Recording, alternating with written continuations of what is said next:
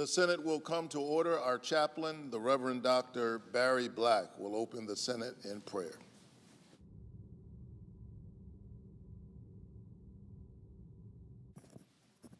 Let us pray.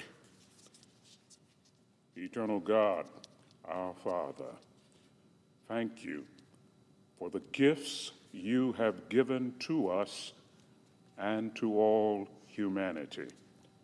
Thank you for the loveliness of earth and sea and sky. Thank you for the beauty you have enabled the minds and hands of people to conceive. Thank you for a nation conceived in liberty and dedicated to freedom. Thank you for enabling us to harness the forces of nature to find ways of defeating disease and easing pain. Thank you for lawmakers who seek to enable us to live in peace and quietness, in godliness and dignity. Lord of us all, to you we raise these our prayers of grateful praise. We pray in your mighty name. Amen. Please join me in reciting the Pledge of Allegiance to the flag. I pledge allegiance to the flag of the United States of America and to the republic for which it stands, one nation, under God, indivisible, with liberty and justice for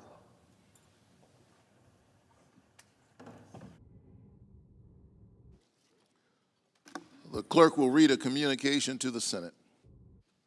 Washington, D.C., November 21st, 2024. To the Senate.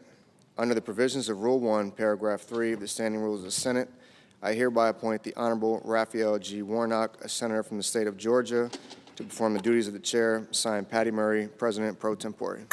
Under the previous order, the leadership time is reserved. Morning business is closed. Under the previous order, the Senate will proceed to executive session to resume consideration of the following nomination, which the clerk will report. Nomination, the judiciary, Noel Wise of California to be United States District Judge for the Northern District of California.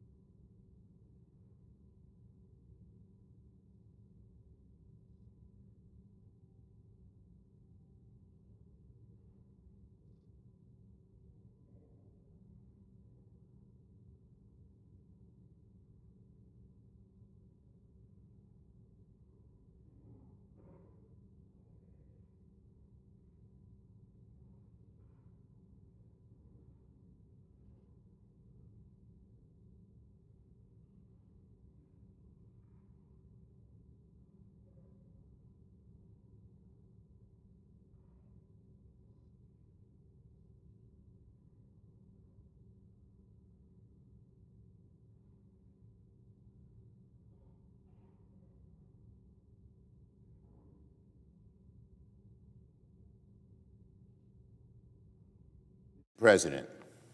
The Majority Leader.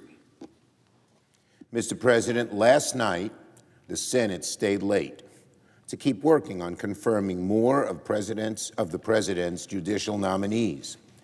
We made excellent progress this week confirming judges, and I'm pleased to say that we have cleared the way to confirm many more judges when we return after Thanksgiving. Today, we'll pick up right where we left off last night. Later this morning, we'll hold 2 more cloture votes to advance 2 more district court judges, Noel Wise to the Northern District of California and Gail Wellheimer to the Eastern District of Pennsylvania. We'll finish today with a confirmation vote of Sharad Desai to be district judge for the District of Arizona. This would put our total for the week at 6 new judges confirmed to lifetime appointments to the federal bench, 1 circuit court judge, and 5 district court judges. And again, we're in strong position to confirm many more judges when we come back. We hope to make progress on as many as we can. Now, I thank all my colleagues for their hard work last night and for being flexible amidst all the roll call votes.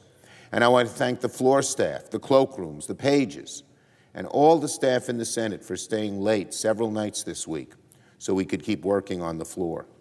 I understand if you feel a little groggy this morning, that's okay. I'm proud that the judges we've confirmed under President Biden are exceptional, highly qualified, and have already begun to bring balance to our bench. Our nominees are adding new perspectives and broad ranges of experience to their courts. We've confirmed individuals with strong experiences in consumer protection and voting rights and civil rights, Supreme Court advocacy, prosecution, and more. In other words, the nominees we have considered represent a balanced and even-handed group of jurists. And we'll keep going when the Senate returns. Voting on the President's nominees is a basic responsibility of the Senate. We'll take that responsibility very seriously between now and the end of the year. Now we'll look ahead. When the Senate returns after Thanksgiving, senators can expect a very busy few weeks to finish our work before the end of the year. Both sides must continue working together to keep the government open beyond the December 20th deadline. Letting the government shut down just before Christmas would be asinine, plain and simple, and nobody wants that to happen. Well, there may be a few in the other chamber who do, but they're a distinct minority. We must pass the annual defense authorization bill to provide for our troops and hold the line against America's adversaries abroad. We have passed the NDAA every year over the last 6 decades. With so much going on around the world, in the Middle East, the Indo-Pacific, in Europe and beyond, passing the NDAA is as critical as it's ever been. We intend to get it done. We also hope to make progress on the Farm Bill to avoid going over the so-called dairy cliff at the end of September. Chair Stabenow has released text of her bill earlier this week. And I want to commend her for drafting such a strong bill that provides for farmers and ranchers, as well as working families through nutrition programs. Democrats are ready to work with Republicans to get the Farm Bill done. Another issue we hope to get done is disaster aid. Both sides know we need to act because both sides represent states that have been impacted by disaster. Earlier this week, the Biden administration released a comprehensive plan for disaster aid that does a lot of very good things. It replenishes not just programs housed within FEMA, which is what most Americans think about when they think of a disaster response, but other programs across the federal government that are dangerously low on funding, if not totally depleted. A few days ago, I highlighted the important role that the SBA's disaster loan program plays in times of crisis. Another one I want to mention is the Department of Transportation funding to repair and reconstruct our highways and roads. When disaster strikes and highways and roads are damaged and rendered impassable, it brings everything to a standstill. Aid is slower to arrive, getting people out of danger is harder, entire communities can be left isolated. This is just one example of why we need to pass a robust disaster aid package, and I hope to work with Republicans to get it done as soon and as robustly as possible. Finally, as I've said, when we return after Thanksgiving, we'll pick up right where we left off. confirming more of President Biden's judicial and executive nominees. So it'll be a very busy and consequential few weeks in the Senate when we return, and I thank my colleagues for their cooperation. Yield the floor. Note the absence of a quorum. The clerk will call the roll. Ms. Baldwin.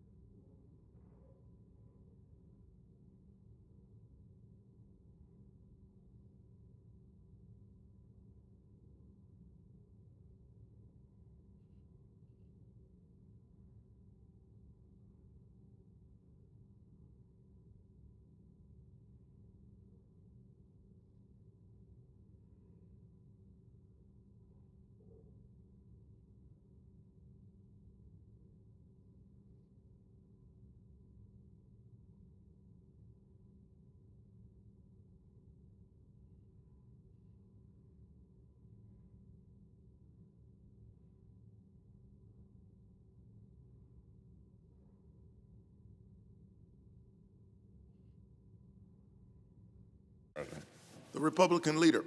I ask consent that further proceedings on the quorum will all be dispensed with. Without objection. Well, it's a busy time around Washington. Newly elected colleagues who will join us in January are hiring staff and getting acquainted with the rhythms of the nation's capital. I imagine that seasoned veterans are passing along a familiar piece of advice from Harry Truman. If you want a friend in Washington, buy a dog. It's an observation colored by exposure to the more cutthroat, double-dealing corners of public policy. It seems to suggest that loyal, devoted counsel that you can trust implicitly is so rare that you might as well quit looking for it. Clearly, the 33rd President of the United States never had the privilege of meeting my friend, David Popp. Certain corners of the Capitol Press Corps may be surprised to learn that indeed my communications director actually has a first name. But like most folks in the building, I call him Pop as well. Around my office, and frankly across Capitol Hill, this is one word has become shorthand for fierce loyalty and peerless capacity for hard work. Early on, it wasn't exactly obvious that the proud son of Wilmington, Ohio, would end up applying these qualities at the highest levels of American politics. For many years, Pop's highest political loyalty and most significant vote went to his mom, Lonnie, and her campaign for the school board. And at least until college, his appreciation for hard work had him following in the footsteps of his dad, Tom, a longtime community banker. But for those of us who have seen Pop on the clock here in the Capitol, it's hard to imagine him winding up anywhere else. By the time I got the chance to hire him, Pop was already a seasoned pro here on the Hill. And being the humble, self-effacing guy he is, I'm sure he met the opportunity to join Senate leadership staff with awe and wonder that the upper chamber rightly commands. Still, the thought must have crossed Pop's mind that working in communications for a notoriously tight-lipped principal might be a welcome break from the rambunctious world of the House, where he had cut his teeth. That, of course, was not to be. As it turns out, when I say mom in the hallway and members of the Fourth Estate don't get the answers they're looking for from me directly, they simply go to Pop. One of the immense luxuries of my time as leader is knowing that when you turn to staff to tackle challenges, you get your pick of the very best. I've never doubted that the man with ultimate responsibility for broadcasting my views, eyeing blind spots, squashing rumors, and shaping stories is among the very best. As the very best tend to be, Pop is modest. He often tries to convince his colleagues that he's really not much of a writer, that he couldn't cut it as a pure flack. He doesn't have an eye for creative side of political communications. No, nobody buys that. Pop is a pro. But he's also an incredible teammate. Deflecting praise from his own work usually means showering it. Instead, on the team he leads so capably, Pop treats the rest of my communication staff like his own family. When the Senate pulls a late night, he's quick to send as many of them home as possible. After a long session, he's known to appear with a stack of Italian subs from a favorite spot down Pennsylvania Avenue. And if Pop treats Team like family, I should note that his real family makes a great team as well. Pop's wife and ultimate teammate, Monica, is herself a proven veteran of Senate leadership. As Chief of Staff in the Whip's office, she was an essential member of our extended team. For anyone who's met Monica, there's no question where David Pop learned grace under pressure. My field general for communications brings an invaluable combination of skills. He has both the warrior's instinct to anticipate and prepare for everything that could possibly go wrong, and the even keel to stay on course when big waves do inevitably crash across the deck. At moments of immense national importance, Pop is unflinching. In chapters of great personal significance to me, he has my utmost confidence. Around the office, no matter the news of the day, Pop is quick to remind us all eyes on stakeout. And in the mold of a certain one-named predecessor who was once mistaken for an automated email system, he's even quicker to keep me and my team informed of the latest developments at all hours. But lest anybody worries that I'm working Pop too hard, I should point out that he does have hobbies outside of work. After all but the most demanding weeks in Capitol, he and Monica find time to escape to their happy place on the water. And in the near future, I suspect he'll have a bit more energy to devote to the hunt for par and a club championship on the golf course. And to more sundowners on the bay with Tilly and Captain in tow. Until then, I'll relish having such a trusted hand and consummate public servant in my corner. So, Pop, my friend, thanks for everything.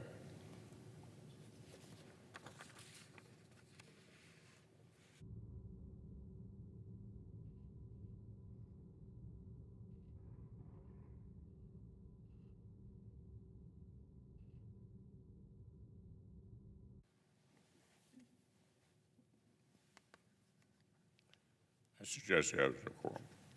The clerk will call the roll. Ms. Baldwin.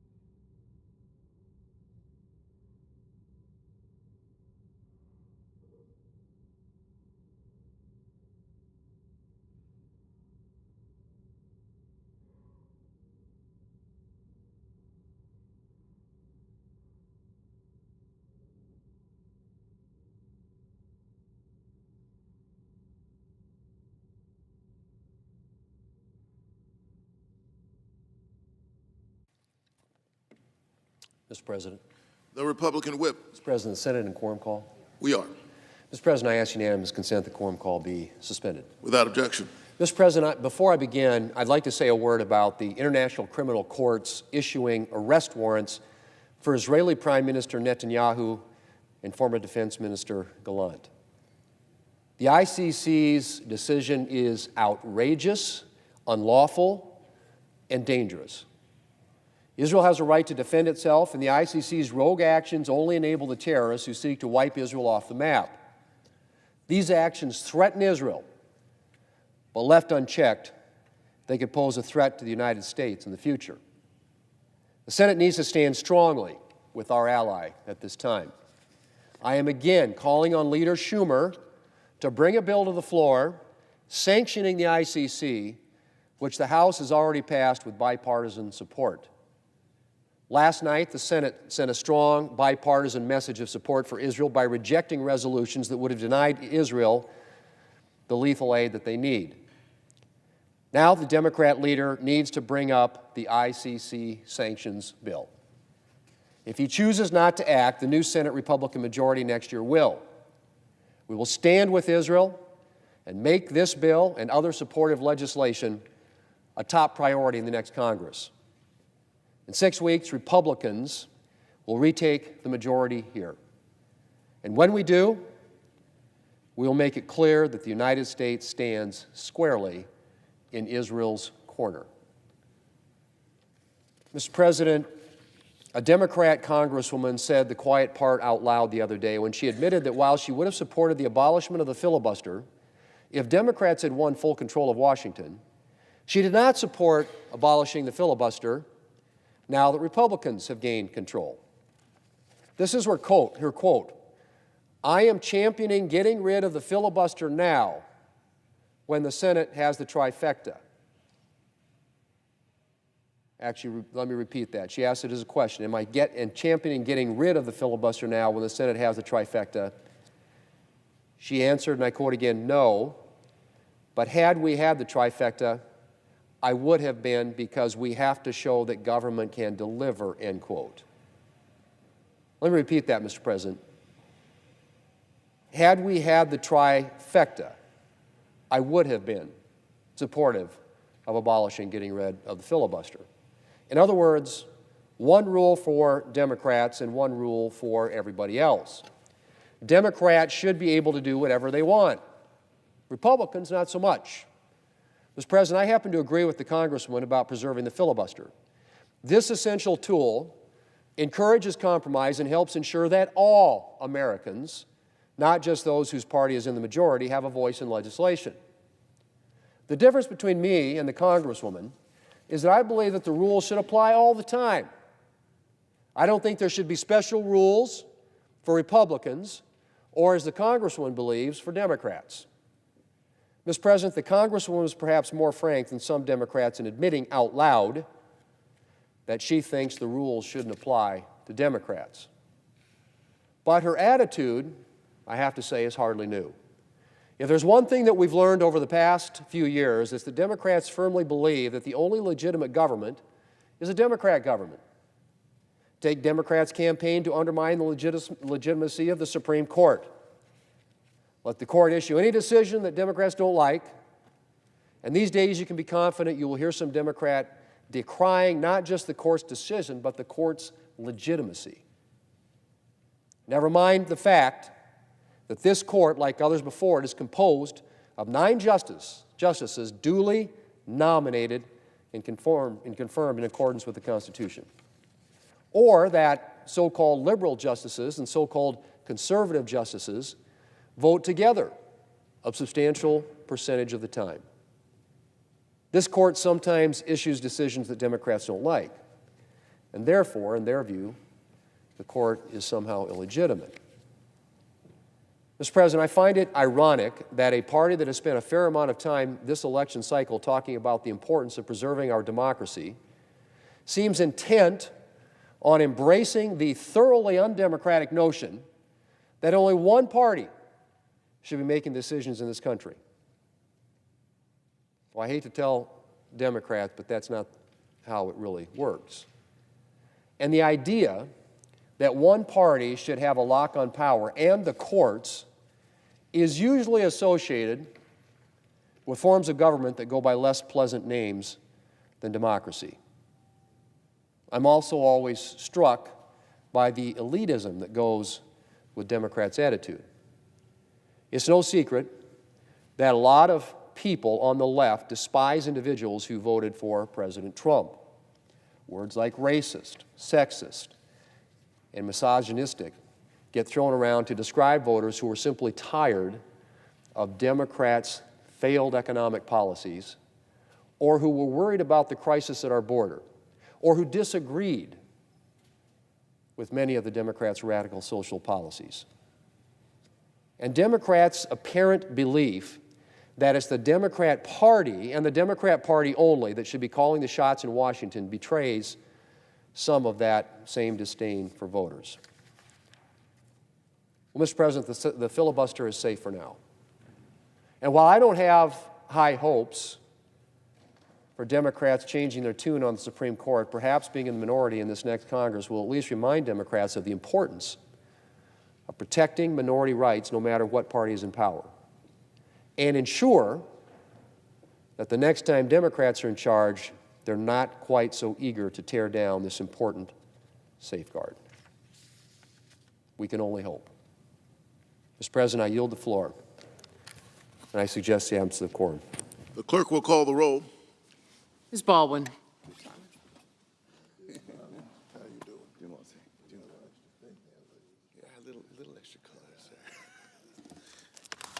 That and socks, that's all I get.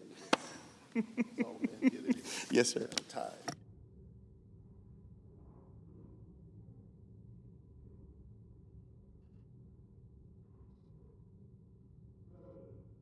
The senator from Massachusetts. Thank you, Mr. President.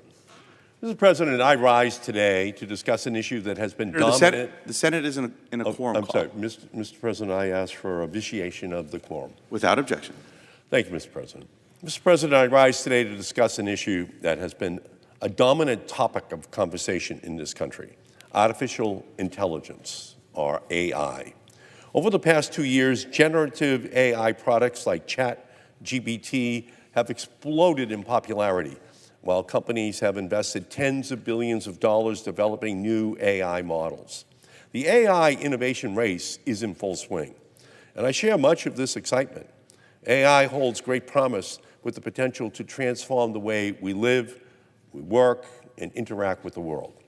But as with any race, there are winners and there are losers. And I'm deeply worried that we are too focused on the potential winners of this AI race, and we are neglecting those who are already being left behind. Because although AI may be having a moment right now, we have been living with its impact for years. This is especially true for Black and brown and immigrant and LGBTQ communities, which have borne the cost of move fast and break things mindset that pervades Silicon Valley. To understand why, it's helpful to understand how these AI-driven algorithms actually work, because these algorithms are really just supercharged pattern recognition systems. It's not all that different from teaching a dog a new trick. For example, to teach a dog to fetch, you gather a bunch of balls and treats and instruct the dog to run after and return the ball and provide feedback, treats, along the way. Over time, the dog recognizes the pattern: run after and return the ball and receive a treat. The same principles apply to algorithms. A company will feed historical information into a computer with basic instructions. Like a dog that looks helpless when first told to fetch, an algorithm may first provide confusing responses to these instructions. But over time, as the algorithm receives feedback from a trainer, the algorithm will improve at responding to the instructions. Here's the problem. This training and the algorithm's decision-making and recommendations happen outside of public view. This lack of transparency and the failure to properly test for bias in algorithms creates serious risks. What happens when the information being fed into an algorithm reflects pre-existing societal biases? To return to our dog analogy, if the dog is only trained to fetch tennis balls, it may not understand how to fetch a stick, or it may return the stick to a different person. The same problem happens with algorithms involved in decisions around banking, health care, and the criminal justice system, but with much more serious results. Numerous studies and reports have revealed the consequences that biased algorithms have for marginalized communities. For example, a 2019 report found that due in part to biased mortgage approval algorithms, lenders were 80% more likely to reject black applicants than similar white applicants. On another occasion, a tech company found that its AI resume screening tools recommended male applicants for jobs at much higher rates than similar female applicants. And just yesterday, a comprehensive new report found that 92 million low-income Americans are subject to algorithmic decision-making and therefore potentially subject to bias and discrimination baked into these algorithms. This is unacceptable. And that's why in September I introduced my AI Civil Rights Act comprehensive legislation intended to ensure that the AI age does not replicate and supercharge the bias and discrimination already prevalent today in our real world. Specifically, my legislation would impose new rules when companies use algorithms to make decisions on employment, banking, healthcare, the criminal justice system, and other important aspects of our lives.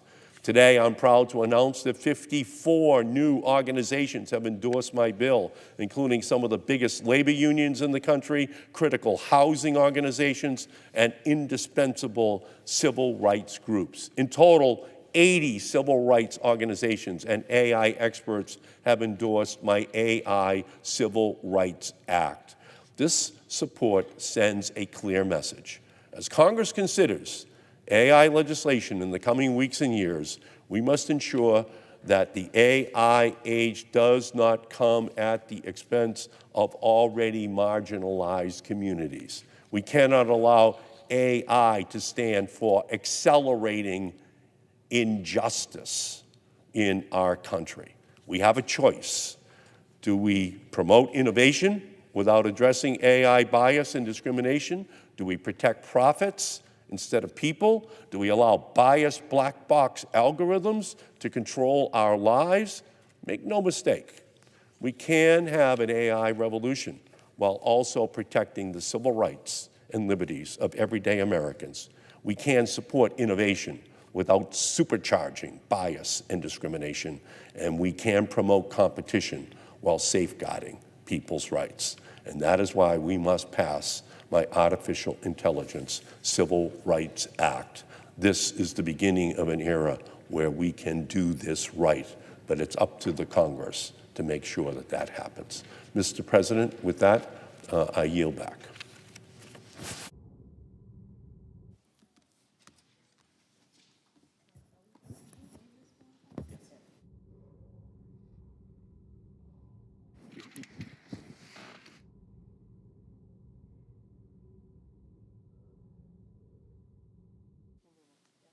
The clerk will report the motion to invoke cloture. Cloture motion. We, the undersigned senators, in accordance with the provisions of Rule 22 of the Standing Rules of the Senate, do hereby move to bring to a closed debate on the nomination of Executive Calendar Number 782, Noel Wise of California, to be United States District Judge for the Northern District of California, signed by 17 senators. By unanimous consent, the mandatory quorum call has been waived. The question is it the sense of the Senate that debate on the nomination of Noel Wise of California to be United States District Judge for the Northern District of California shall be brought to a close? The yeas and nays are mandatory under the rule. The clerk will call the roll. Ms. Baldwin, Mr. Barrasso, Mr. Bennett, Mrs. Blackburn, Mr. Blumenthal, Mr. Booker, Mr. Bozeman, Mr. Braun, Mrs. Britt, Mr. Brown, Mr. Budd, Ms. Butler, Ms. Cantwell, Mrs. Capito, Mr. Cardin, Mr. Thank you. Thank you.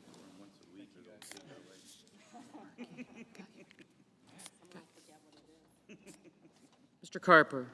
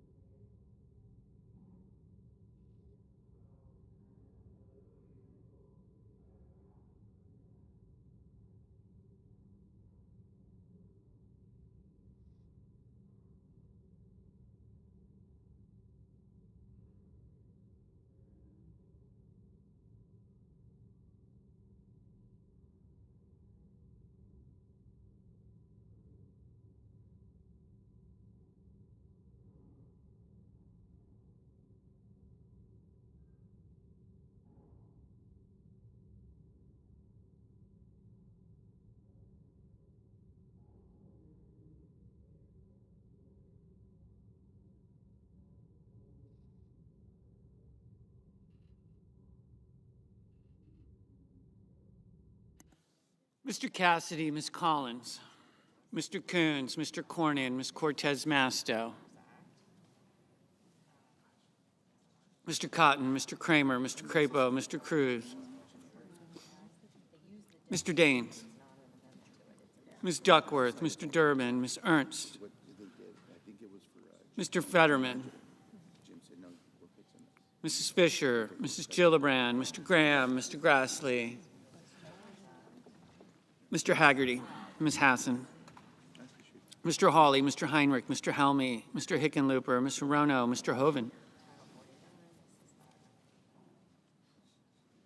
Mrs. Hyde-Smith, Mr. Johnson, Mr. Kane, Mr. Kelly, Mr. Kennedy, Mr. King, Ms. Klobuchar, Mr. Langford, Mr. Lee, Mr. Lujan, Ms. Lummis, Mr. Manchin, Mr. Markey, Mr. Marshall, Mr. McConnell, Mr. Merkley, Mr. Moran, Mr. Mullen, Ms. Murkowski, Mr. Murphy, Mrs. Murray, Mr. Ossoff, Mr. Padilla, Mr. Paul, Mr. Peters, Mr. Reed, Mr. Ricketts, Mr. Risch, Mr. Romney, Ms. Rosen, Mr. Rounds, Mr. Rubio, Mr. Sanders, Mr. Schatz, Mr. Schmidt, Mr. Schumer, Mr. Scott of Florida, Mr. Scott of South Carolina, Mrs. Shaheen, Ms. Sinema, Ms. Smith, Ms. Stabenow, Mr. Sullivan, Mr. Tester, Mr. Thune, Mr. Tillis, Mr. Tuberville, Mr. Van Hollen, Mr. Vance, Mr. Warner, Mr. Warnock, Ms. Warren, Mr. Welch, Mr. Whitehouse, Mr. Wicker, Mr. Wyden, Mr. Young.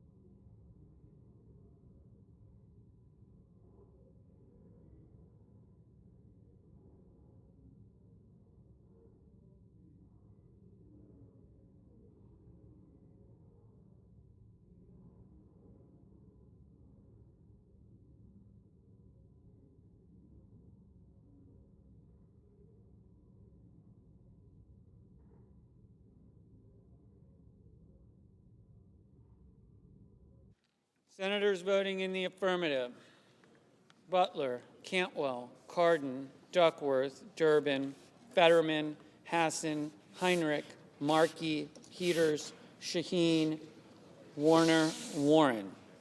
Senators voting in the negative: Kramer, Ernst, Langford, Marshall, Mullen, Ricketts, Sullivan. No. Mr. Wicker, no. Mr. Hickenlooper, aye. Ms. Sinema, aye. Mr. Grassley, no.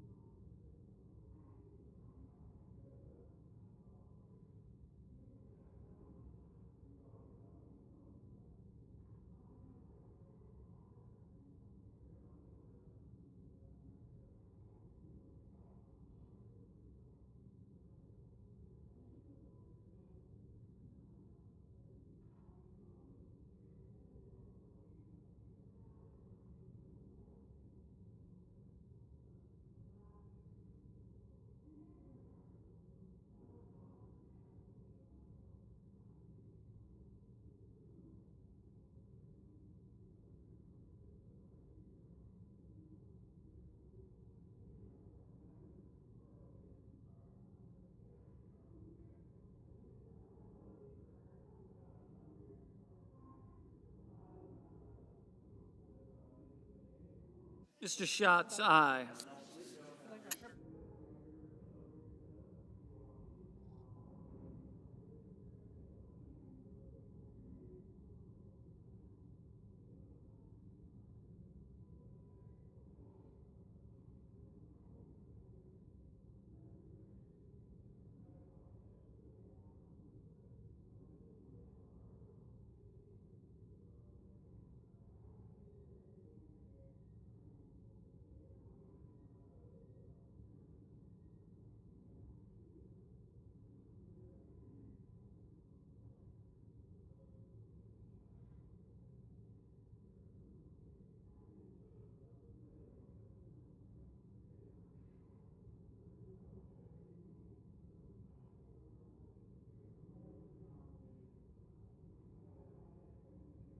Mrs. Hyde-Smith, aye. Ms. Rosen. Ms. Rosen, aye. Mr. Scott of Florida, no.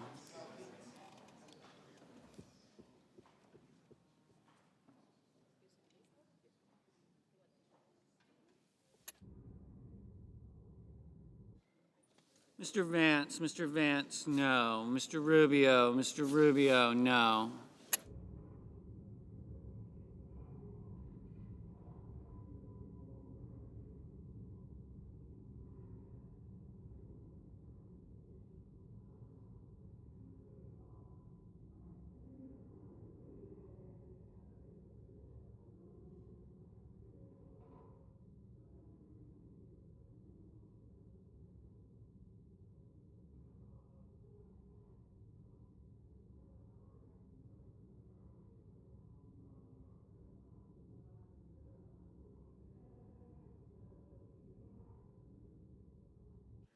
Mr. Cornyn, no.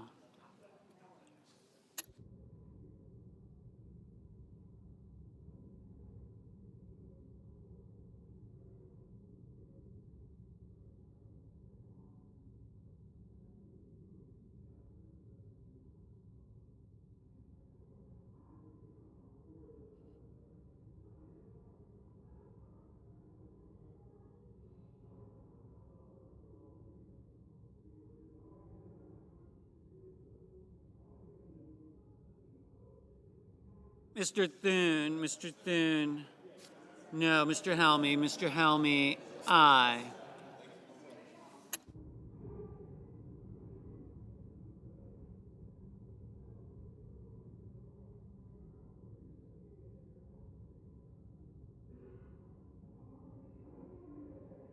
Mrs. Murray, aye.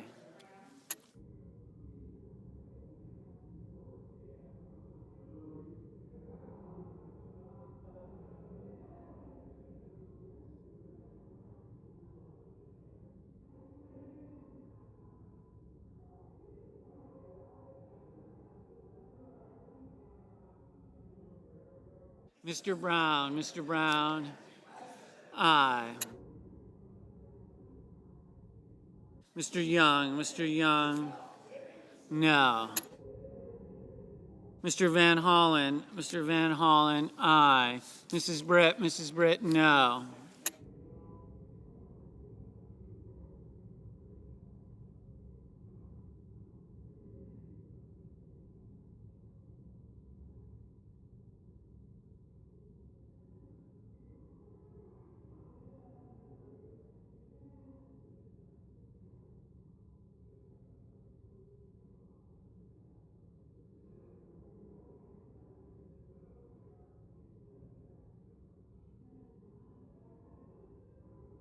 Mr. Tuberville, no. Mr. Whitehouse, aye.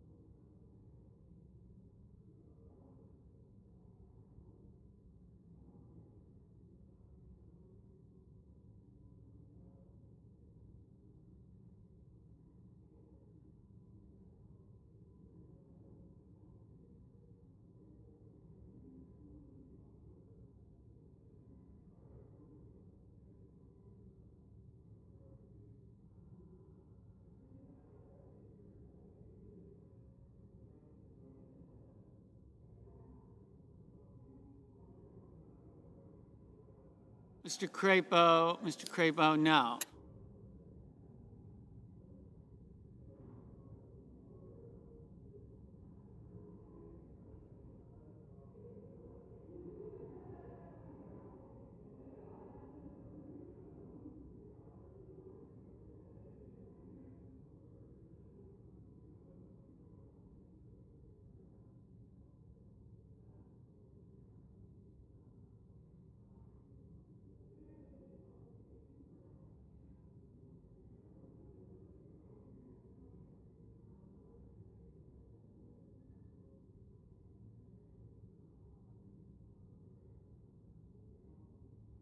Ms. Collins, no.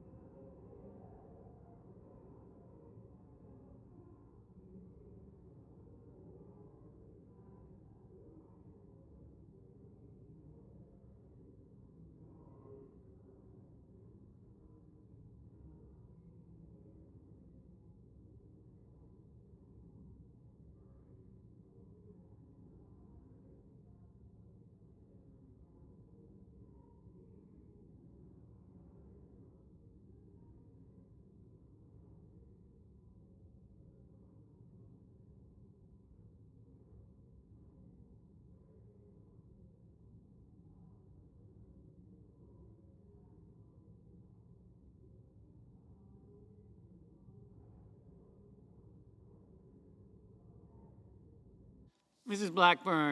Blackburn, no.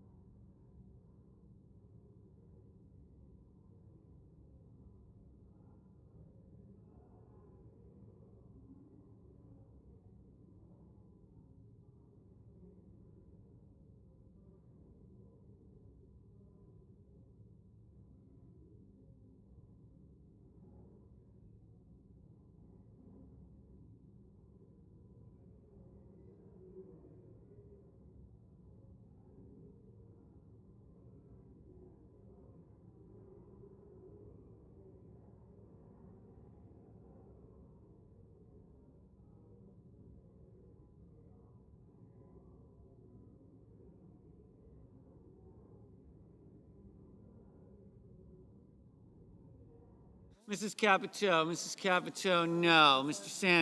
Sanders, aye.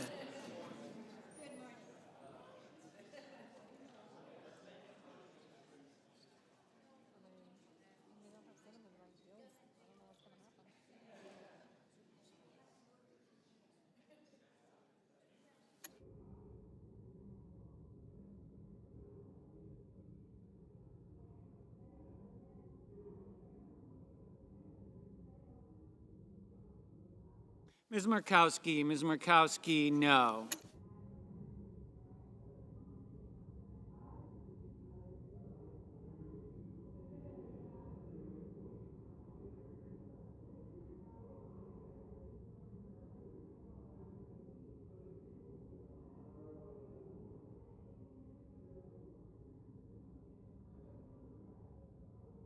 Mr. Daines, no. Ms. Stabenow, aye. Mr.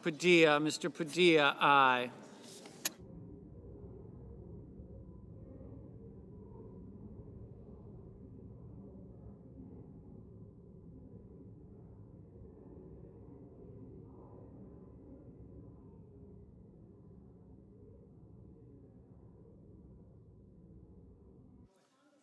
Mr. Rounds, no.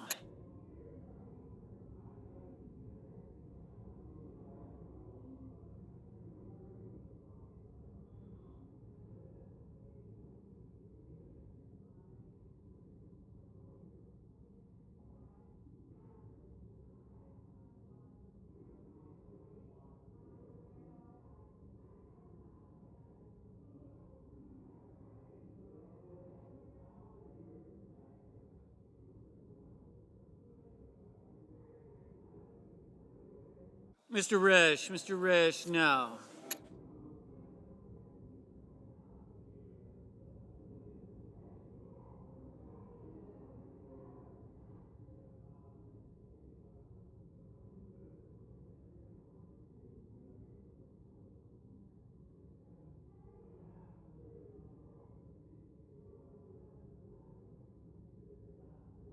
Mr. Merkley, aye.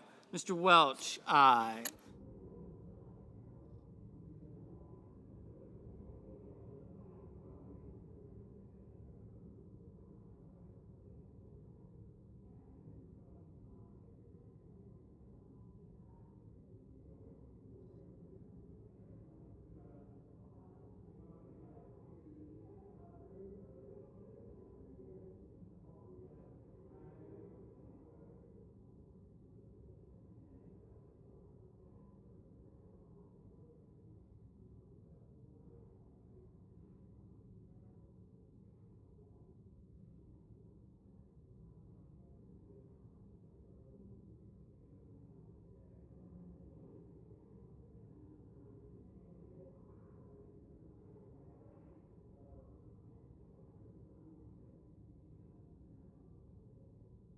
Mr. Blumenthal, aye.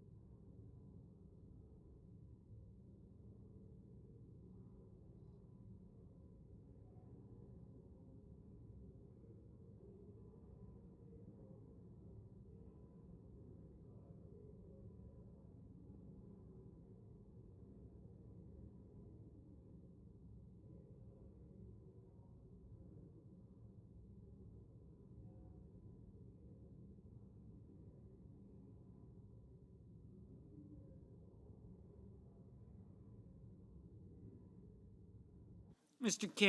King, aye.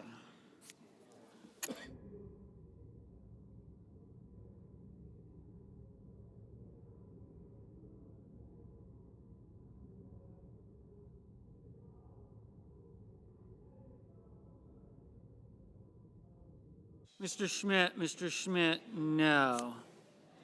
Ms. Smith, aye.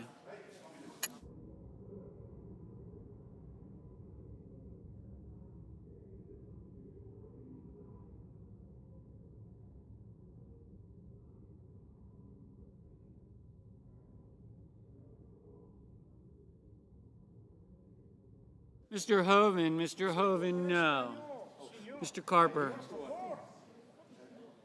Mr. Carper, aye.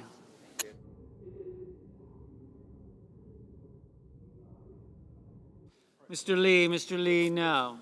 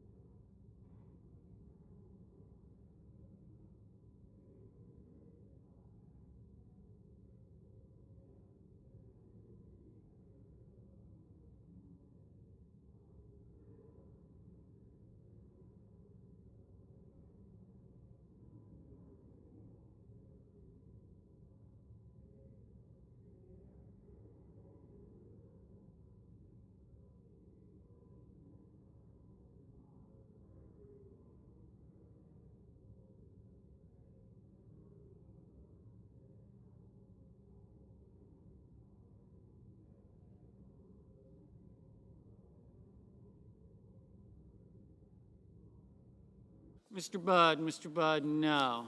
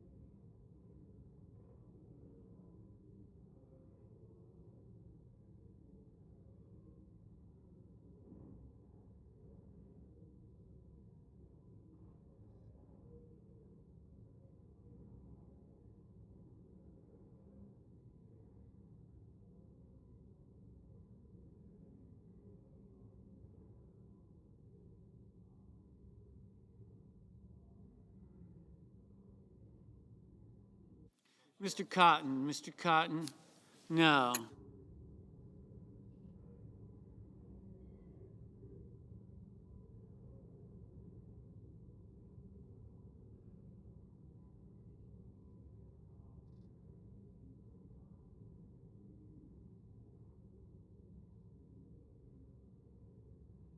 Mr. Kelly, aye.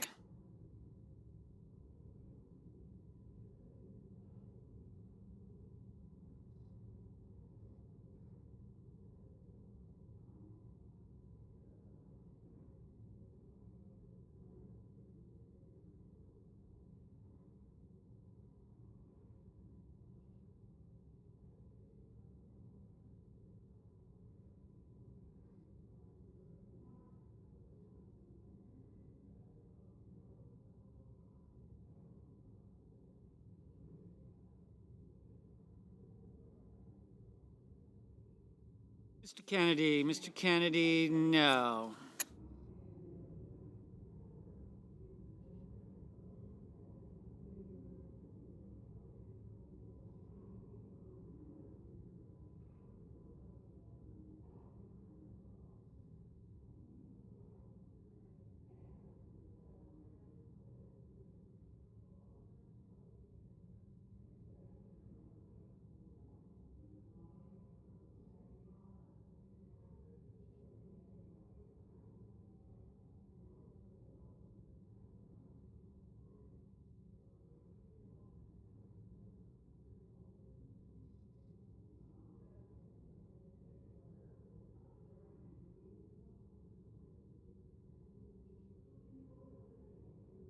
Mr.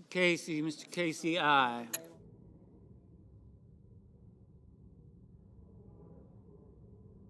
Mr. McConnell, no.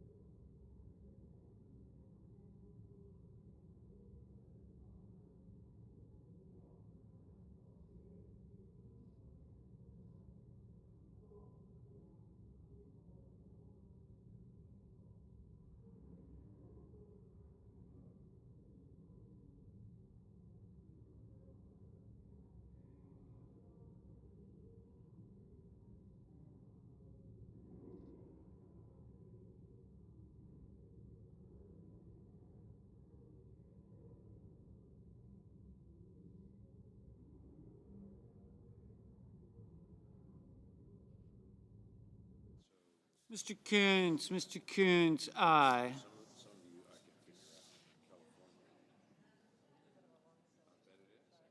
Mr. Reed, aye.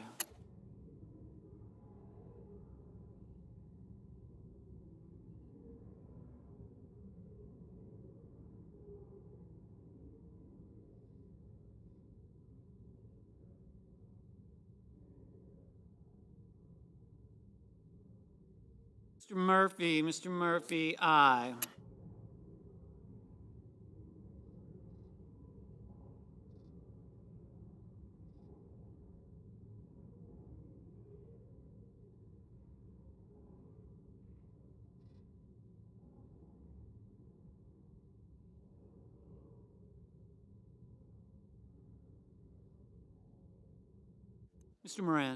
Mr. Moran, no.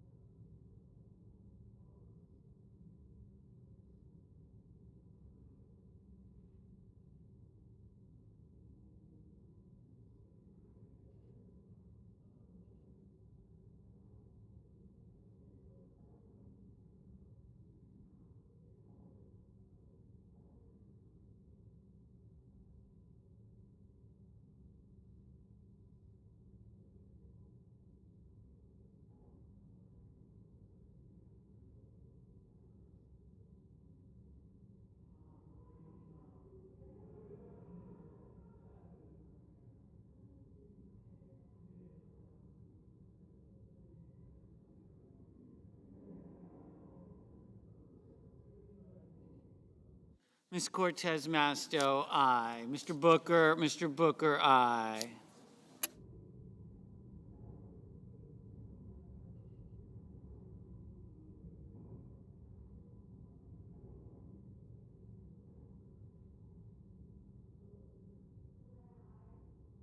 Mrs. Gillibrand, aye.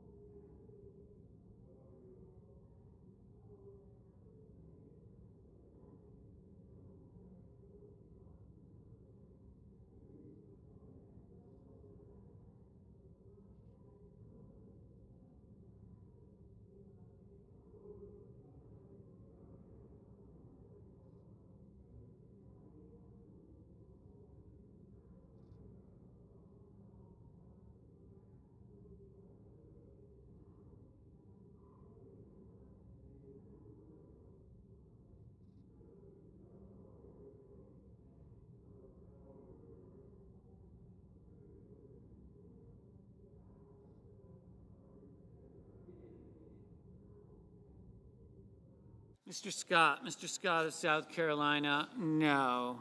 Mr. Paul, no. Mr. Warnock, aye.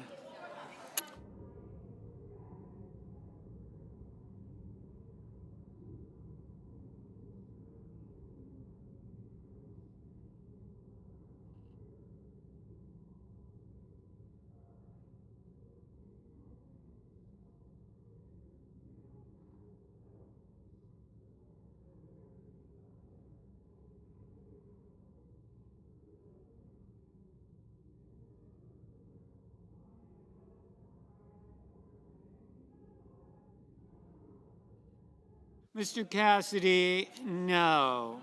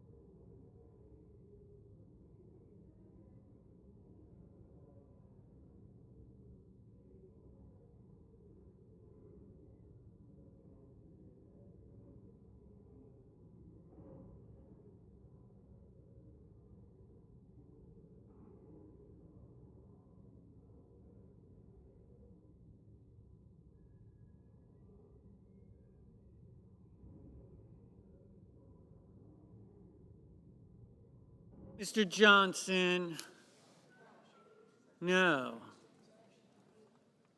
Mr. Tillis, no. Mr. Bozeman, no.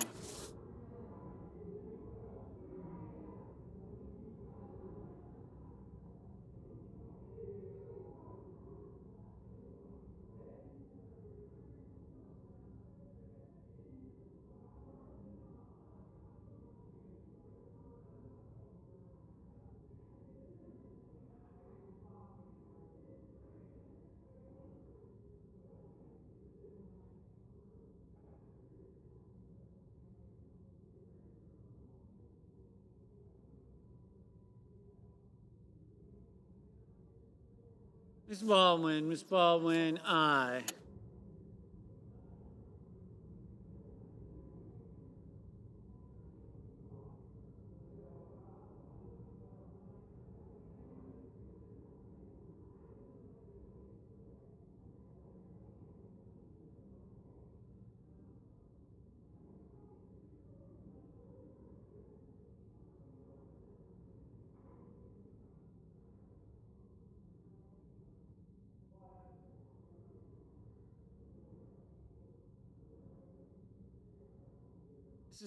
Mrs. Fisher, No.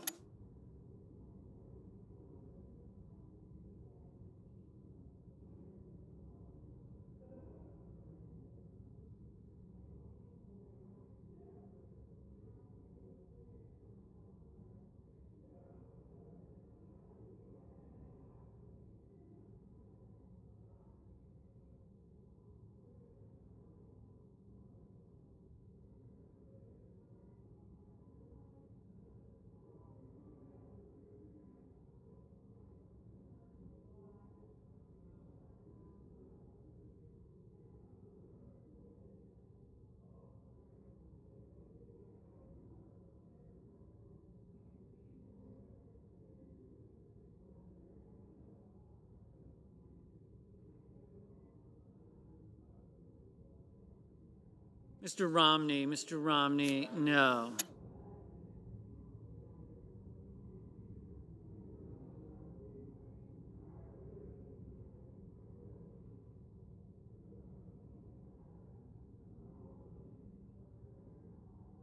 Mr. Bennett, aye.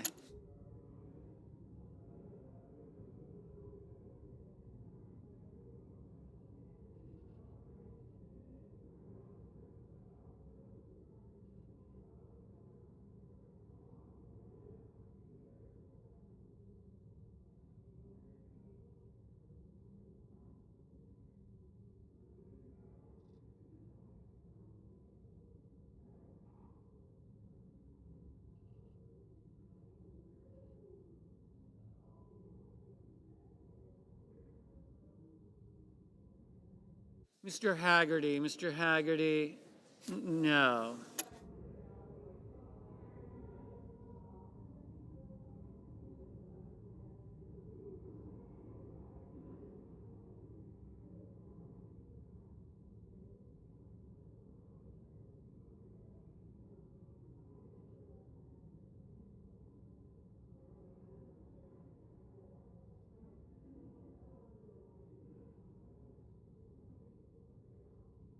Mr. Rono, aye.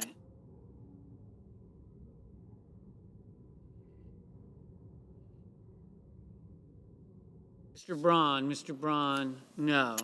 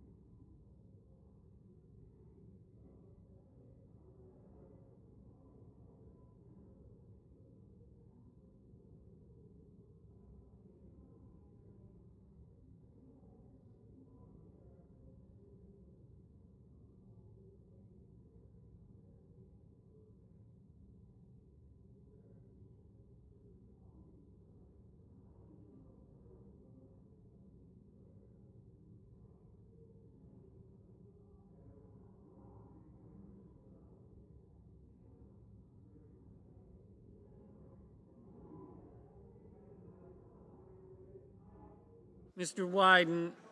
Wyden, aye.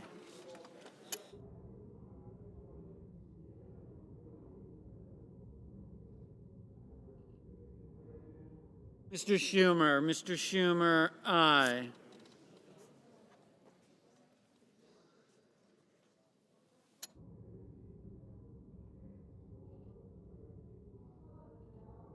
Ms. Lummis, no.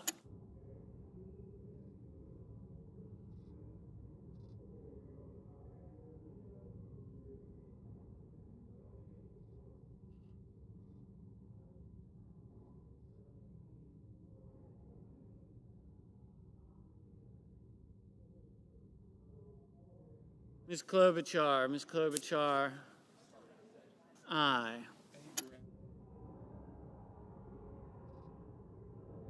Mr. Graham, no.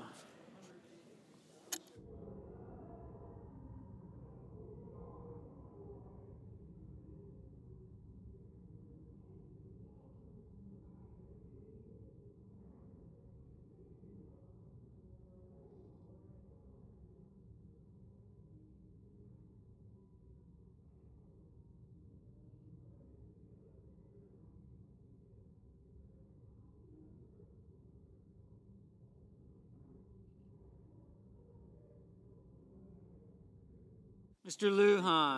Lujan, aye. Mr. Cruz, no.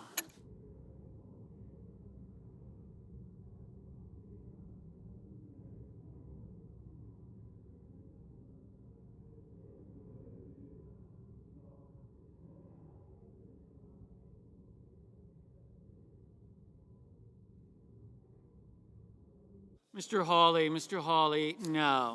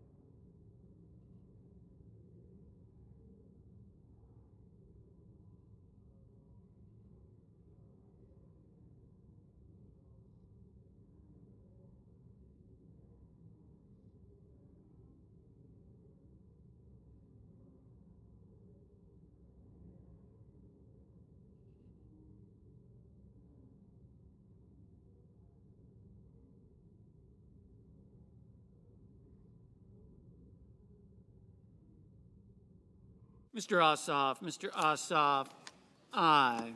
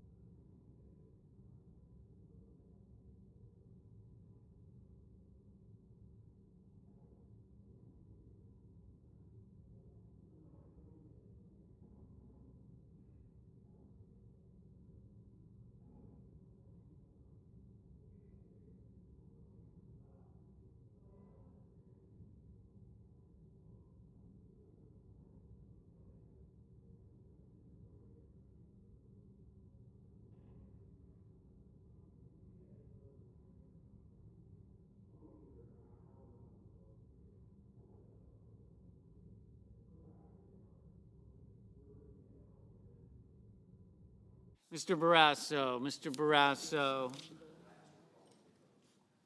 No.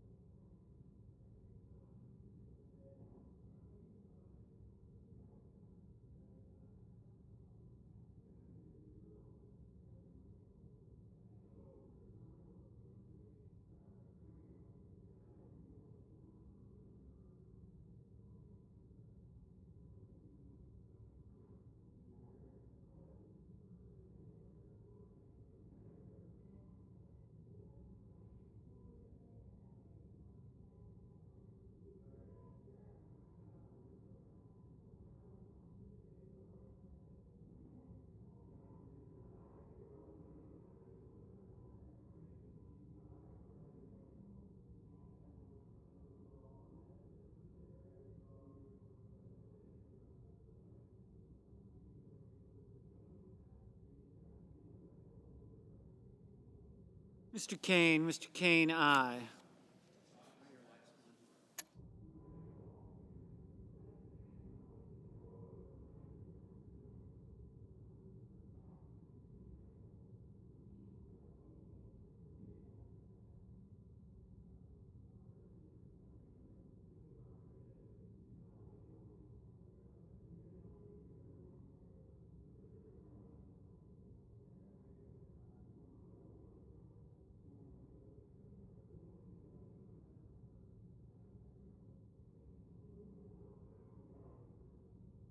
Mr. Tester, aye.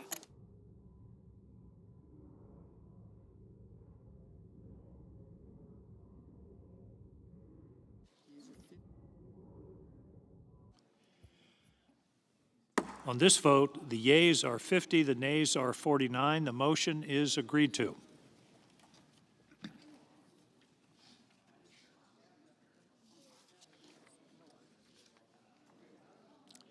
By unanimous, the clerk will report the motion to invoke cloture. Cloture motion. We, the undersigned senators, in accordance with the provisions of Rule 22 of the Standing Rules of the Senate, do hereby move to bring to a close the debate on the nomination of Executive Calendar Number 790, Gail A. Weinheimer of Pennsylvania, to be United States District Judge for the Eastern District of Pennsylvania, signed by 17 senators. By unanimous consent, the mandatory quorum call has been waived. The question is it the sense of the Senate that debate on the nomination of Gail A. Weilheimer of Pennsylvania to be United States District Judge for the Eastern District of Pennsylvania shall be brought to a close.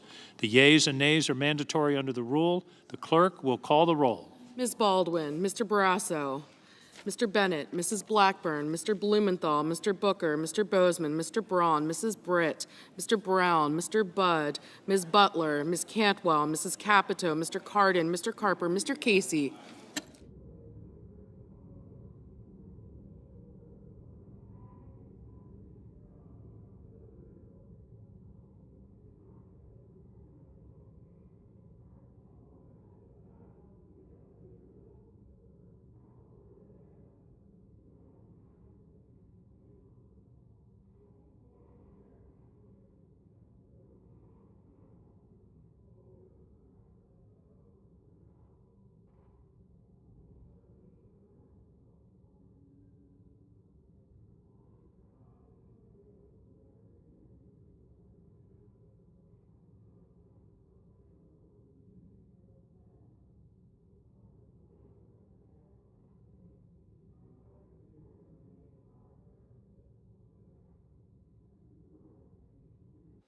Mr. Cassidy, Ms. Collins, Mr. Coons, Mr. Cornyn, Ms. Cortez Masto, Mr. Cotton, Mr. Kramer, Mr. Crapo, Mr. Cruz, Mr. Daines, Ms. Duckworth, Mr. Durbin, Ms. Ernst, Mr. Fetterman, Mrs. Fisher, Mrs. Gillibrand, Mr. Graham, Mr. Grassley, Mr. Haggerty, Ms. Hassan,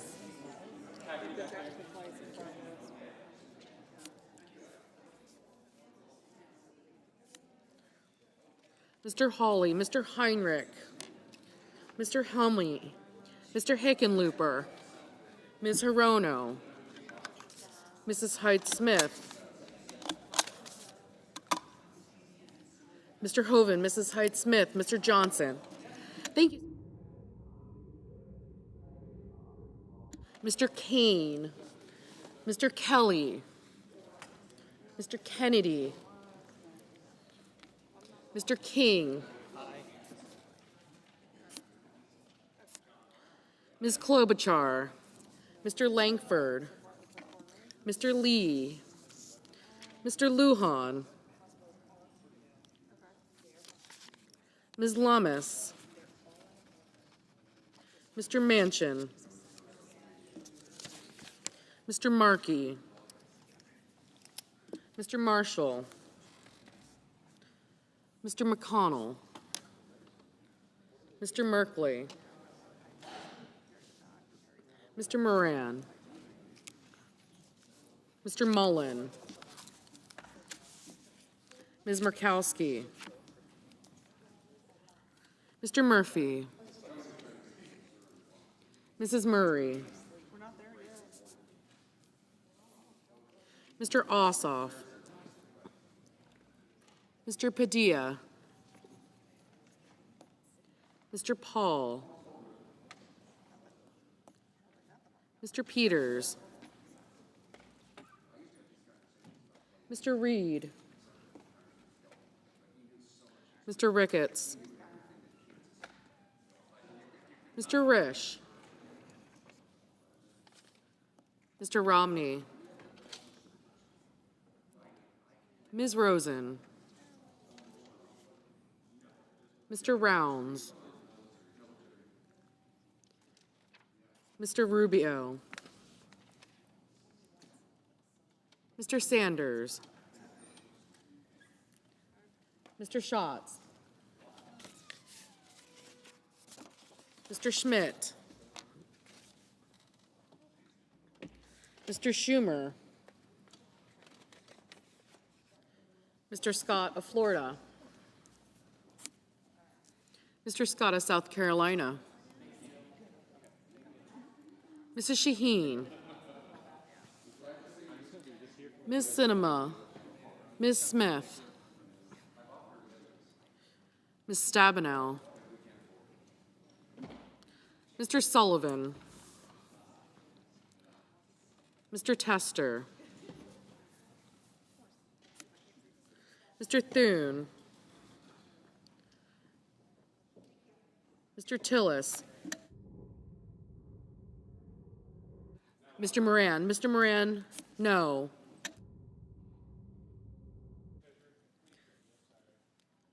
Mr. Thune, Mr. Tillis, Mr. Tuberville, Mr. Van Hollen, Mr. Vance, Mr. Warner, Mr. Warnock, Ms. Warren, Mr. Welch, Mr. Whitehouse, Mr. Wicker, Mr. Wyden, Mr. Young.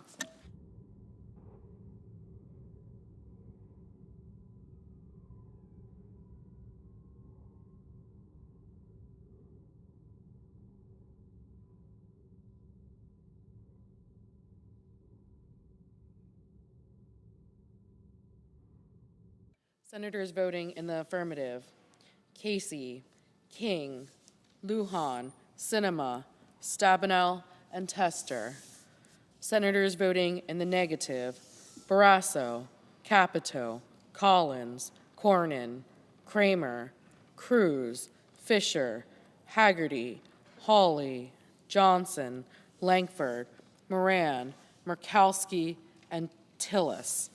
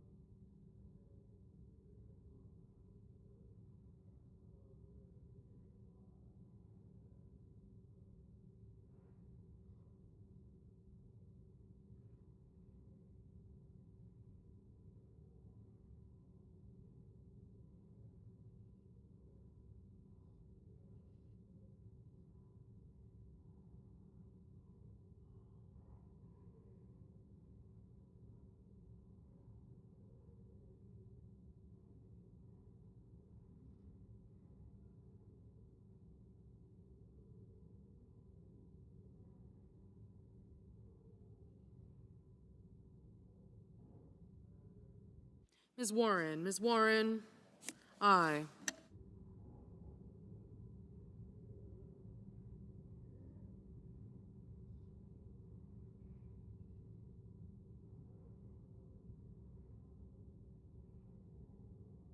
Mr. Braun, no.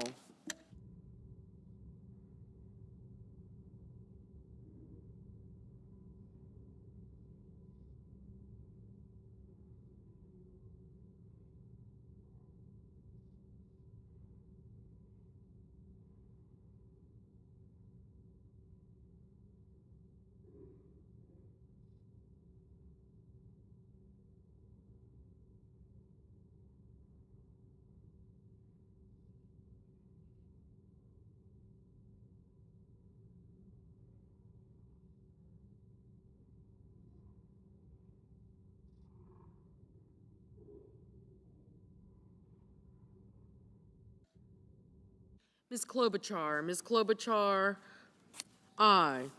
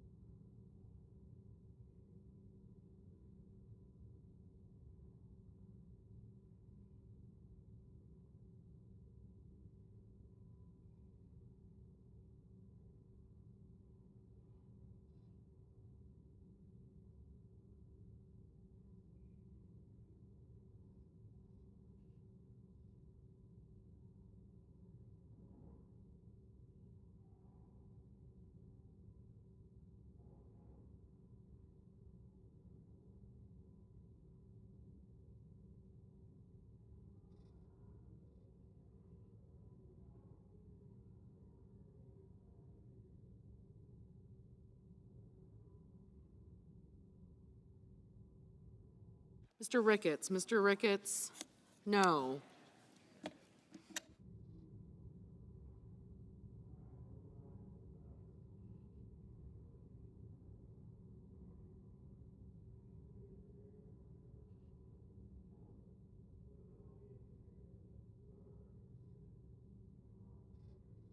Mr. Lee. Mr. Lee, no.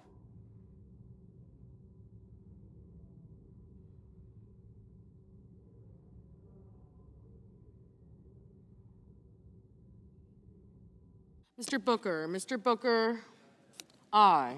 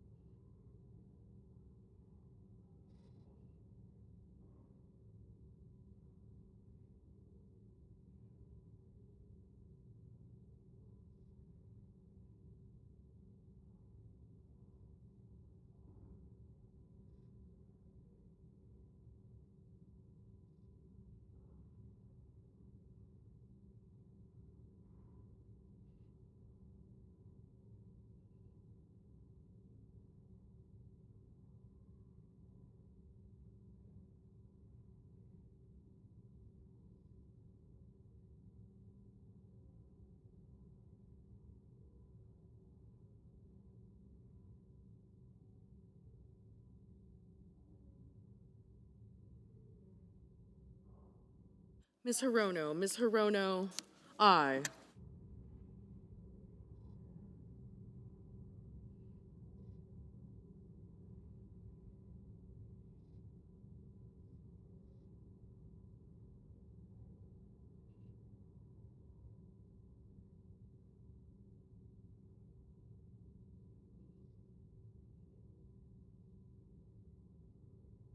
Mr. Wicker. Mr. Wicker, no.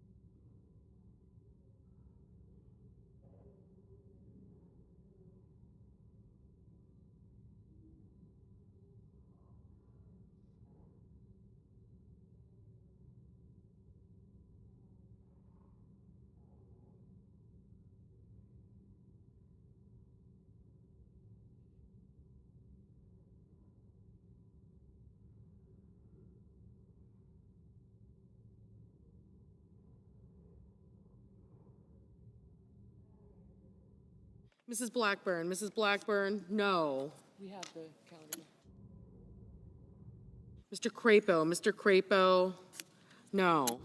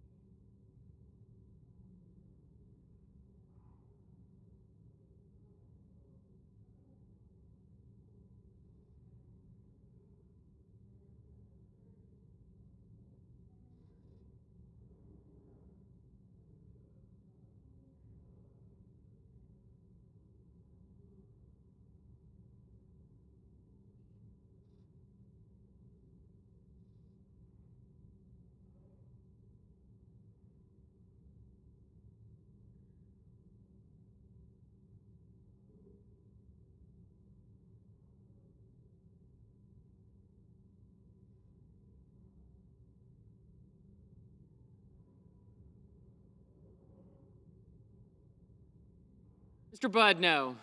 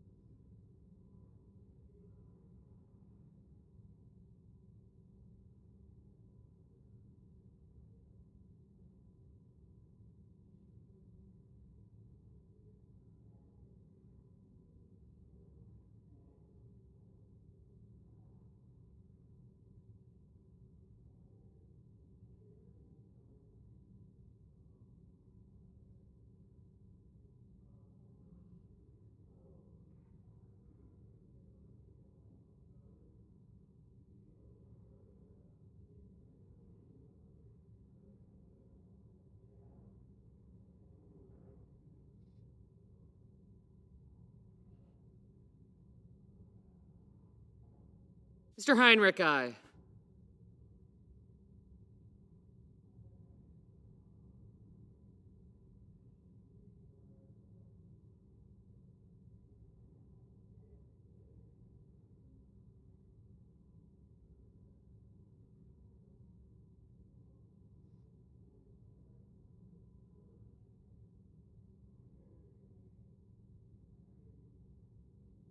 Mr. Marshall, no.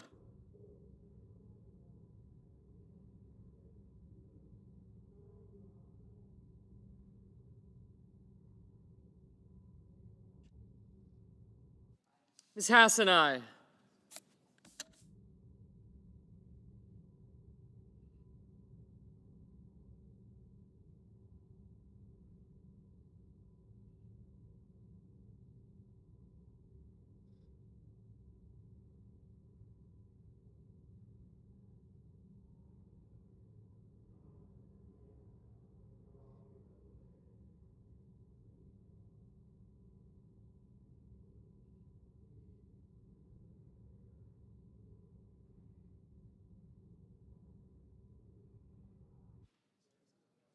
Mr. Reed, aye.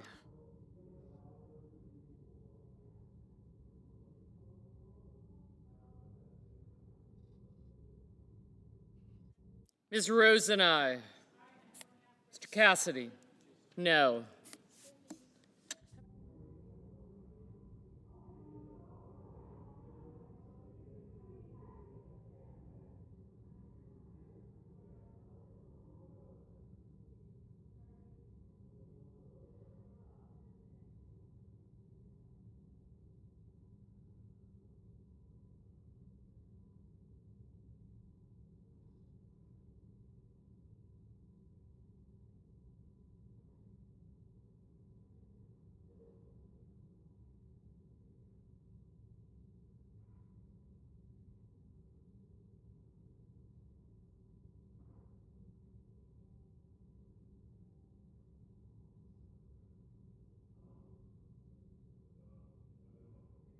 Mr. Young, no.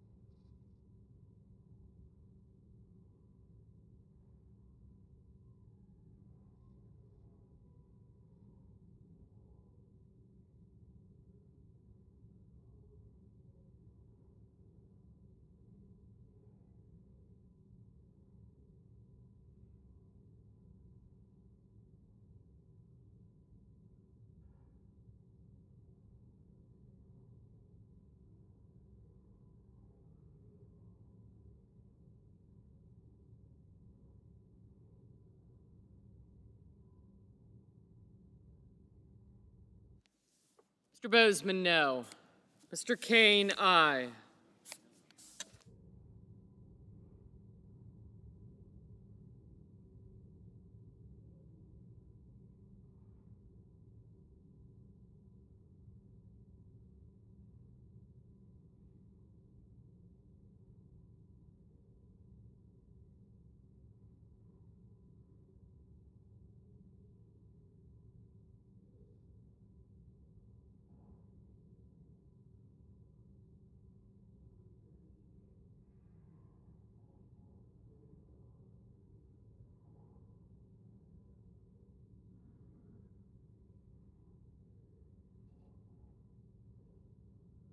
Mr. Risch, no.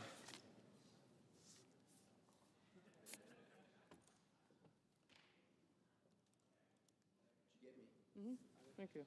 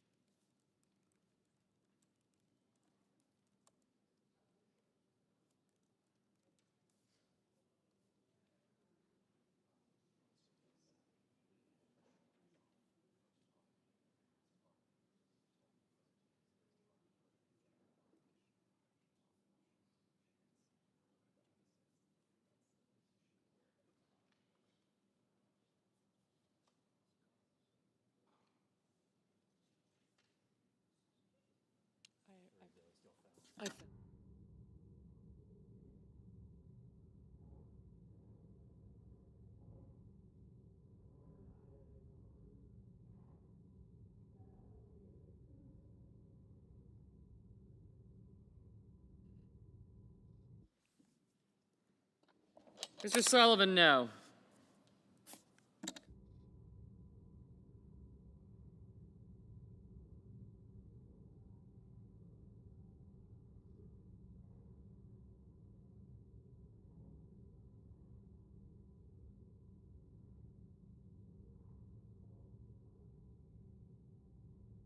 Mr. Kelly, aye.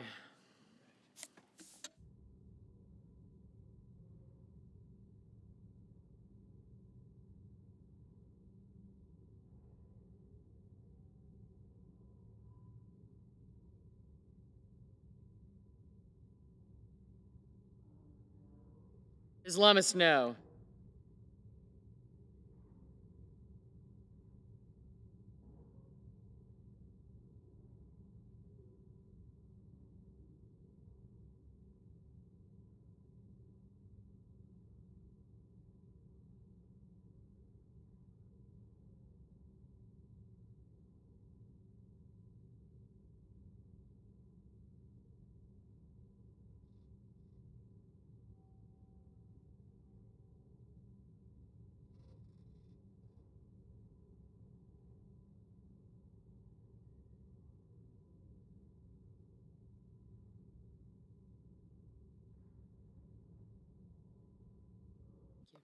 Mr. Manchin, aye. Mrs. Brett, no.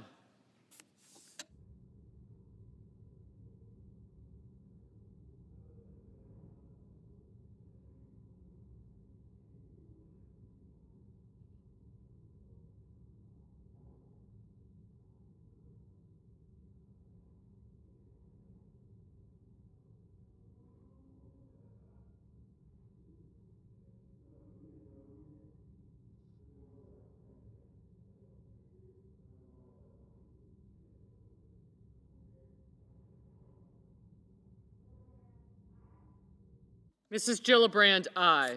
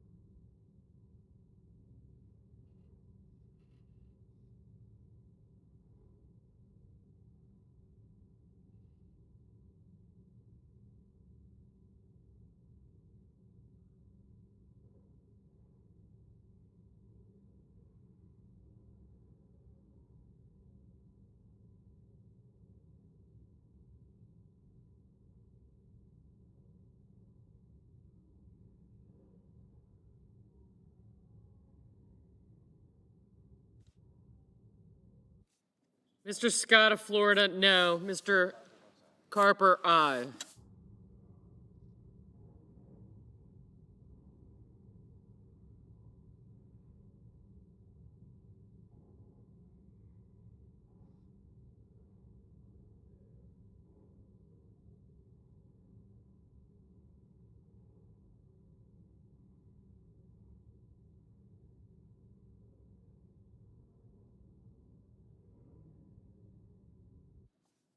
Mr. McConnell, no.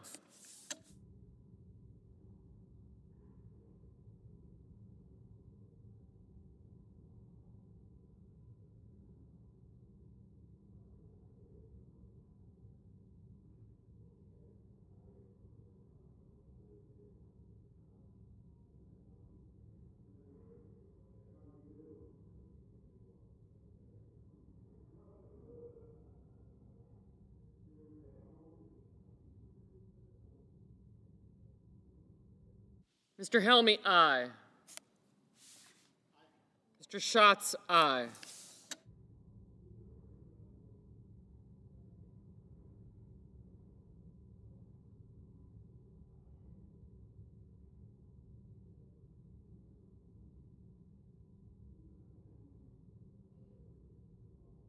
Mr. Grassley, no.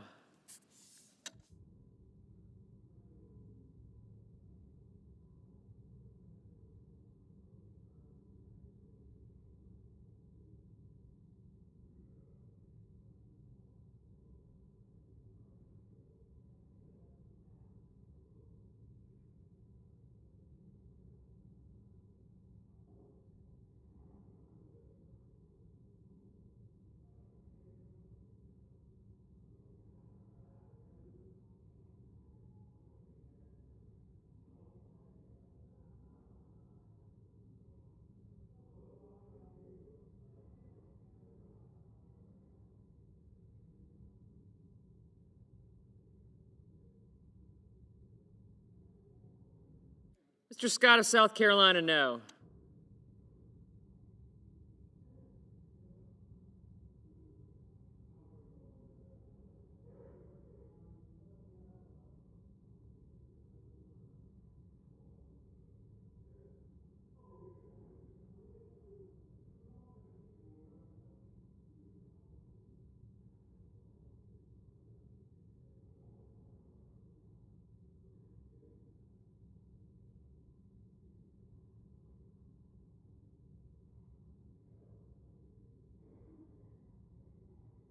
Mr. Murphy, aye.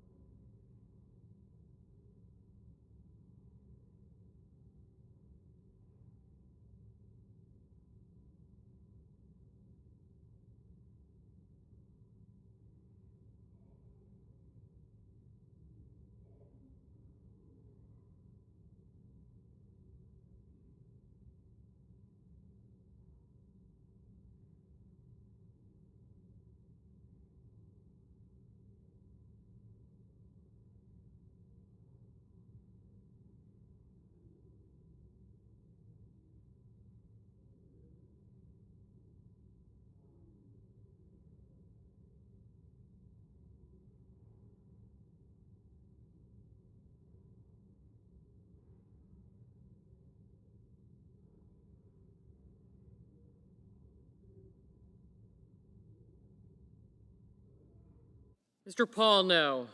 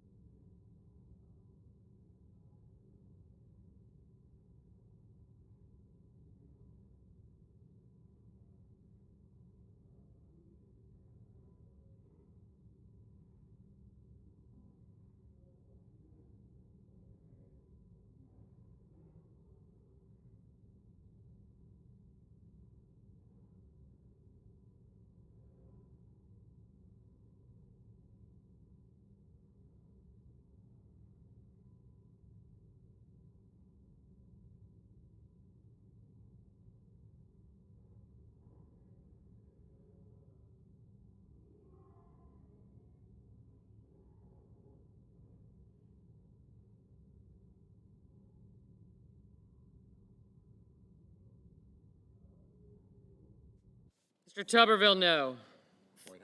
Mr. Whitehouse, aye.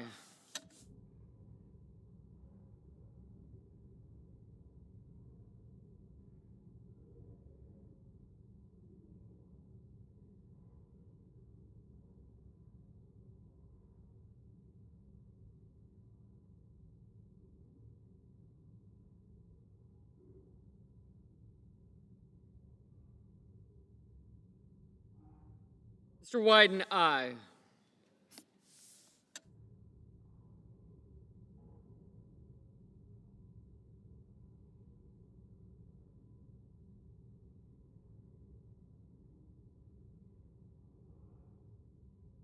Mr. Brown, aye.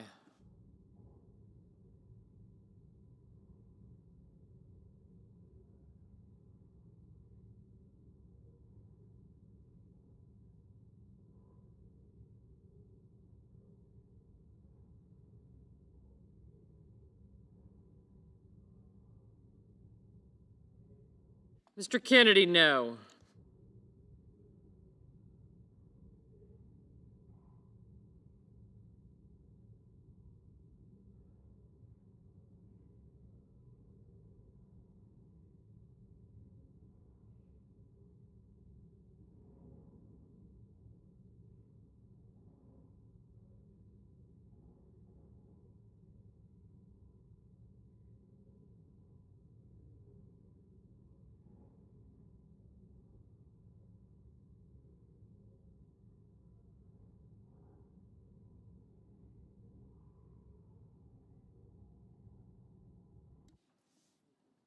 Ms. Duckworth, aye.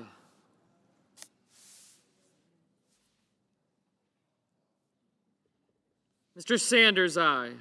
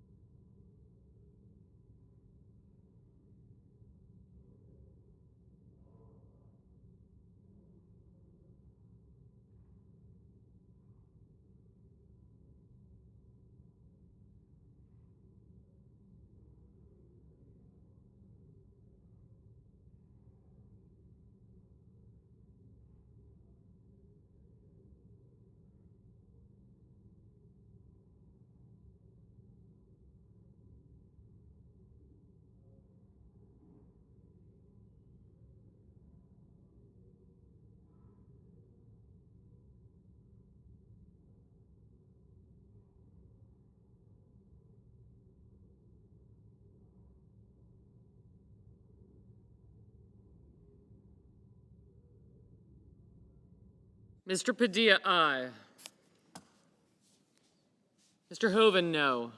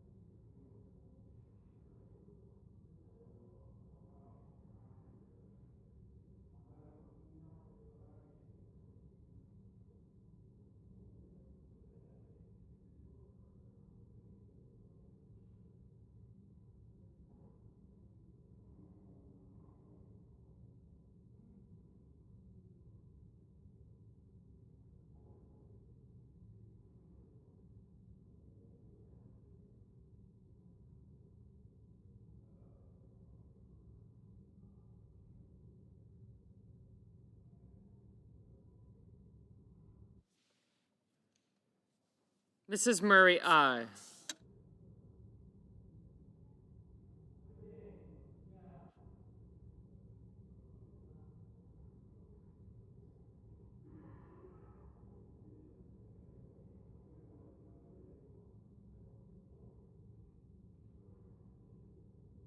Graham, no.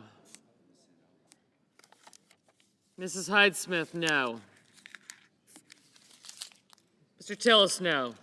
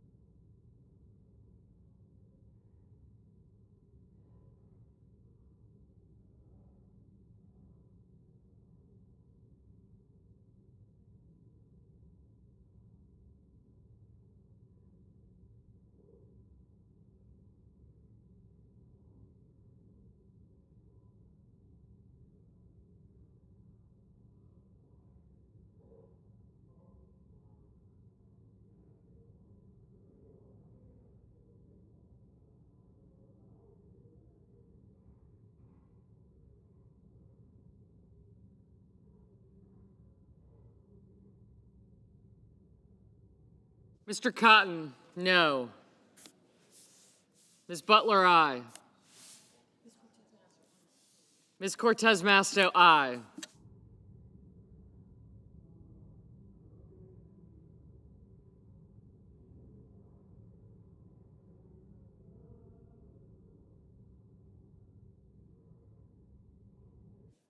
Mr. Schmidt, no. Mr. Rounds, no.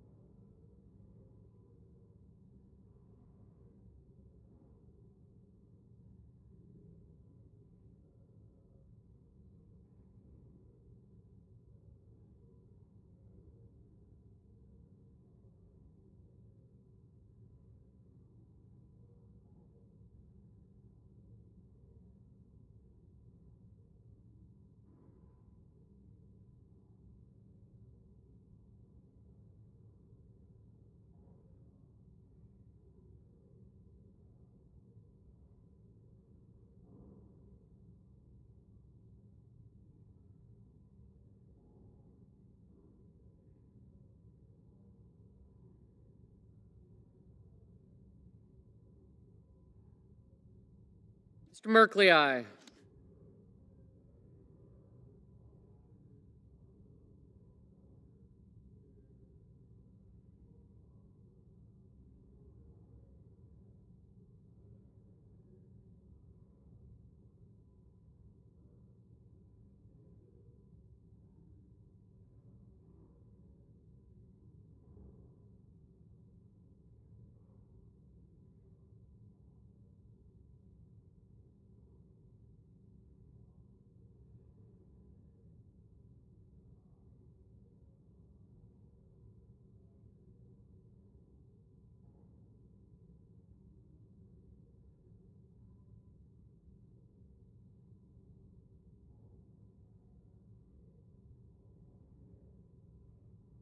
Ms. Smith, aye.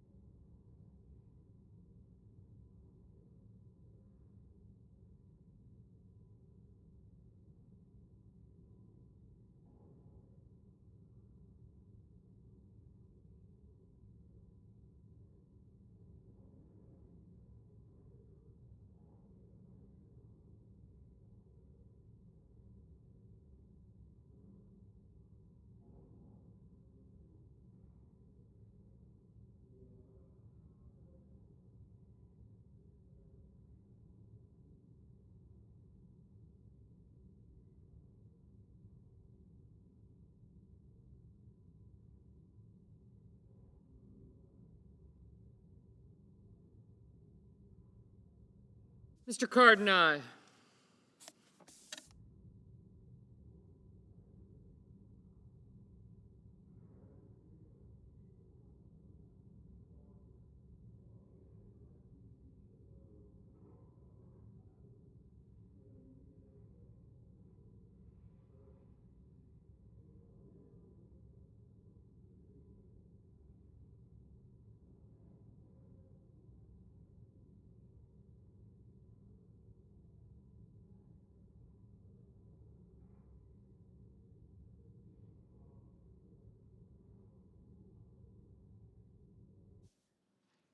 Mr. Peters, aye.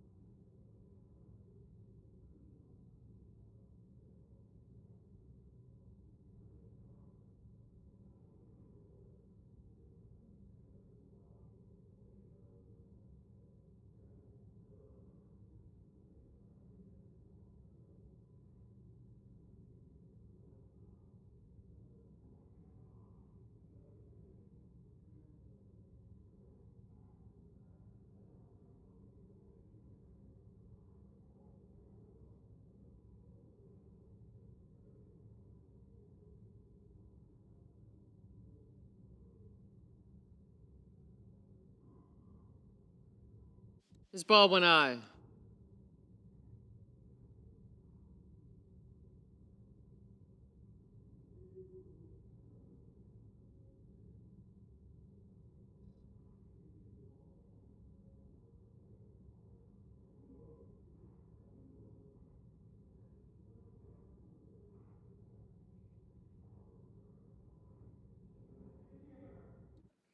Mr. Schumer, aye.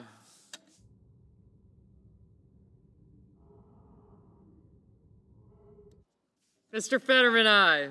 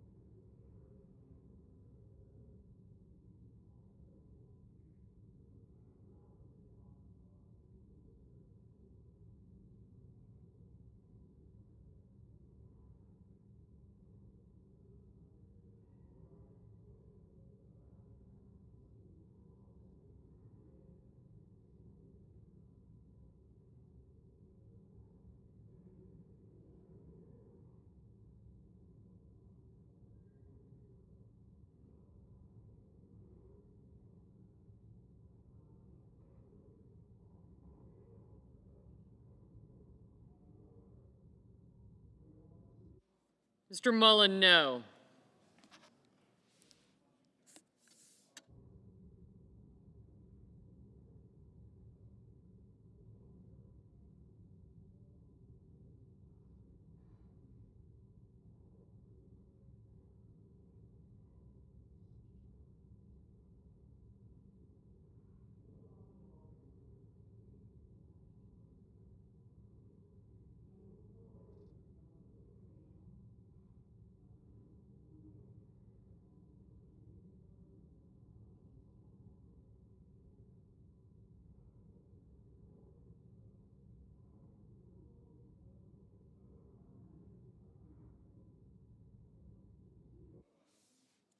Mr. Warner, aye.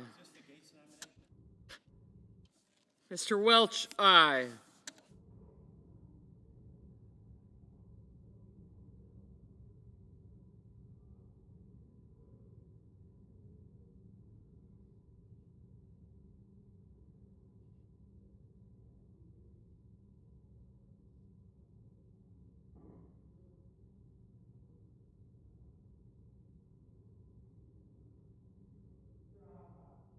Mr. Ossoff, aye. Ms. Ernst, no.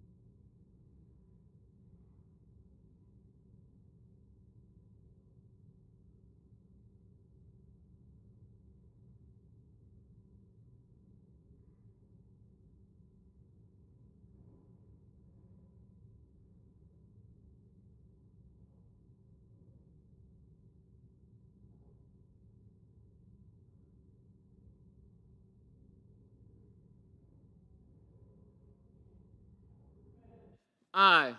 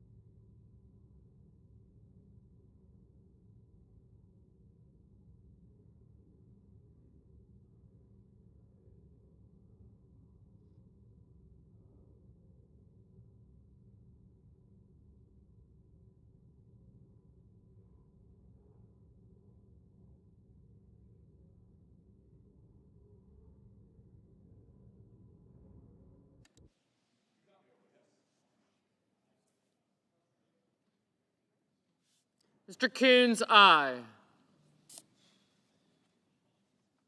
Mr. Romney, no.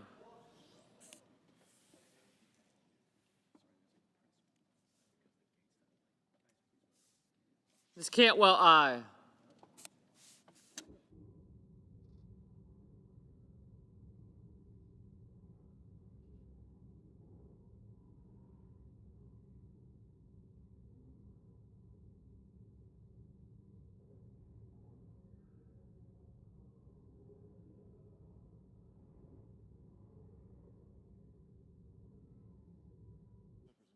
Mr. Hickenlooper, aye.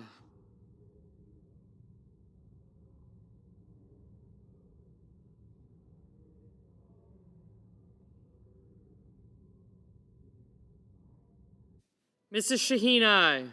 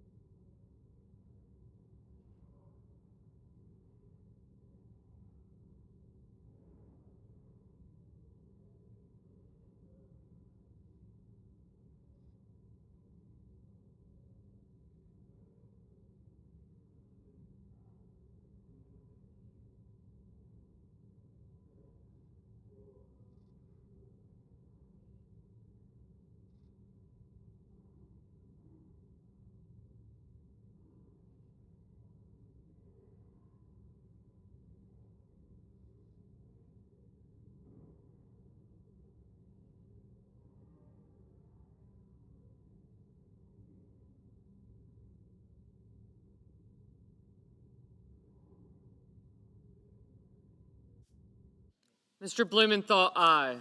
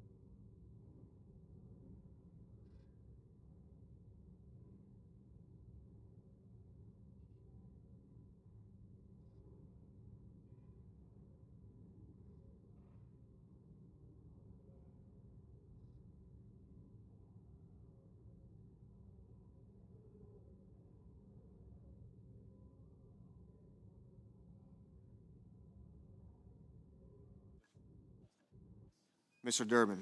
Mr. Durbin, aye. Mr. Van Hollen. Mr. Van Hollen, aye.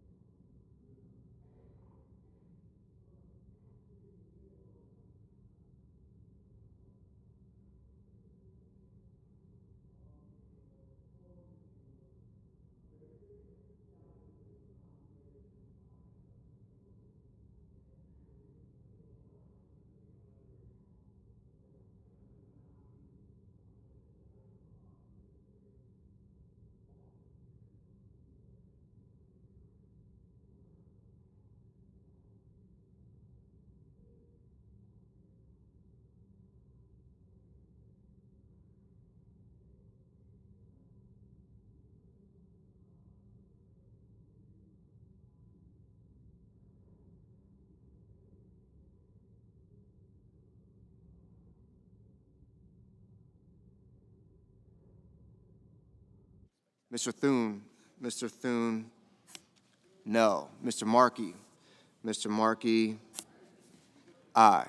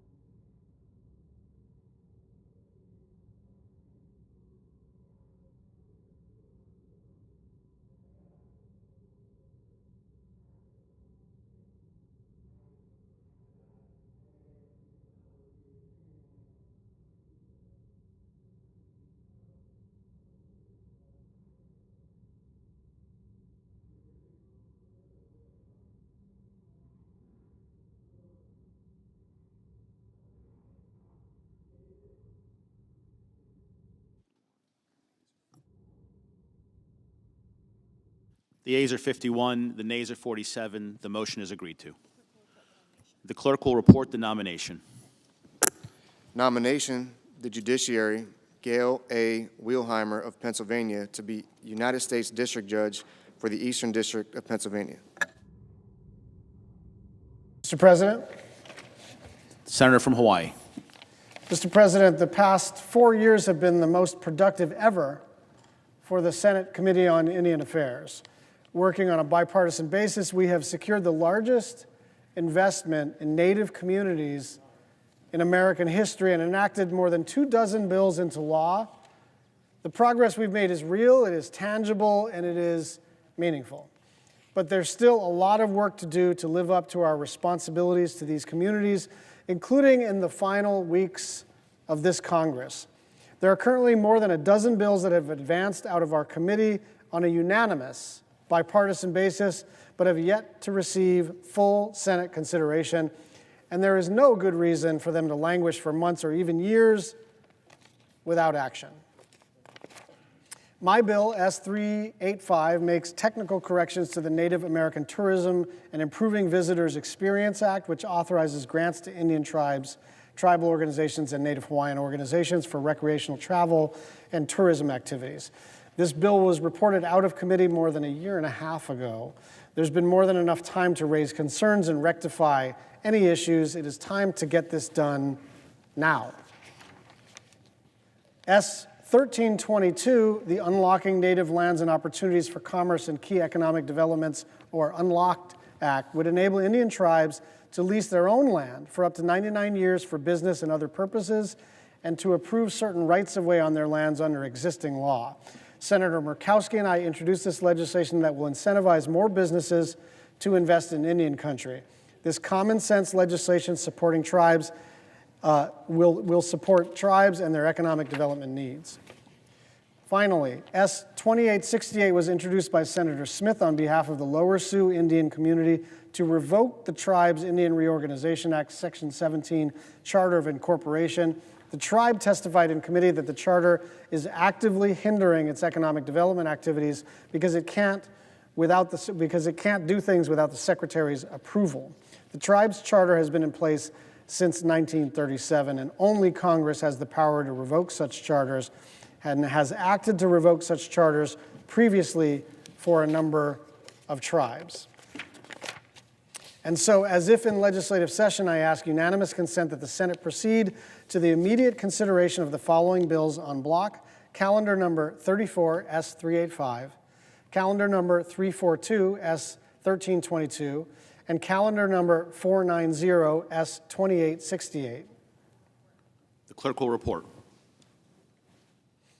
Calendar number 34 is 385, a bill to amend the Native American Tourism and Improving Visitor Experience Act and so forth and for other purposes. Calendar number 342 is 1322, a bill to amend the Act of August 9, 1955 and so forth and for other purposes. Calendar number 490 is 2868, a bill to accept the request to revoke the Charter of Incorporation of the Lower Sioux Indian Community and so forth and for other purposes. Is there objection to proceeding to the measures en bloc? Mr. President. Senator from South Dakota. Thank you, Mr. President. Reserving the right to object, I would like to offer an additional piece of legislation that I think would be very appropriate to include in the proposal. I asked today for consideration of the Wounded Knee Massacre Memorial and Sacred Site Act, that is H.R. 3371-S2088. This would place 40 acres of tribally purchased land at the massacre site into restricted fee status. See, both the Oglala Sioux Tribe and the Cheyenne River Sioux Tribe hold a very deep connection to this event. This is the Wounded Knee Massacre site. There were relatives coming from the Cheyenne River Tribe down to winter near Pine Ridge. That's where this event occurred, and it's one of the most terrible events in the history of the United States, where Native Americans were killed and they were left to freeze in a snowstorm. As you all know, the Wounded Knee Massacre not only represents a low point in the U.S.-Lakota relations, but it also serves as truly one of the darkest moments in our nation's history. To date, the Wounded Knee Massacre grounds remain a symbolic site, with tribal members regularly visiting the area to honor the deceased. In 2022, both tribes purchased the 40 acres from a private owner in an effort to preserve the land. Shortly after the purchase, both tribes signed a covenant holding that the property shall be held and maintained as a memorial and sacred site without any other development. This legislation, which simply places the 40 acres into restricted fee status, will help preserve the site for future tribal generations. As we approach the 134th anniversary next month of the Wounded Knee Massacre, it is my hope that we can come together to acknowledge this event and work to mend our history through reconciliation and mutual respect. Although we can't rewrite the past, the Wounded Knee Massacre Memorial and Sacred Site Act is one way to show healing and progress. This legislation easily passed the House and has languished in the United States Senate for months. Passing this legislation during Native American Heritage Month is of great importance to Wounded Knee descendants from my home state. Look, this is one of those areas where you have two tribes that lost members and their relatives are still there. They still honor that site. And I agree that the other pieces of legislation that are here in front of us, I think are good, and I think they represent some of the best work of the United States, where you set aside differences, you come together and you pass good legislation. I believe this legislation fits that particular sect as well. And so with that, I would simply ask that, I would ask the senator that he would modify this request to include H.R. 3371, the Wounded Knee Massacre Memorial and Sacred Site Act. Is there objection to the modification? The senator from North Carolina. Thank you, Mr. President. Reserving the right to object, I want to make this very clear to the members of the Oglala Sioux Tribe and the Cheyenne River Tribe. This is not about you. As a matter of fact, I know you've been seeking this for, it's been 100 years since the event they memorialized, and you've been seeking this for quite some time. But you need to know that your leadership is playing a game that will ultimately force me to take a position on the modification. I believe that the Wounded Knee Massacre Memorial is at a sacred site, and the act really does need to come into law, just not yet. The reason is I've got an issue with their tribal leadership. I've got an issue with the Sioux leadership going after the Lumbee tribe in eastern North Carolina. The Lumbee have been trying to seek recognition for years, and there's a long and sordid trail of racism, the Jim Crow era, and things that I will not talk about today, but I will in the coming weeks. As many of my colleagues know, I've been working on the Lumbee Fairness Act, getting it passed into law for quite some time. I acknowledge some, I'm going to go quicker on this. I'm going to submit some for the record, if I may. Mr. President, the bottom line is I'm not going to get into the history of the Lumbee tribe. What I'm going to do is get into the history of the casino cartel that is trying to prevent the Lumbee tribe from being recognized. First among them is the largest Indian tribe east of the Mississippi River. It's the Eastern Band of the Cherokee in North Carolina. These are my constituents. They're the same constituents where then Speaker Thom Tillis made sure they were treated fairly, renegotiated their compact, and it was transformational to them as a Republican leader over the objections of a majority of my Republican members. That's the only bill that I allowed to do in my 4 years as Speaker to do the right thing for the Cherokee. My reward was to have them use some of the treasure that was gained from my support in the State House to pay lobbyists huge sums of money to discredit the application for recognition of the Lumbee Indians. Now I want to get into some specifics. For years, the Eastern Band of the Cherokee Indians and their advisor, Wilson Pipestem, had led the efforts, the punitive efforts, directly against the Lumbee tribe. Most recently, at the 81st NCAI Convention, a few weeks ago, UINO, sorry for these abbreviations, spread inflammatory information about the Lumbee tribe. That was on November the 1st. The Eastern Band publicly thanked the UINO for the distribution of these materials. They were false. Since this stunt, the NCAI president has publicly condemned the distribution of those materials and issued an apology for the Lumbee tribe. Now I've been made aware that the Eastern Band, William Pipestem, UINO have been hosting events on Capitol Hill, spending large sums of money to continue spreading those lies.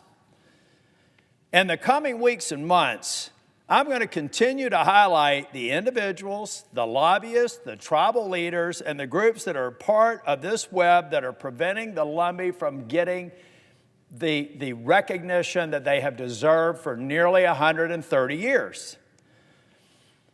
I want to reiterate to the Oglala Sioux and to the Cheyenne River Sioux, this is not about you. This is about your leaders, and this is about their underhanded, unfair treatment of a tribal nation that deserves recognition and that this country needs to atone for over a century of racism and neglect. And for that reason, Mr. Chair, I do object to the modification. The objection to the modification is heard. Mr. President. Senator from South Dakota. Thank you, Mr. President. Look, I am very disappointed in my friend from North Carolina's approach to this particular issue. As members of the Senate, we each have a vote as to whether or not we will support different pieces of legislation.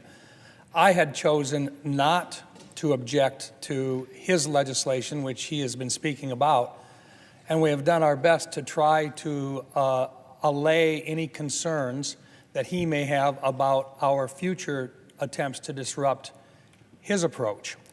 So it's very disappointing that he would hold as hostage this particular piece of legislation, which is of solid intent to help repair relations between the Oglala Lakota, the Cheyenne River Sioux tribes, and the government of the United States in a way which does not impact his tribe or the challenges that he has with getting his tribe recognized whatsoever.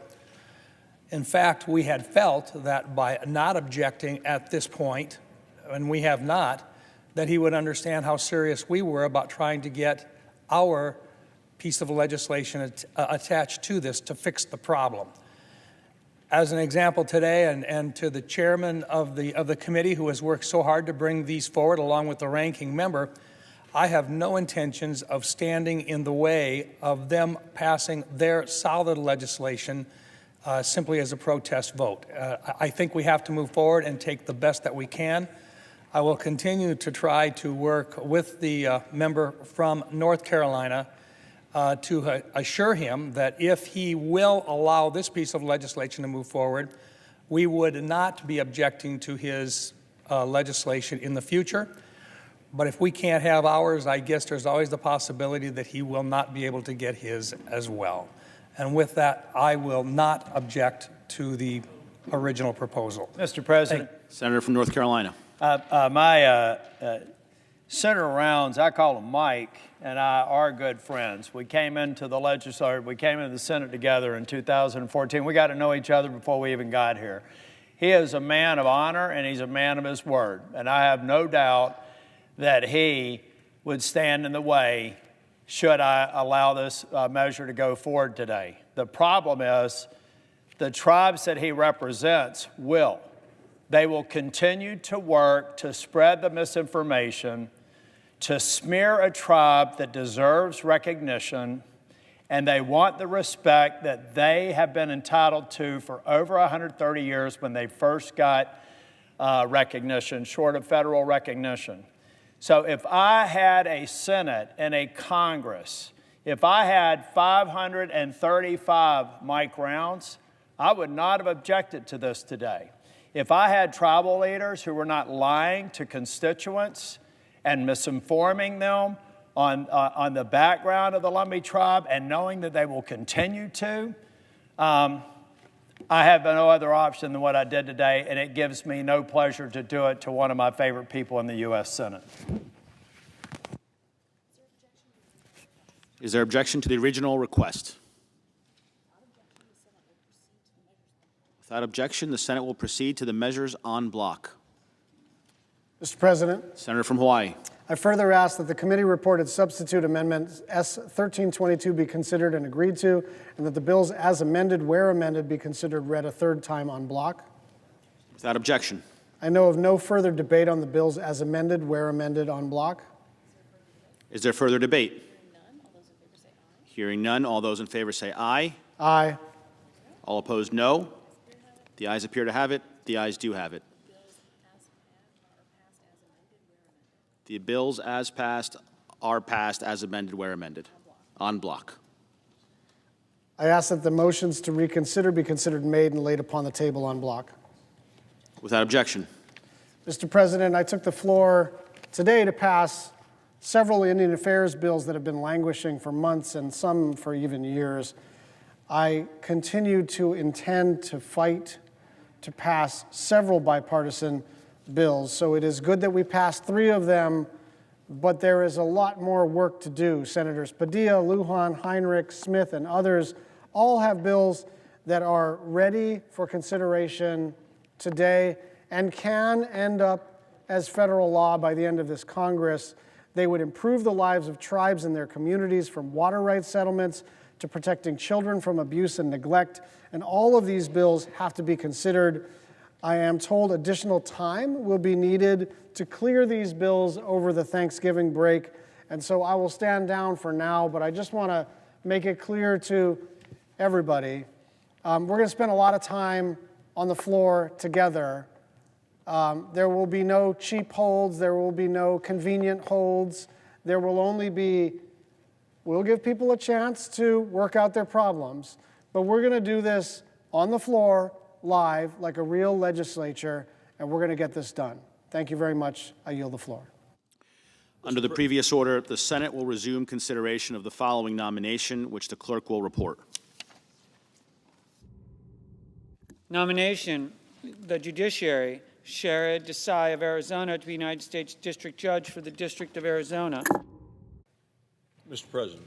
Senator from Wyoming. Thank you, Mr. President. Mr. President, as this is a legislative session, I ask unanimous consent that the Senate proceed to consideration of Senate Res 909, which is at the desk. The clerk will report. Senate Resolution 909 designating November 21st, 2024 as National Rural Health Day. Without objection, the Senate will proceed. Mr. President, I ask unanimous consent that the resolution be agreed to, the preamble be agreed to, and that the motion to reconsider be considered made and laid upon the table with no intervening action or debate. Without objection. Thank you, Mr. Chairman. Yield the floor.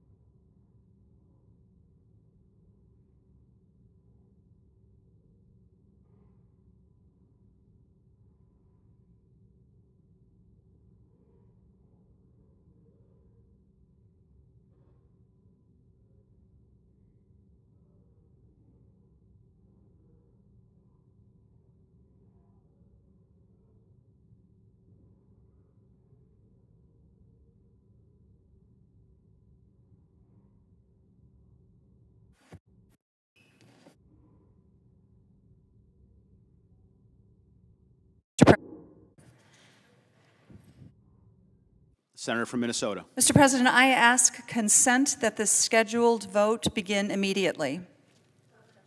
Without objection. On the previous order, the question is on the nomination. Is there a sufficient second? There appears to be.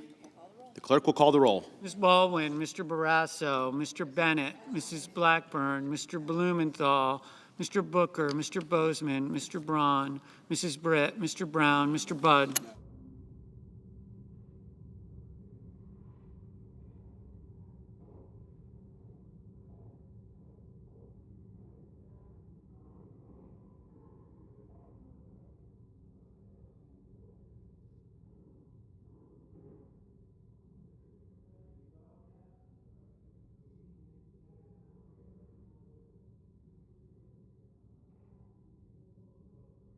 Ms. Butler.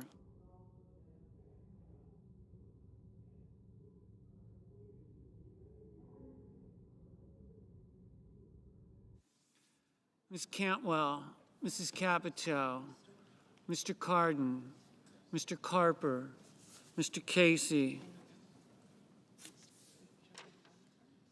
Mr. Cassidy, Ms. Collins, Mr. Coons, Mr. Cornyn, Ms. Cortez Masto, Mr. Cotton, Mr. Kramer, Mr. Crapo, Mr. Cruz, Mr. Daines, Ms. Duckworth, Mr. Durbin, Ms. Ernst, Mr. Fetterman,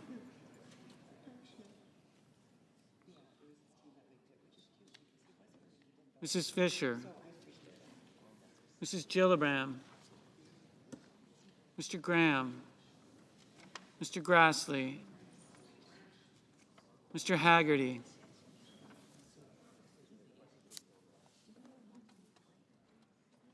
Ms. Hassan, Mr. Hawley, Mr. Heinrich, Mr. Helmy, Mr. Hickenlooper,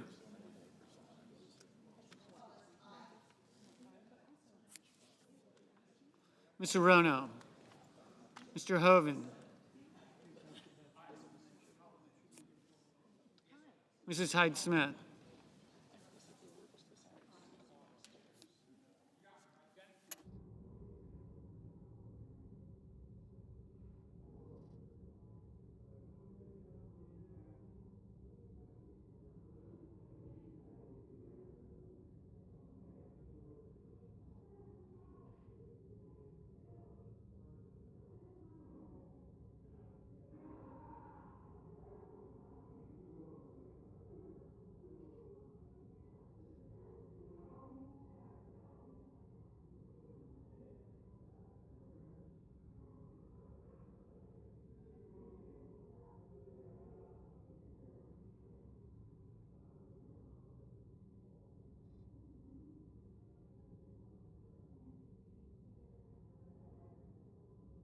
Mr. Johnson, Mr. Kane, Mr. Kelly, Mr. Kennedy,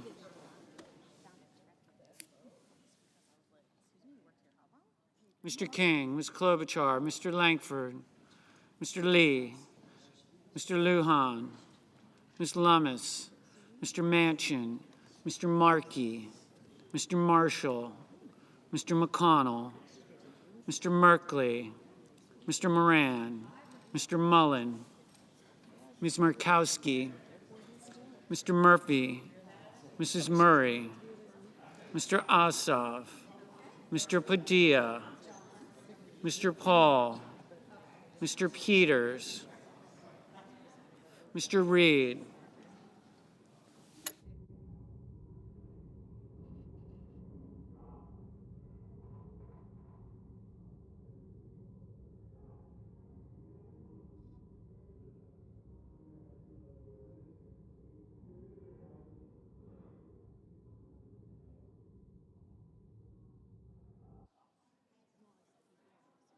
Mr. Peters, Mr. Reed, Mr. Ricketts, Mr. Risch, Mr. Romney, Ms. Rosen, Mr. Rounds, Mr. Rubio, Mr. Sanders, Mr. Schatz, Mr. Schmidt, Mr. Schumer, Mr. Scott of Florida, Mr. Scott of South Carolina, Mrs. Shaheen, Ms. Sinema, Ms. Smith, Ms. Stabenow,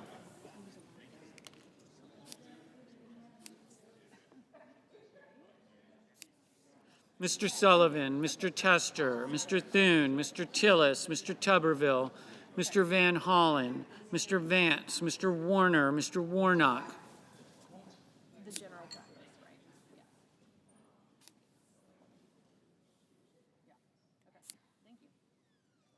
Ms. Warren, Mr. Welch, Mr. Whitehouse, Mr. Wicker, Mr. Wyden, Mr. Young.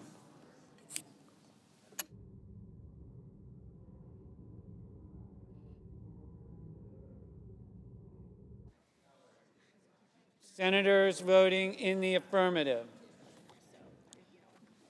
Booker, Capito, Casey, Cassidy, Collins, Cornyn, Crapo, Fisher, Helmy, Hyde-Smith, Johnson, Kennedy, King, Lummis, McConnell, Paul, Peters, Reed, Risch, Romney, Rounds, Scott of Florida, Sinema, Smith, Tillis, Tuberville, Warner, Warnock, Welch, Wyden. Mr. Kelly, aye.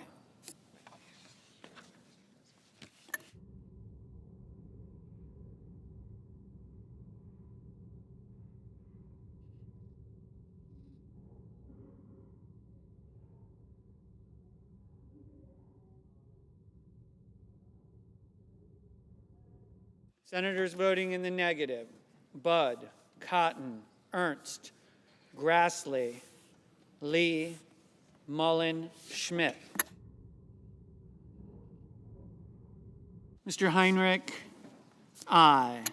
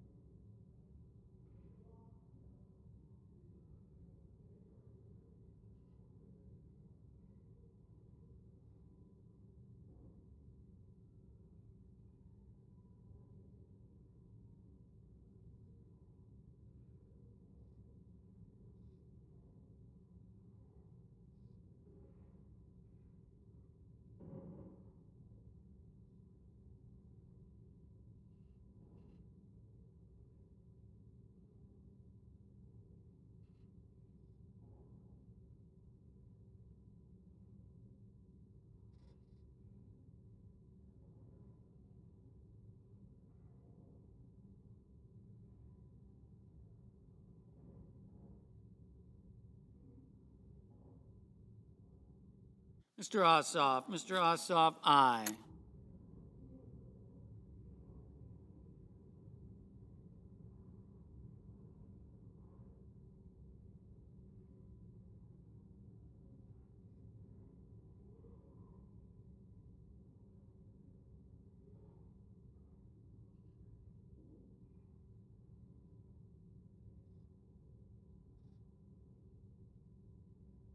Mr. Sanders, aye.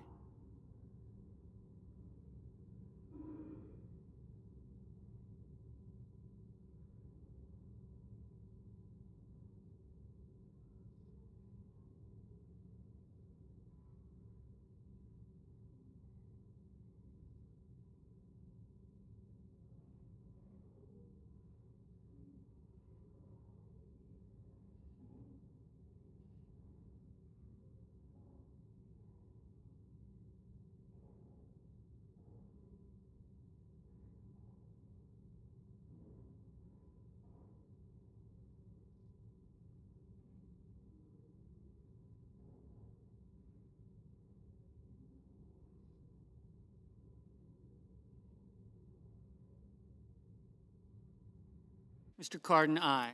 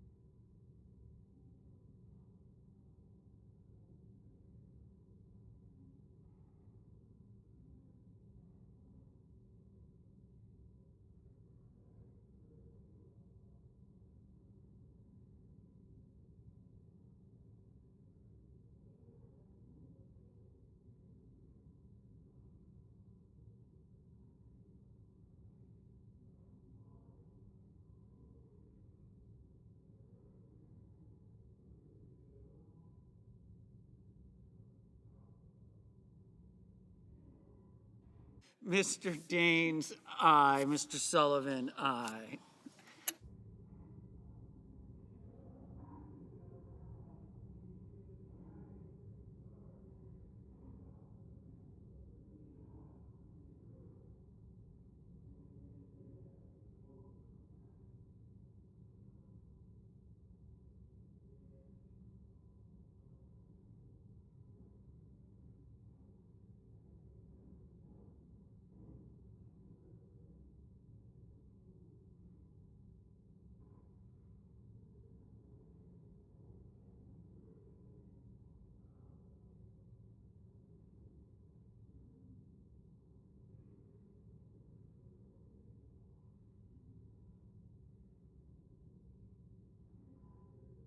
Ms.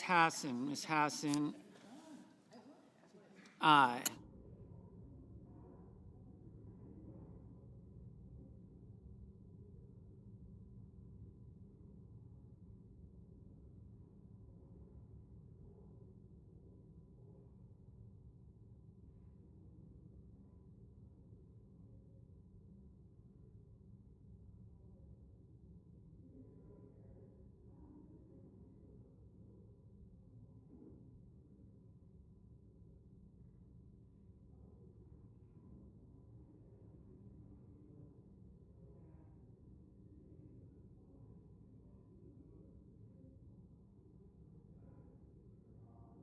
Mr.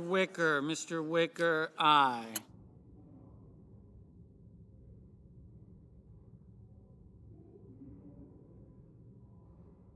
Mr. Lujan, aye.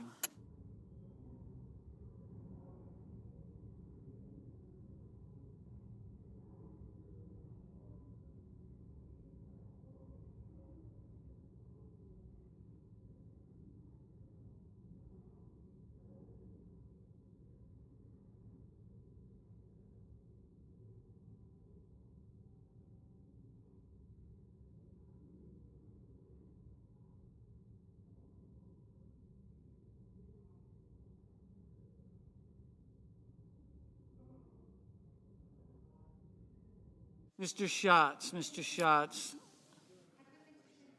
aye.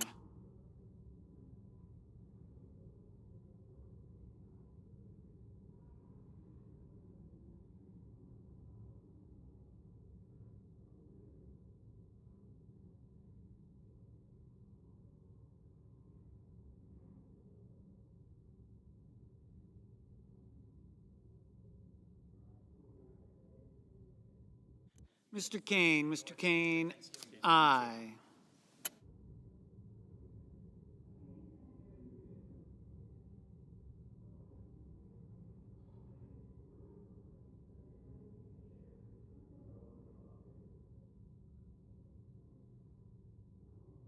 Ms. Butler, aye.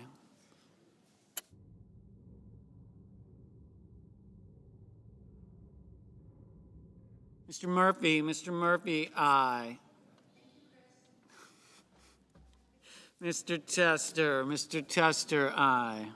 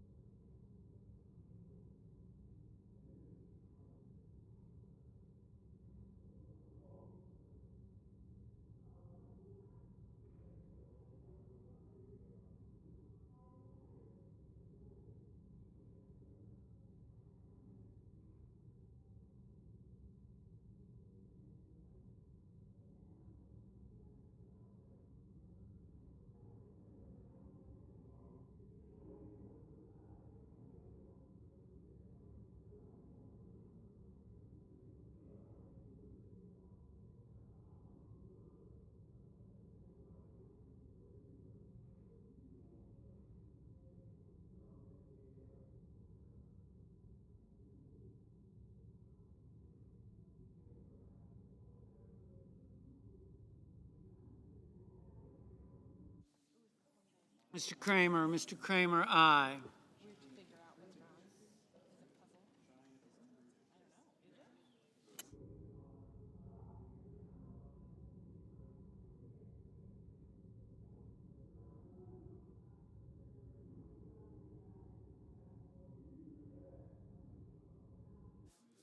Mr. Barrasso, aye. Mr. Durbin, aye.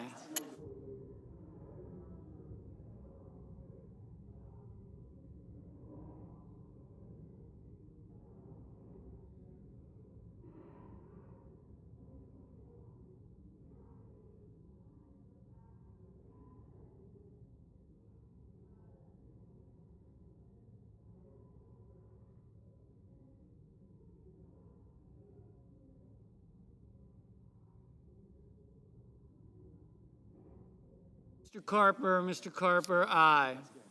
Mrs. Murray, aye.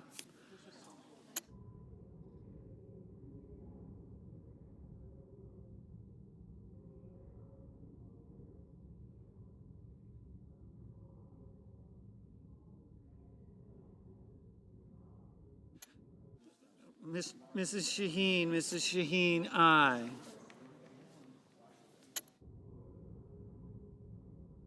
Mr. Langford, aye.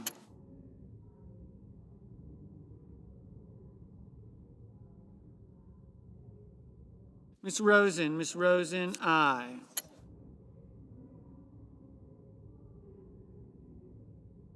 Ms. Hirono, aye.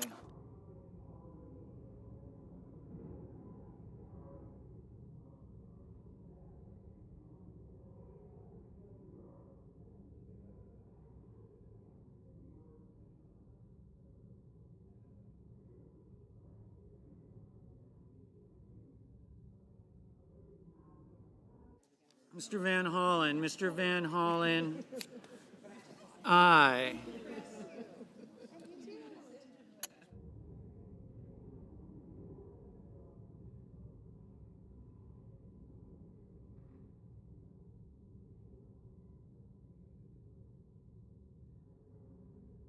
Mr. Brown, aye.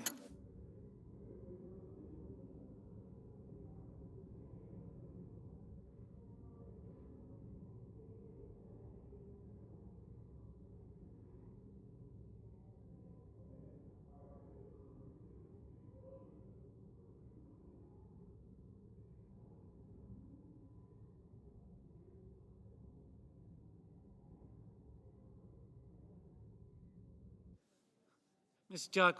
Duckworth, aye.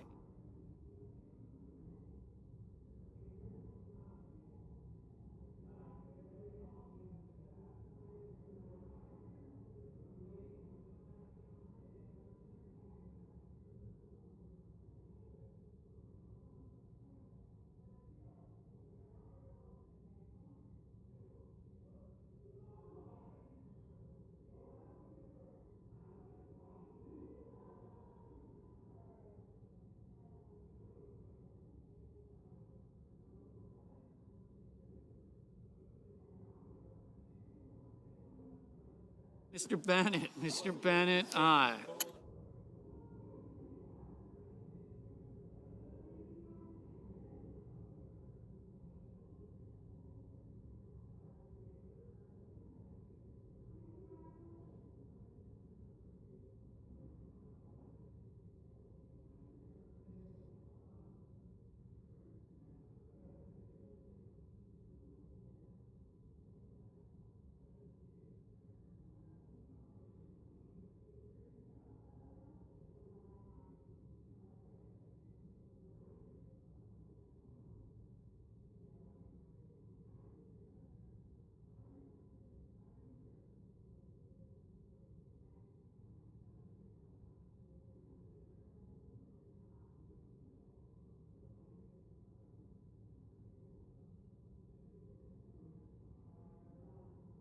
Mr. Hoven, aye.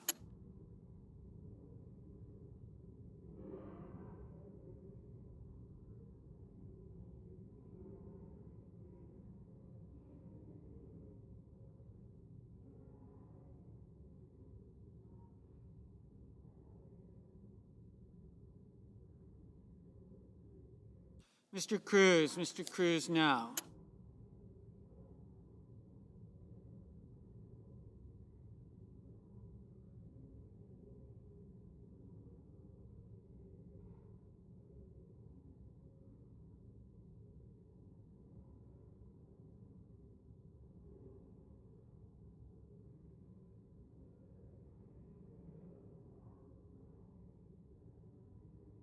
Mr. Hickenlooper, aye.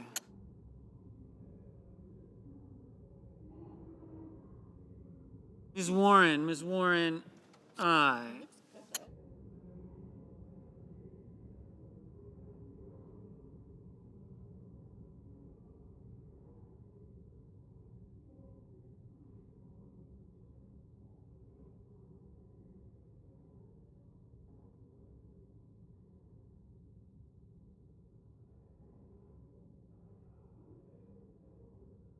Ms. Cortez Masto, aye.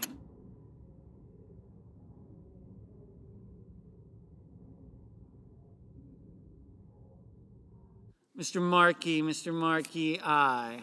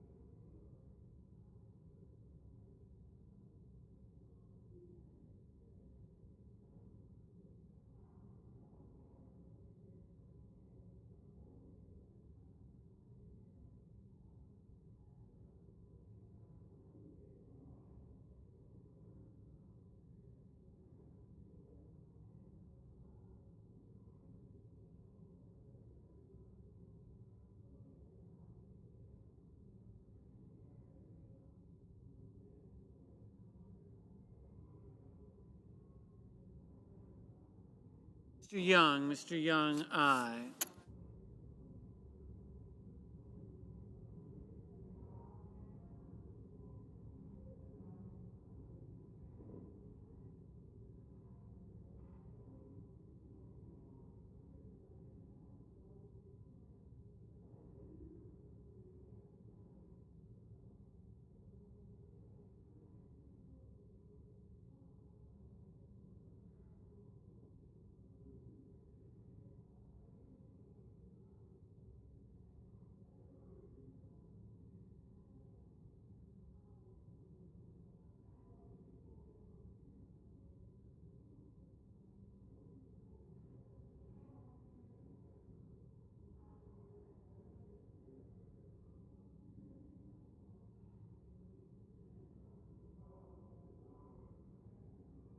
Mr.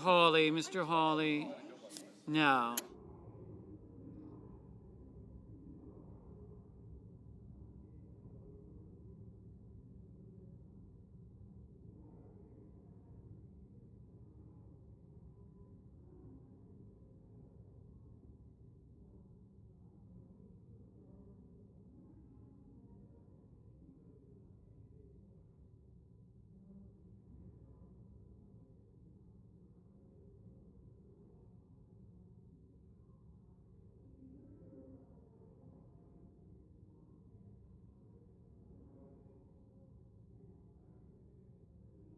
Ricketts, no.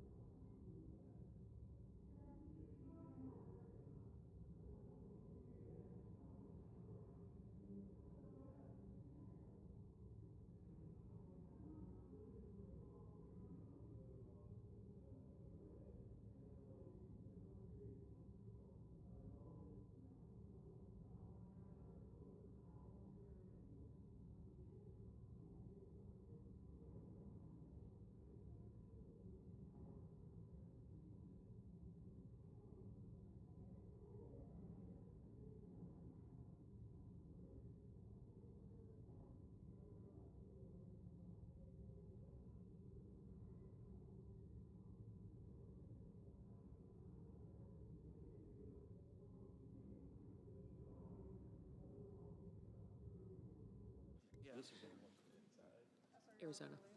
The Arizona. Manchin, Mr. Manchin, aye.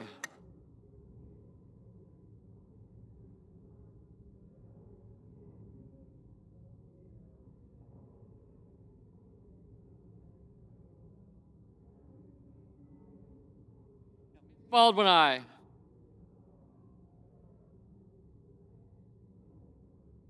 Mr. Padilla, aye.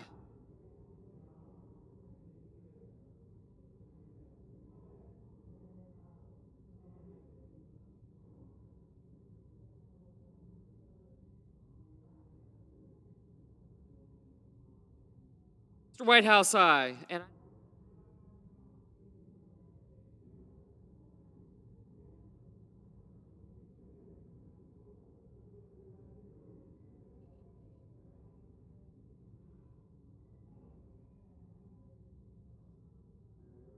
Mr. Schumer, aye.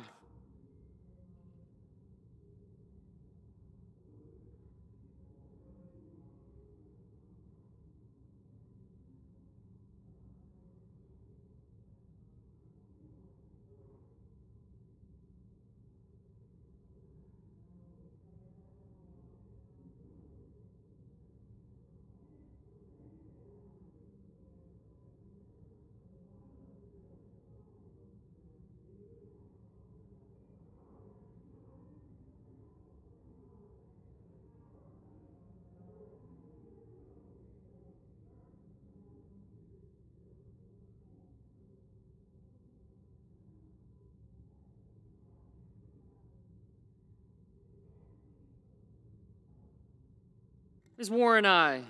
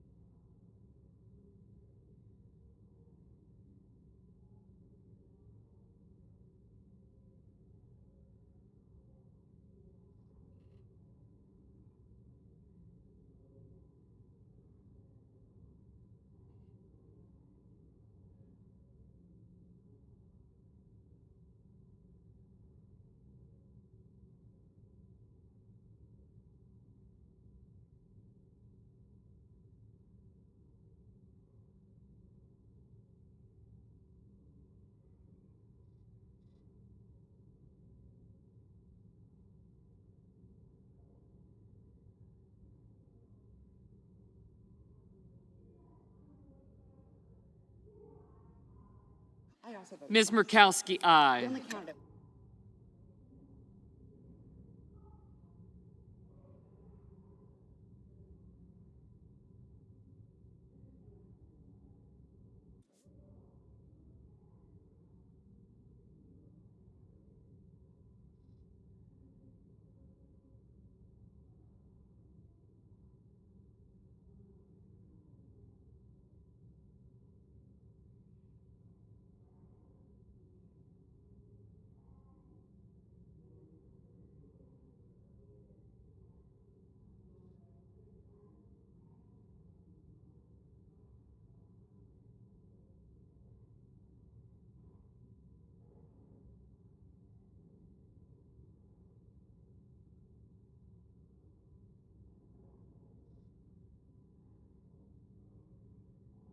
Mr. Bozeman, aye.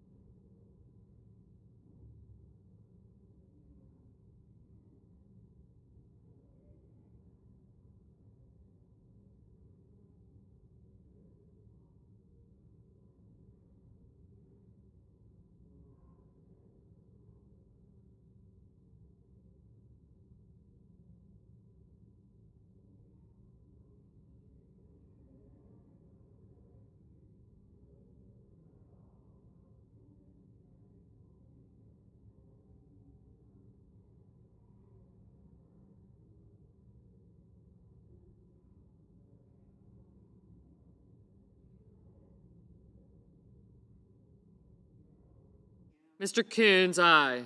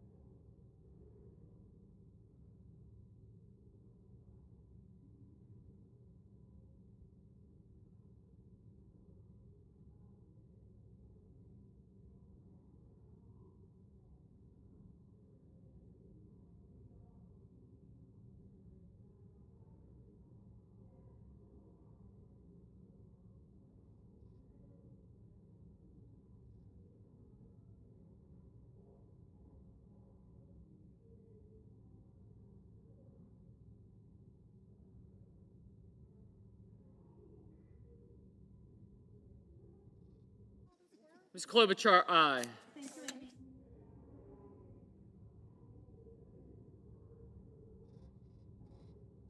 Mr. Haggerty.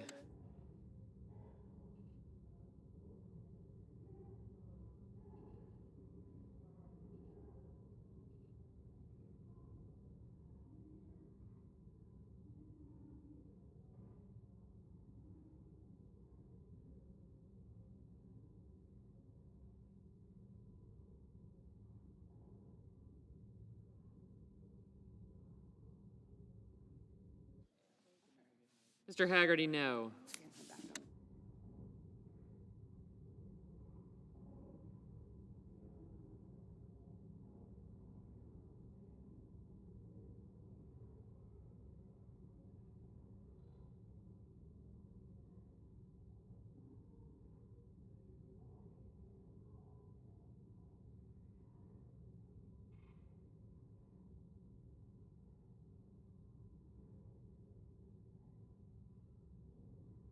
Mr. Braun, no.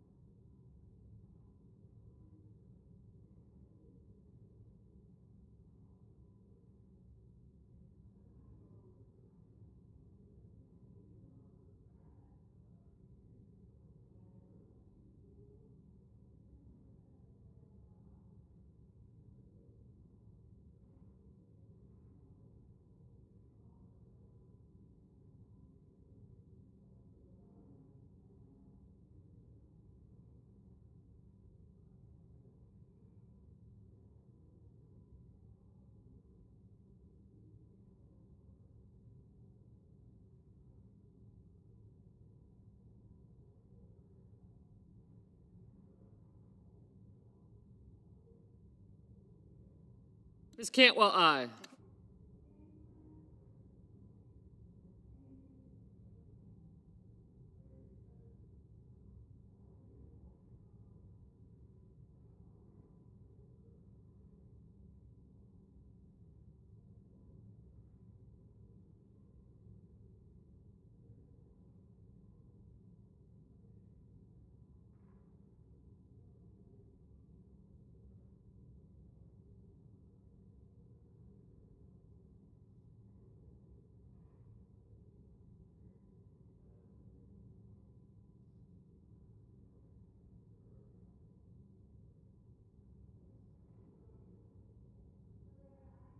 Ms. Gillibrand, aye.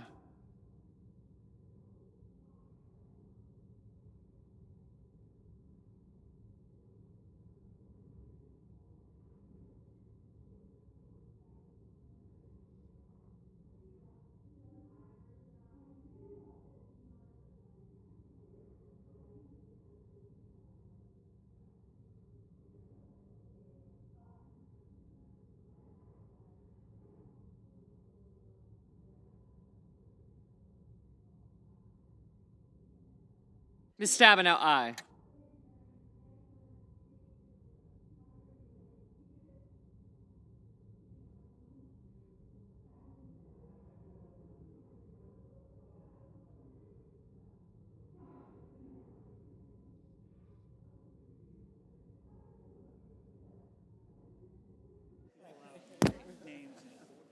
Mr. Scott of South Carolina.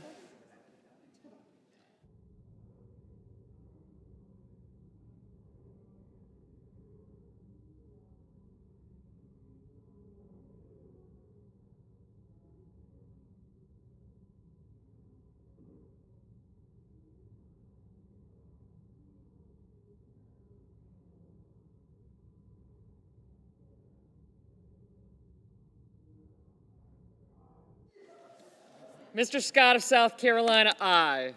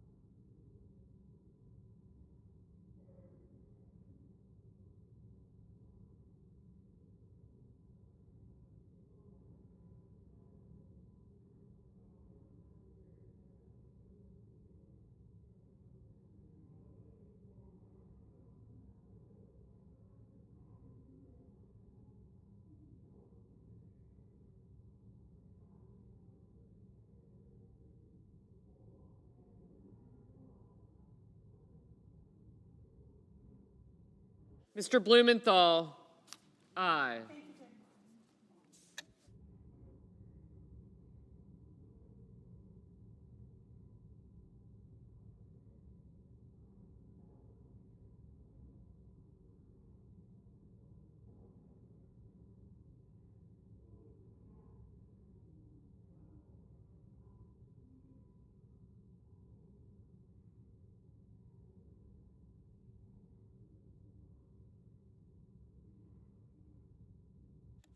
Mr. Thune, aye.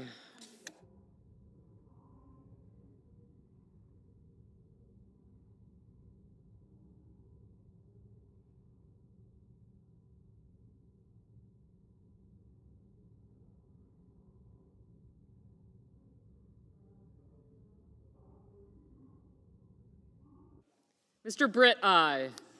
Mrs. Britt, aye.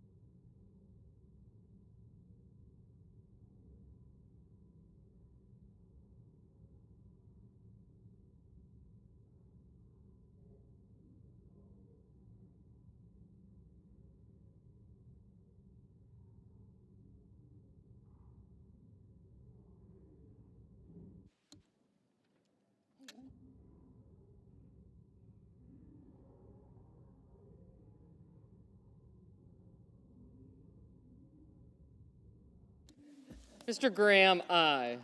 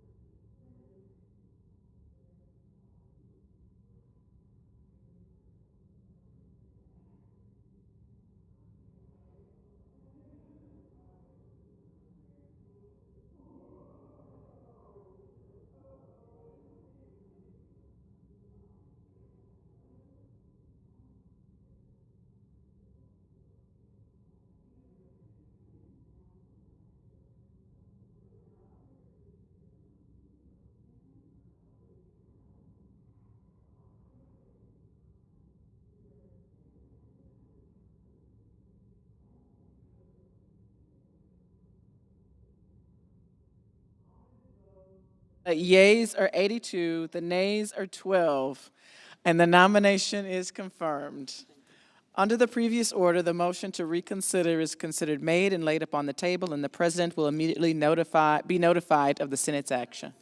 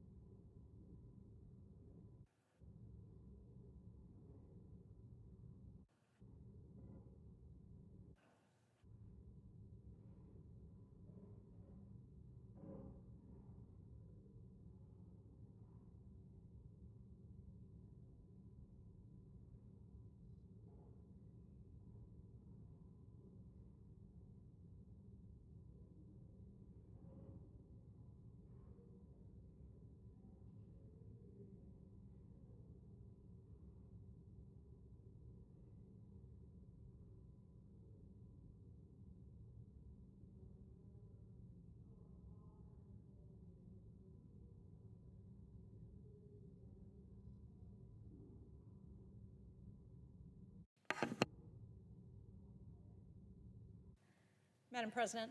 Senator from New Hampshire? Madam President, is the Senate in quorum call? No, Senator.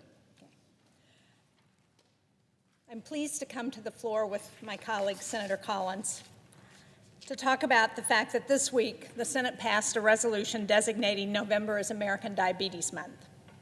Every November, we work together, my friend and colleague, my fellow co-chair of the Senate Diabetes Caucus, Senator Collins, to pass this resolution so that we can raise awareness about what is a pervasive chronic disease that 38 million Americans live with today. The resolution also draws attention to the many barriers that patients face when it comes to receiving adequate care to manage their diabetes. By passing this resolution out of the Senate, we're reaffirming Congress' commitment to increase diabetes treatment options, to fund more research, and to prevent new cases. And while I'm grateful that the Senate has passed this resolution again this year, I wish I could say that we're truly honoring the commitment that's outlined in the resolution. But sadly, I'm angry and I'm frustrated over the lack of progress that spans not just years but decades to make common sense changes and find real solutions to the problems that face diabetes patients. For 38 million Americans, this isn't a matter of politics, of what political party you join or if you don't belong to one. For those 38 million, it's actually a matter of life or death, literally. And this is an issue, as I've said to this body many times, that's personal for me and my family. In the gallery today is my granddaughter Ellie, who was diagnosed with type 1 diabetes shortly before her 8th birthday. And I've seen firsthand the challenges that Ellie, my daughter Stephanie, and their family face trying to manage Ellie's diabetes. Managing type 1, especially when you get diagnosed at such a young age, is a complicated, delicate balance of daily insulin injections, blood glucose monitoring, and other supporting drugs. Ellie and her mom and her dad have spent countless hours finding a treatment regimen that keeps her blood glucose levels stable and allows her to live a full, happy life. Ellie is now 24. She lives in LA, and she has spent years advocating herself to improve diabetes policies as part of Breakthrough T1D, which is formerly JDRF. And yet, every year, Ellie, like all diabetes patients on some insurance, have to prove to the her insurer, that she still has type 1. Now, I find that strange because anybody who knows anything about type 1 knows that it's a chronic illness, that it doesn't go away. And I'm angry because this is real for our family and for millions of families across the country. And it's scary. And just this week, Ellie was denied coverage for a prescription that she relies on to manage her diabetes. She was denied the medication that she needs to live her very busy and full life. The medication she was denied does the same work of 3 other drugs combined. But now all of Ellie's work to find the right treatment is back to square one because of a decision that was made not by her doctor, and she's been a patient at the Joslin Diabetes Center, which is one of the premier diabetes treatment centers, not just in the country, but in the world.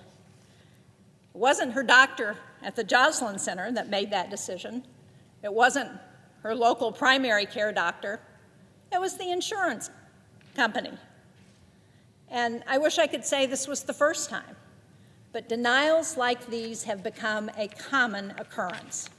And I think most folks know this, but in case you don't, as I said, type 1 diabetes is a chronic disease. It doesn't go away because you turn another year older.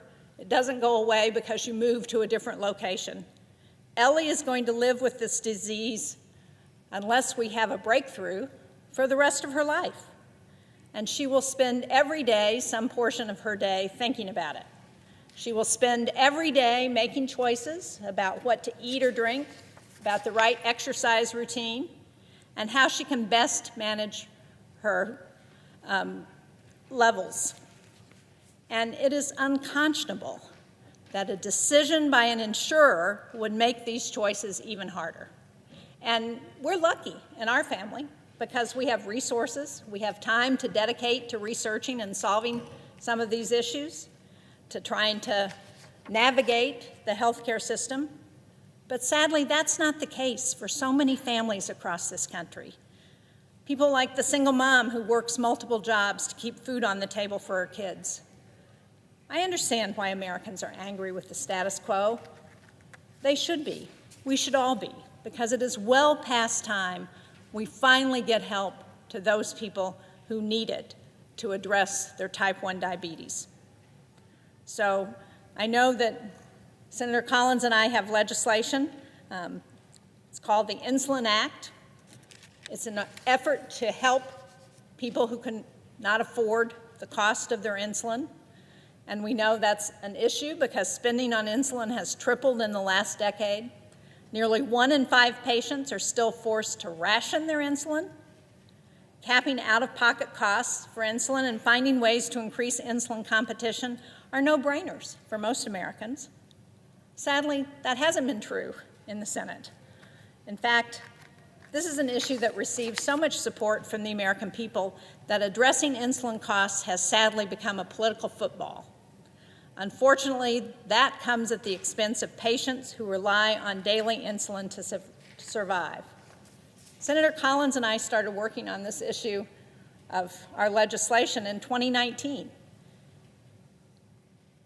Part of the effort includes funding more research into curing diabetes. Diabetes community has seen advances in treatment, but insulin, which was invented over 100 years ago, is still the only real way to manage the disease. The Special Diabetes Program, or SDP, funds vital research into type 1 at the National Institutes of Health. SDP also funds successful diabetes prevention and treatment programs for American Indian and Alaskan Native communities because they are disproportionately affected by the disease. These programs have a proven track record, but until last year, the Special Diabetes Program was flat funded for 2 decades. Senator Collins has done remarkable work, and I think it's not a coincidence that when she became vice chair of the Appropriations Committee, we finally got an increase in the reauthorization of the Special Diabetes Program. But we have to pass that reauthorization again by the end of this year. Now, I hope Congress will finally realize the importance of this program and provide it the funding that it deserves. I hope that we can also get this body to pass our Insulin Act, because for Ellie, for families across this country, and every corner of every state, we've got to do better. For all of them, for the people who love them, because behind every statistic is a person who is just trying to make ends meet. We have the power here to make their lives easier, to make health care more affordable for the millions of people who are living with diabetes. We can create a future where no one has to choose between their health and their livelihood. Why wouldn't we take this opportunity to help our neighbors? I know Senator Collins and I will continue to work toward that end. Thank you, Madam President. I yield the floor. Madam President. Senator from Maine. Thank you, Madam President. First, let me thank the senator from New Hampshire, Senator Shaheen, for her extraordinary leadership on diabetes. She has worked night and day on this issue the entire time she has served in the Senate. And together we formed a bipartisan partnership that recognizes that diabetes affects men and women, children of all races, political affiliations, parts of the country, its ages. It simply does not care.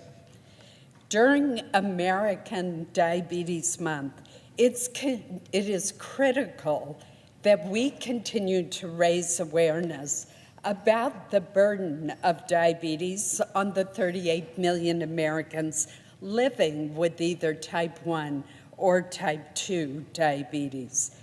This is an astonishing 12% of the U.S. population, and it includes more than 116,000 adults in my state of Maine. For those with type 1 diabetes in particular, there is no day off from this disease. I know so many children who were diagnosed as children with type 1. And this is a disease that they will have for the rest of their lives, absent a cure. They include a 10-year-old boy whom I met my very first year in the Senate in 1997. And I'll never forget his looking up at me and saying, "Senator Collins, I wish I could just have one day off each year from my diabetes, my birthday or Christmas, just one day." And it was then that I knew that I had to dedicate my efforts toward better treatments, earlier diagnosis, and one day a cure of this devastating disease. Since then, my life has been enriched by getting to know so many people who have type 1 diabetes. I think of Aidan Sweeney, who I first met at a children's congress where children from all over the United States came to Washington to talk about what it was like to have type 1 diabetes. Aidan was just a toddler when he came with his mother, Carolyn Sweeney, to testify before Congress. She testified for him. Today, he's a thriving college student in Boston. I think of people like Ruby Whitmore, one of my neighbors in Maine, who has had diabetes since a very young age. I think of my niece, Nicole Wiesendunger, who has kept a log, a journal of her journey with type 1 diabetes. And I think of Beck Hoskins, whom I met just this past year, who, because of the price of insulin, felt that she could not take the full amount that she was advised to take by her doctor and ended up in the emergency room of a hospital very ill. I'm appalled to learn of the experience of Senator Shaheen's granddaughter, who has lived with type 1 since she was just 8 years old and was recently denied care that she requires.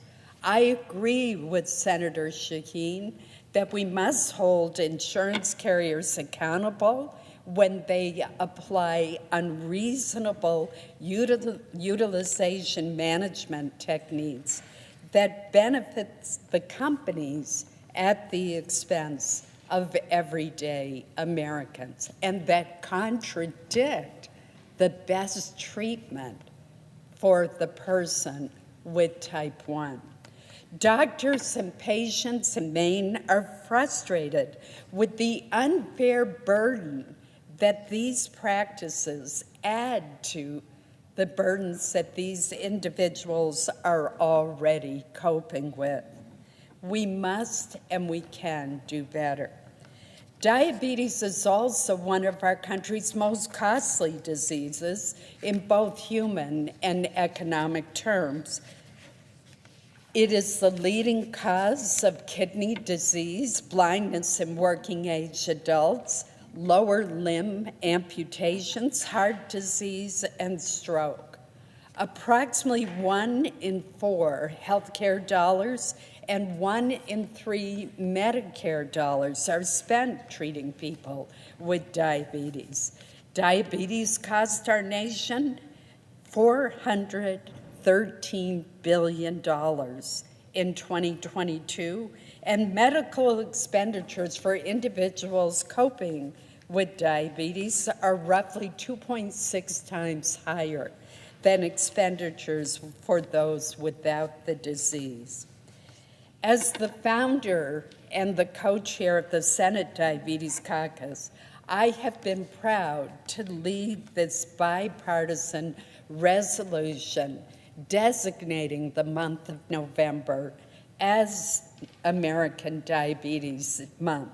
My hope that it will increase public awareness and support for federal policies and investments that will help us to better treat, prevent, and ultimately cure this disease. And I join Senator Shaheen in thanking our many Senate colleagues for supporting this resolution and passing it by unanimous consent on Tuesday. While American Diabetes Month is an important opportunity to raise awareness about the burden of diabetes, it should also be a time to celebrate the progress that we have made in improving the lives of millions of Americans living with this disease.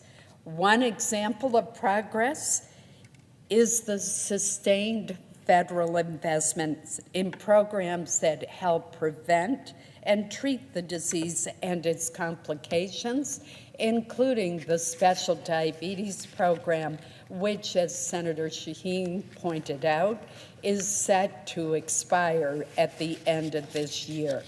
We cannot allow that to occur. Earlier this month, I was proud to lead a bipartisan letter to our Senate leadership signed by 55 senators emphasizing the importance of the Special Diabetes Program. From new technologies like the artificial pancreas systems to new therapies to delay the clinical onset of type 1 diabetes, this program is improving the lives of people with diabetes today and accelerating the progress to cures. I remember when I first became involved in this issue, the number of daily finger pricks that were necessary, the alarms that had to be set during the night so that parents could check on their children with type 1, the burdensome large pump systems that were used. We have come so far with the closed loop, artificial pancreas, the continuous glucose monitors that can send a phone message and an alarm to a parent if a child's blood sugar has become too high or too low. We've come a long ways, but it's taken investment, and that's what we must continue. Through continued federal investment in biomedical research and prevention programs, and by passing bipartisan legislation to address the high costs of insulin, like our Insulin Act, as well as broader pharmacy benefit manager reform, Congress has the opportunity to continue to build on this progress for the benefit of those living with diabetes. So, Madam President, I look forward to continuing to partner with Senator Shaheen and the members of the Senate Diabetes Caucus that we co-chair to advance policies to remove barriers to care, to lower the cost of insulin, and to support the critical research and prevention programs that are so important to the quality of life to those millions of Americans living with diabetes. Thank you, Madam President.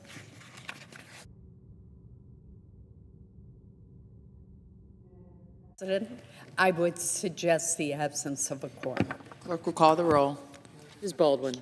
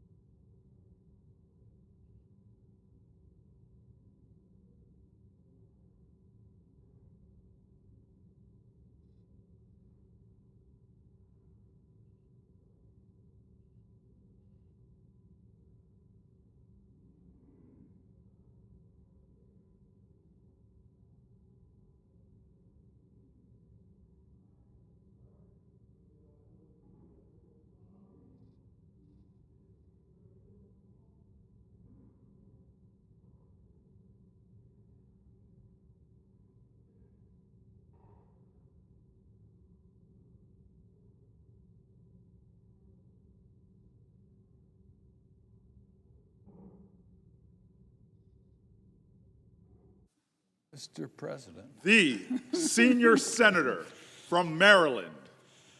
Thank you, Mr. President. I come to the floor today to honor the latest... We're in a quorum call, sir. I ask consent that the quorum call be dispensed with. Without objection. Yeah. Thank you. I come to the floor today to honor the legacy of Sergei Magnitsky, who was killed 15 years ago this weekend. Sergei was born in 1972 in Odessa, in Ukraine. He was brilliant. He won the physics and mathematics Olympiad when he was just 15 years old. He knew right from wrong and was willing to stand up for what he believed in. Working as a tax attorney in Moscow, he uncovered a scheme that included the theft of $230 million of taxes by Russian corrupt officials. He not only filed criminal complaints against the Russian police officers involved, he testified against them. He named names. He did what any lawyer, any responsible citizen should do. He believed that individuals should be held accountable for their corrupt actions. In response, they arrested Sergei. They held him in custody for 358 days. They refused visits from his wife and mother and telephone calls with his children. They denied him medical care. They tortured him, trying to get him to recount his testimony. Most people would have given in, but Sergei refused. So they had him chained to a bed as 8 guards with rubber batons beat him to death.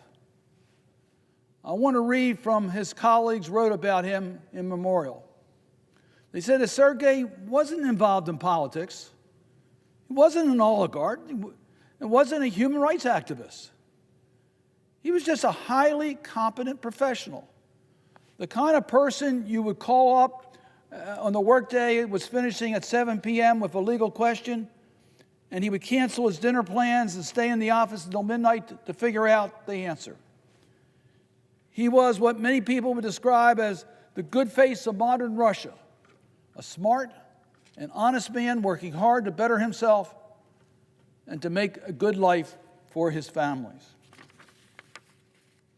And he was murdered because he sought the truth in Russia. When I talk about values in foreign policy, I think about the values of Sergei Magnitsky. Mr. President, the two of us have the honor of serving on the Senate Foreign Relations Committee. I must tell you, our presiding officer is one of the great champions to advance human rights, a bedrock of our value-based foreign policy.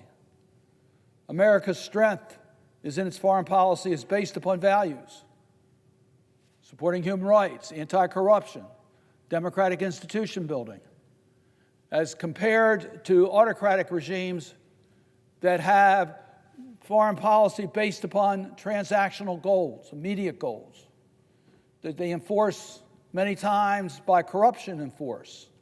We see that today with Mr. Putin in Russia as he tries to take over Ukraine. We have value-based foreign policy, our strength.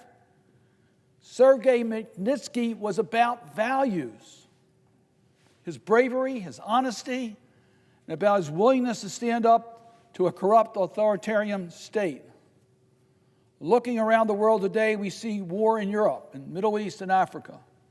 We're seeing a growing autocracy and kleptocracies across states like Russia and China, a rise of anti-democratic sentiment and traditional bastions of liberty. I believe one of the keys to fighting back against these forces starts with holding the perpetrators of human rights violations accountable. If we hold the perpetrators accountable, others will not follow in that path. If there's impunity and no accountability, it breeds more perpetrators that violate individuals' rights. The idea was informed how I think about foreign policy and the rule of law. And it also informed two pieces of legislation I am proud of writing in my time in the United States Congress. The 2012 Sergei Magnitsky Rule of Law Accountability Act and the 2016 Global Magnitsky Human Rights Accountability Act. At the time of Sergei Magnitsky's killing, our main policy tool for penalizing human rights abusers and corruption was country-based sanctions.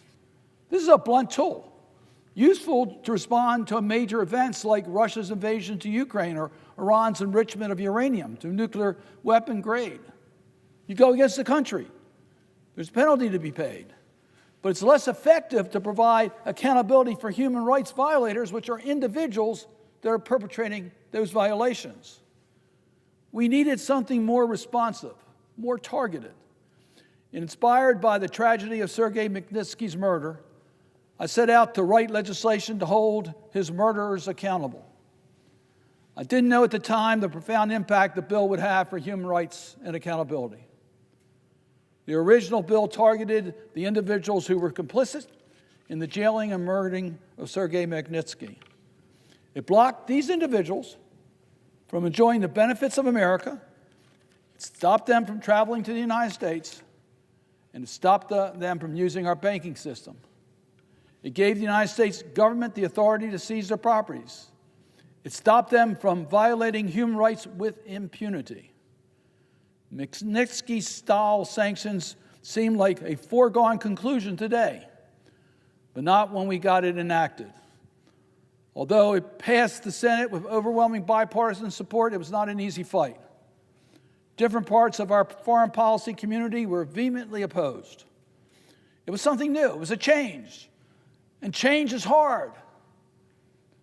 The executive branch doesn't like the legislative branch interfering in how they conduct their business. But that's our responsibility, the legislative branch's responsibility, to set the policies.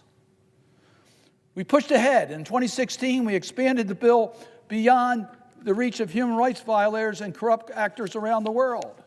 We've expanded it, the Global Magnitsky Human Rights Act, and we made that permanent. I want to acknowledge that one of the ways we got this done is because it was bipartisan. Senator Lugar helped me as I was a freshman member of this body in the Foreign Relations Committee in getting the attention on the need for this legislation. The late Senator John McCain was my principal co-sponsor and helped to get the original Sergei Magnitsky Accountability Act included in a bill that could pass the United States Senate. And my good friend and the leader with me on the Helsinki Commission, Senator Roger Wicker, was principally responsible working with me to get the Global Magnitsky bill made permanent with a place in the National Defense Authorization Act. So the sequence was 2017, Executive Order 13818 was issued to structure the implementation of the law and broaden the scope of the law. In 2022, we made the law permanent by repealing the Sunset Clause. In 2023, the United States sanctioned 78 foreign persons under the Magnitsky Sanctions Program. And as of November 7th this year, the program has sanctioned over 712 foreign persons and entities since its inception. Now, Mr. President, I can tell you specific examples. I can tell you about being in Bulgaria and being treated as a hero because it was the Magnitsky sanctions against their corrupt leaders that allowed their country to move forward with the reforms that the people of Bulgaria wanted. It meant real change. I can tell you about recently being in Guatemala, where we see hope for a democratic regime. It was Magnitsky sanctions that helped get to that point. These sanctions have real consequences because you see corrupt leaders want the protection of a country's rule of law for their wealth, even though they live in countries that don't believe in the rule of law. We take that away from them by the Magnitsky sanctions. It's had profound impact on human rights, where now individual actors have to consider their own conduct, even when acting on behalf of a state. Their reputation, ability to travel, and ensure access to assets are at risk. I've seen a lot in 58 years of public service, much of which I have devoted to human rights advocacy. I remain inspired by the heroism of Sergei Magnitsky and can confidently say that he did not die in vain. His death jarred the global conscience forever. Today, the Magnitsky name is synonymous with an approach by dozens of leading democracies to respond to human rights abuses and official corruption. The United States led on this issue.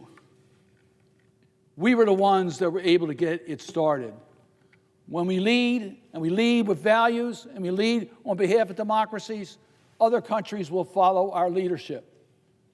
Shortly after we passed the Magnitsky sanctions, there was action in the United Kingdom, there was action in Canada, EU has adopted, and now 24 countries have Magnitsky-type sanctions. We got to do more. We got to figure out a way how we can coordinate these sanctions so we can really isolate those human rights violators and have a global approach to the imposition of the Magnitsky sanctions. There's more we need to do to fight corruption, so we have a lot more work to do. But I will tell you, Magnitsky is a name that strikes fear in the hearts of Vladimir Putin and corrupt oligarchs around him. As government officials and responsible citizens, we have an obligation to advance policies that respect human freedom and the dignity of the individual. That is especially true of those of us who live in democracies. I know that at times our tasks may seem difficult or impossible, but we must never give up hope. We must continue to have faith that our work is worthwhile. There were days where I thought the Magnitsky quest would not have any main consequences. I look today with pride that I'm glad we did not give up hope and we were able to get that law passed. Václav Havel once wrote, "There's only one thing I will not concede, that it might be meaningless to strive in a good cause." I will never concede either. The struggle for human rights can sometimes seem insurmountable. Let me just share with you one of my experiences in life. I've been very fortunate to have had an incredible career. In 1987, as part of the U.S. Helsinki Commission, I traveled to Germany and went to West Berlin, went through Checkpoint Charlie to East Berlin, walked up to the Brandenburg Gate and saw East German machine guns focused at me so I would not cross back into West Berlin by trying to sneak across. I met with East Berliners who were desperate for someone to listen to their cause. They never gave up hope. They were living in a very oppressed country. They fought for their freedom, and we helped them.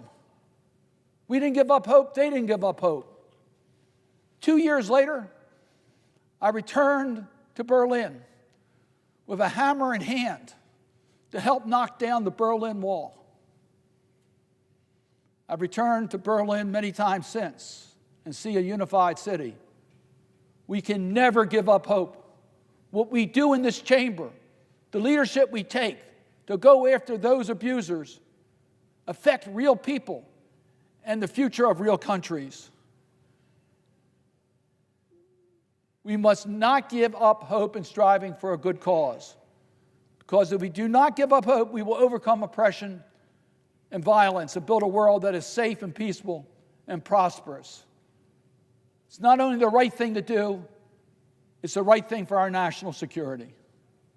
I'm proud of the work that we've been able to do in this chamber. I thank my colleagues who've helped in this effort, including the distinguished presiding officer who's been incredible. We got a lot more work yet to be done. Thank you for all your help. I appreciate listening to my comments. And with that, Mr. President, I would suggest the absence of a quorum. The clerk will call the roll. Ms. Baldwin.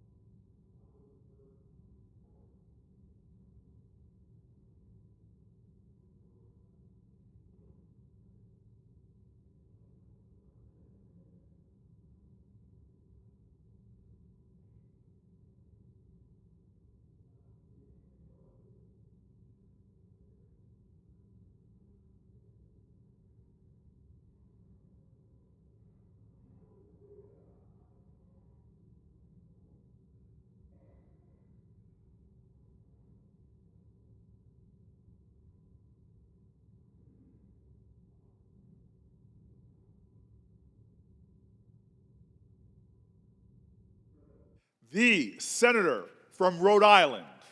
Is the Senate still in a quorum call? It is. In which case, I ask unanimous consent that the quorum call be vitiated. Without objection. Thank you, Mr. President. This is, I think, my 295th time to wake up speech with my increasingly battered graphic, which the Smithsonian has asked for as the most used graphic in Senate history, but I wouldn't let them have it until we solve the problem. So it just gets increasingly dented. But what I want to talk about now is the trip that I just took with Senator Markey to the COP, the Conference of the Parties, COP29 in Azerbaijan, where Senator Markey and I heard a similar message from almost everyone there. The transition to clean energy is happening and will continue to happen no matter who occupies the White House. China's auto market will achieve a milestone this year with electric and hybrid vehicles half of all vehicles sold. China is also installing record amounts of wind, solar, and nuclear. Europe is rapidly and irreversibly weaning itself off fossil fuels, with greenhouse gas emissions projected to fall by 8% this year. Enormous progress. In Australia, 1/3 of homes have rooftop solar, and they're growing dramatically. More than 40% of Australia's electricity comes from renewables, headed for 80% by 2030. So, while America's energy policy has been sold out to Trump's fossil fuel donors, the world will go on, leaving America more and more behind. Nor does Trump being for sale mean that there won't be leadership on climate change coming from the United States. California, the 5th largest economy in the world, and New York, the 10th largest economy in the world, joined by other states like New Jersey and Rhode Island, can pursue together ambitious decarbonization policies. These states can move markets, and they will win economically against states that are left stuck with expensive, polluting fossil fuel. The European Union is driving forward on climate change, particularly with its Carbon Border Adjustment Mechanism, or CBAM. Europe's power and industrial sectors already work under a domestic carbon price. The CBAM extends that carbon price beyond EU borders to imports that are entering the European Union. American exporters are going to start paying a tariff if their exports aren't up to EU carbon emission standards. Given the size of EU markets, the CBAM amounts to a global carbon price for energy-intensive industrial goods. Not just the EU, the UK has announced that it is joining the CBAM also.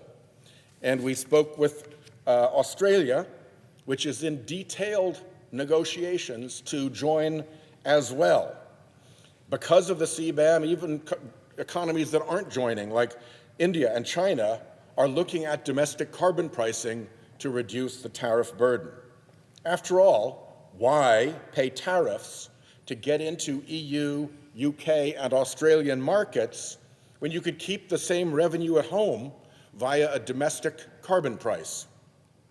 Washington state voters just approved a carbon price by an overwhelming margin.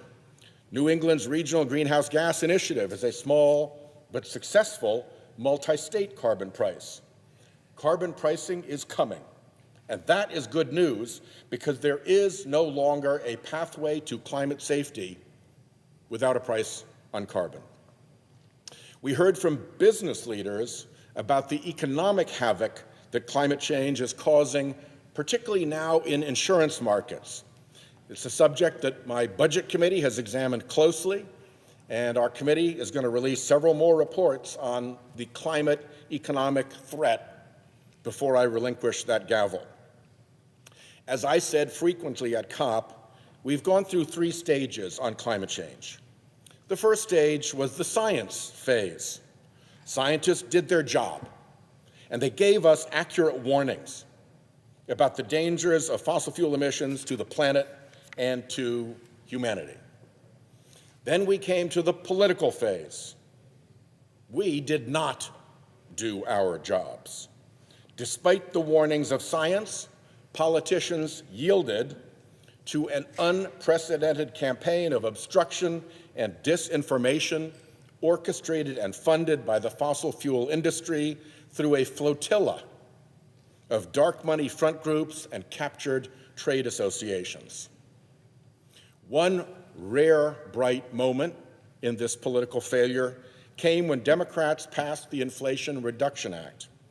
But despite its now proven benefit to Republican districts, not one Republican would vote for it.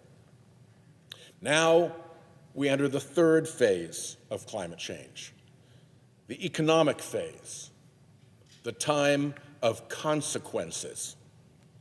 In this phase, climate change warnings start coming home to roost in household economies. We see it immediately in the insurance crisis in climate risk areas, with Florida ground zero for exploding home and car insurance rates in a collapsing insurance market. We also see it in grocery aisles as droughts and floods hammer agricultural commodities. Shipping is constricted in dried up waterways like the Panama Canal or the Mississippi River. Supply chains unravel. And for good measure, big oil adds to the cost problems by jacking up gas prices. Let's review that for a moment. When Russia invaded Ukraine in early 2022, gas prices spiked. Assisted by the OPEC cartel, Big Oil had a 2-part strategy ready to go. 1, raise their prices to meet the new cartel price, pushing high prices at the pump for Americans, and 2, blame the high prices that they put at the pump for Americans on Joe Biden. That campaign of blame was pure theater. Obviously, oil companies set their own gas prices. Government doesn't. And the surge in oil profits coming from their price gouging shows their multi-billion-dollar motivation. And falsely blaming Joe Biden, well, that helped their politics. The red line on this graph shows inflation-adjusted oil prices. 2 things are clear. 1, oil prices are dangerously volatile. And 2, they keep getting higher, even adjusted for inflation. This blue line here shows average post-war oil prices. This green line here shows the average price per barrel since 1980, up $13 from the post-war average. So behind all this volatility noise is an actual persistent increase in cost, even inflation adjusted. And this brown line up here shortens the time frame further, shows the average price since 2000, and it's up another $12, total $25 per barrel increase. The lesson? Stay addicted to oil, and our future will be volatile, increasingly expensive, and dangerous.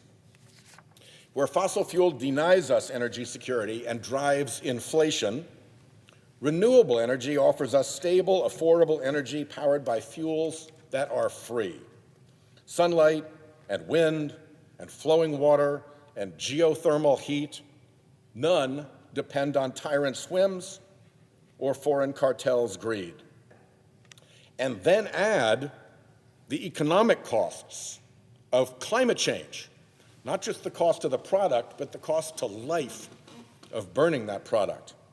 Fossil fuel emissions are driving up the cost of insurance, electricity, and groceries, to name just the most prominent examples.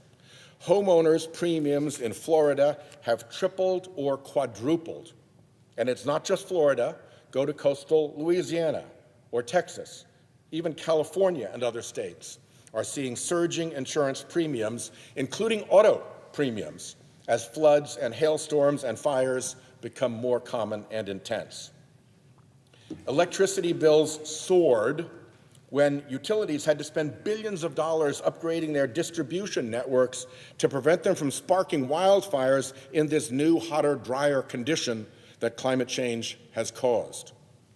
And hotter temperatures increased electric utility bills as families had to use more energy in order to cool their homes. Phoenix's record 113 consecutive days of 100-plus degree heat this year, that required lots of excess electricity. In America's grocery aisles, you'll find example after example of staples whose price increased due to climate change.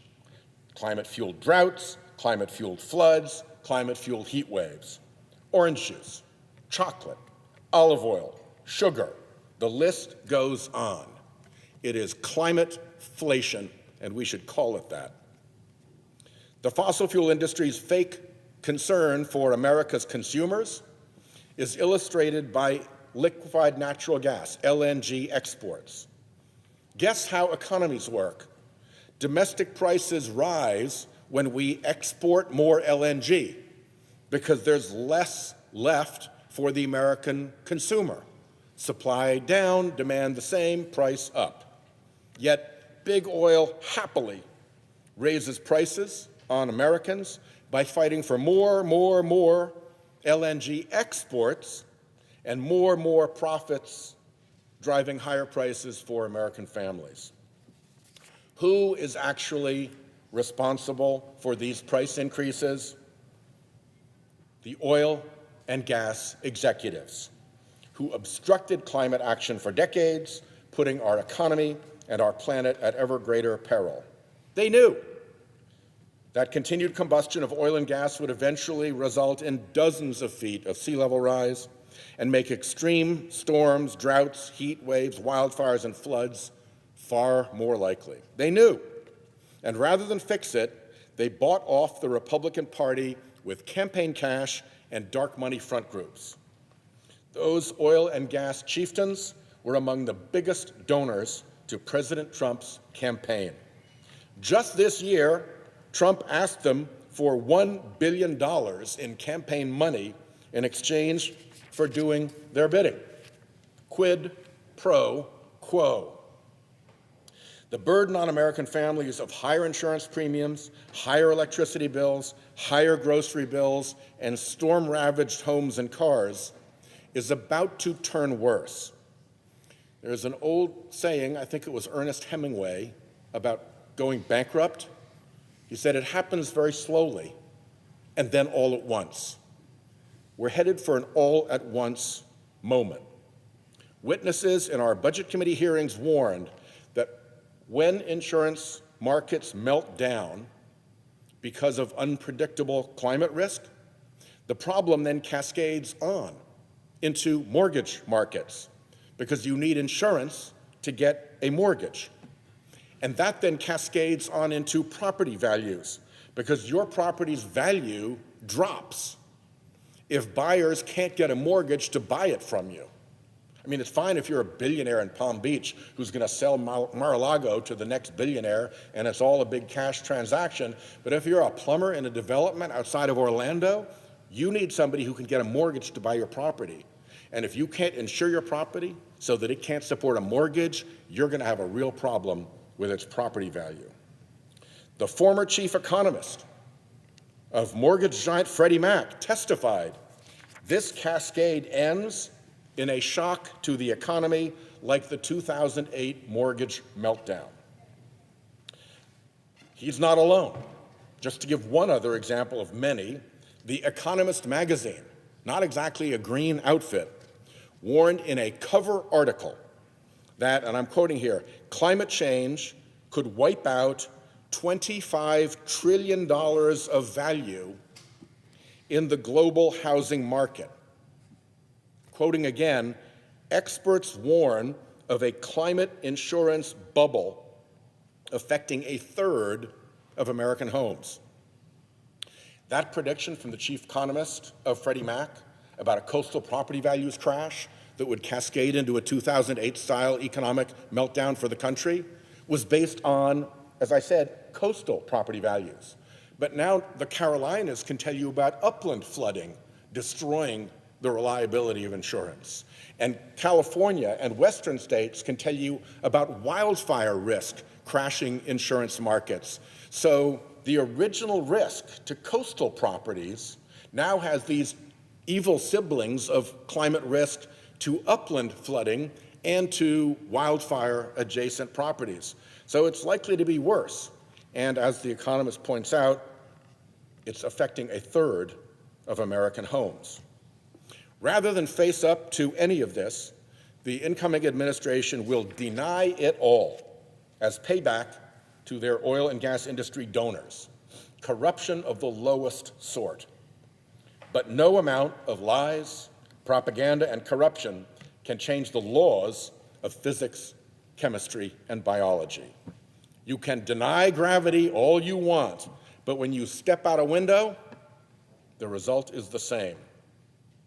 So I will be laser focused on the corruption that Trump will unleash on America and the economic consequences of climate change that Americans will face.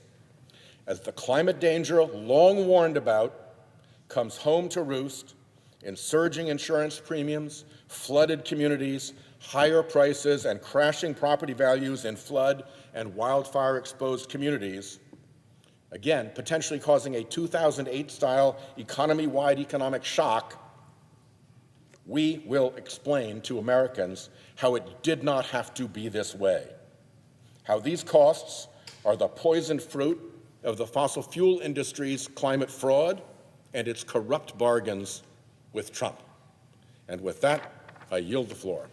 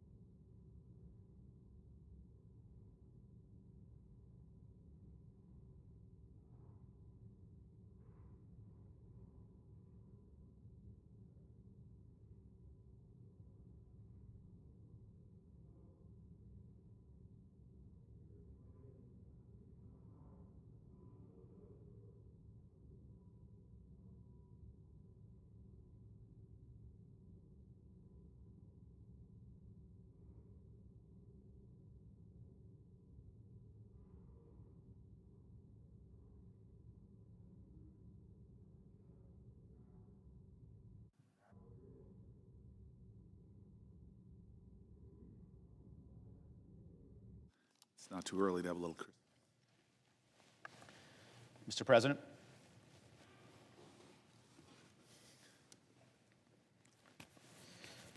What state Mr. President. The senator from New Jersey. Thank you, Mr. President. I rise today to pay tribute and recognize several organizations and individuals from our home state and the great state of New Jersey who have been and had a tremendous impact on our constituents across our home state and have defined what it means to serve their communities and recognize them in the congressional record for their tireless service to New Jerseyans and put a spotlight on them here on the Senate floor. First, I want to take this moment to honor New Jersey Community Development Corporation for its important work that it's been doing in our home state as it approaches its 30th anniversary. NJCDC is directly involved in urban revitalization efforts, financial empowerment programs, educational initiatives, and other critically important youth development activities to help uplift our young people and empower the youth of New Jersey the work done by NJCDC has directly transformed the lives of many in the cities of Paterson, specifically, and the surrounding Passaic County. I'd also want to recognize NJCDC founder and chief executive officer and recent inductee to the New Jersey Hall of Fame, Robert Guaracci, for all his tremendous work to make this organization what it has become today. And of course, we cannot recognize NJCDC without recognizing the enormous dedication of a great champion of this Senate floor, the late, great Senator Frank Lautenberg, to New Jerseyans and the NJCDC specifically, which he loved and championed his whole career. Second, I want to honor the Bloomfield, New Jersey Fire Department. Chief Louis Venezia's crew is just one of 300 departments in the entire world that has received the accredited status from the Commission on Fire Accreditation International, which is no small feat. The Bloomfield Fire Department's top-class training staff, communication, decision-making, community outreach, and public relations have made this certification possible. They are well-deserving of this status, and I'm proud to have such a fire department in New Jersey. I want to thank the department for its tireless efforts to keep their communities safe, and it is because of them and the people of Bloomfield can sleep soundly knowing that they are protected in the case of emergencies. And it's my honor to stand here in this body and in front of my mentor and senior senator, Senator Booker, to give these organizations and individuals the recognition they deserve for all their efforts to improve the lives of New Jerseyans. I wish to thank them for their tireless service to our communities and wish them much success in the years ahead.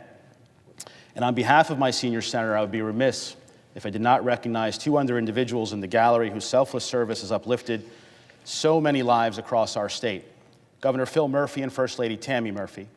Over the past 7 years, I've had the honor of working alongside Governor Murphy and First Lady Tammy Murphy to build a stronger and fairer state for every New Jerseyan. Under their leadership, the Garden State has set the gold standard for progressive and responsible leadership in America. From nearly doubling our state's minimum wage to enacting the most ambitious property tax relief program in modern history, the Murphy administration has made life more affordable for every New Jersey family. They've taken strides in reviving New Jersey's reputation as a global leader in innovation by seizing upon a number of emerging industries, from clean energy to life science to generative artificial intelligence. They have upheld our shared responsibility to protect all of our state's children by enacting some of the nation's most transformative environmental policies and implementing a number of nation-leading gun safety laws that have brought gun deaths to record lows. And they've also managed to bring the 2026 FIFA World Cup final to the New Jersey, New York, set in the right order region, which is sure to provide a massive boost to our local economies. It's impossible, and it's because of the impeccable record that I was so honored the governor would trust me with the responsibility I hold here. It has been a privilege to work alongside them in this role, both with the governor and the First Lady, on so many issues that matter to New Jersey families, from funding much-needed infrastructure improvements, to working with the First Lady to co-sponsor legislation in this chamber to access maternal health care for underserved communities. Governor and First Lady Murphy, thank you for being here today, and without your support, I would not be standing here today. Having been born and raised in New Jersey, I hold a deep love for the people and our state. My career in public service has given me the privilege of meeting many of our over 9 million residents who make New Jersey so unique. Serving them in this chamber has been an incredible honor and a continued part of my public service. And I hope the work that my staff and I have accomplished in this short term will leave a lasting impact for years to come. Thank you, Mr. President. I like that title for you. I yield the floor.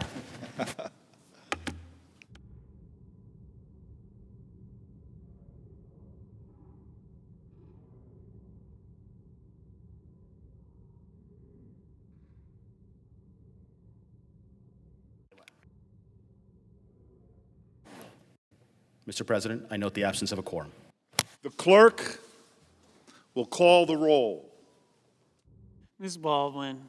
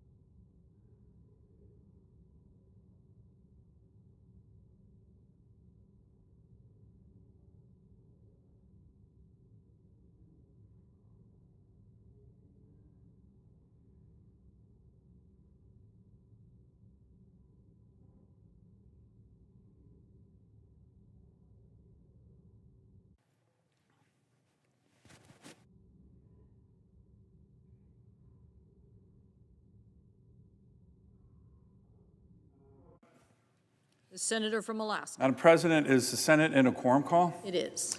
I ask that the quorum call be eviscerated. Without objection. Madam President, I ask unanimous consent that the following fellows in my office be granted floor privileges for the remainder of the Congress: Michael Polyak and Acacia Halliday Isaac. Without objection. Thank you, Madam President. Madam President, it's Thursday afternoon, and, well, I don't know if our new pages know the significance of Thursday afternoon, but it's usually the time I come down and talk about our Alaskan of the Week. Hopefully everybody can see that. It's kind of a special poster board today because it's got the Capitol Christmas tree on it. And I'm going to talk a lot about that Capitol Christmas tree. So the Alaskan of the Week is, for the reporters who are still around here on Thursday afternoon, the American people, they all view this is their favorite speech of the week. I'm just saying, not bragging, it's true. Because we talk about someone really special in Alaska. It could be someone national, a great hero. Could be someone who just did something great for their local community. And then we talk a little bit about what's going on in Alaska. Most of the country is intrigued by our great state. Little snapshot of what's happening.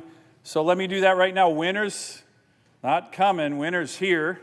Heck, winter came before Halloween. We had a lot of snow in Anchorage before Halloween, and now we're getting a ton of snow. It's cold, a lot of snow. So the holiday spirit is upon us. We love that. Northern Lights are out. It is literally a winter wonderland. If you want to come up to Alaska, people in the gallery, come on up. You'll have the best visit of your life, summer, winter, fall, doesn't matter. By the way, Utqiagvik, Alaska, that's our northernmost community, referred to previously as Barrow, Alaska. The sun went down November 19th, and it's not coming up until January 23rd of 2025. So, kind of dark in Utqiagvik right now. They're not going to have a sunrise until late January. So we love them up there. Tough, great Americans, patriotic Americans. So everyone in my state is already enjoying winter. So if you can't come up to Alaska to join winter this winter, we're going to bring a little bit of Alaska here to D.C. That's right, the Capitol Christmas tree, which will be lit up in front of the Capitol building for the month of December, is coming all the way from the Tongass National Forest. Presiding officer cares a lot about the Tongass, we know that. Just outside of Wrangell, Alaska. That's a journey of almost 5,000 miles. And this is no living room-sized Christmas tree, folks. It is an 85-foot Sitka spruce. That's a big tree. You're going to see it out in front of the Capitol here very soon. Now, I'm sure everybody listening, and we know there's millions of people listening to this Alaskan of the Week speech, millions. They have a lot of questions. Wait, how do you transport a tree that size almost 5,000 miles across America? There's a lot of moving parts, including 7 different vehicles, multiple Forest Service members on tree watering duty. You don't want your tree to dry out when you drive it across the country. And of course, the intrepid truck drivers who have taken up this charge to successfully and safely deliver Alaska's Christmas tree to America's mall, to the Capitol.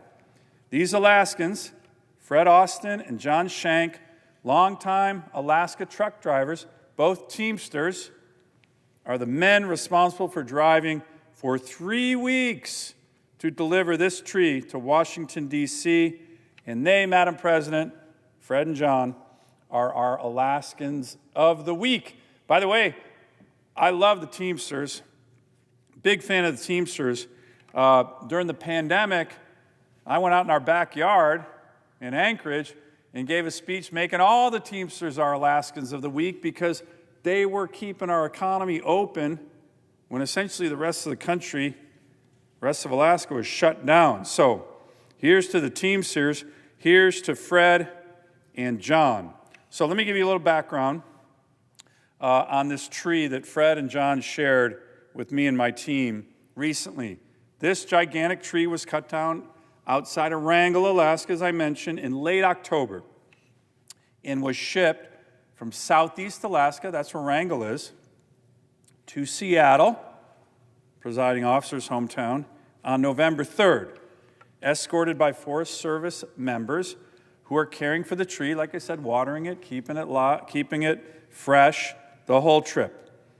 When we checked in on Fred, and they're here now, they're going to be here tomorrow morning, we checked in on them. They were just about to stop in Omaha, Nebraska. By the time they conclude their journey, which will be tomorrow, they will have stopped in 12 states, 17 towns across America. And if you are lucky enough to be one of those Americans to live within driving distance of any of their stops, these guys would have been hard to miss. Now, thousands of Americans have come out to see this tree going across the country. The upper half of this tree is already covered in Christmas lights and is visible through plexiglass. And the 85-foot custom-built trailer serves as a gigantic autograph book that has collected thousands of signatures across the country from Americans and Christmas enthusiasts all across our great nation. So let's talk about these two great Alaskans, our Alaskans of the week. Fred, first, transporting a tree of this size, that many miles, requires, like I said, a crack team, which is why Fred and John were chosen. Two Teamsters, get this, with combined trucking experience of over 130 years. Do the math. These guys know how to drive trucks. Fred has been trucking for 71 years, Madam President. He's only 89 years old right now. Born in 1935, a good year for wine, he says. Fred started trucking at the age of 18. He's literally probably the most experienced truck driver in America, driving that tree.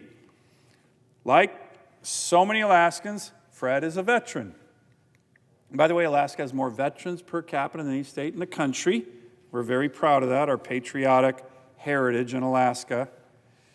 And I would venture to guess that there are few Navy veterans still around today who were part of the U.S. Navy blockade during the Cuban Missile Crisis. Big point in American history. Well, guess what? Fred was.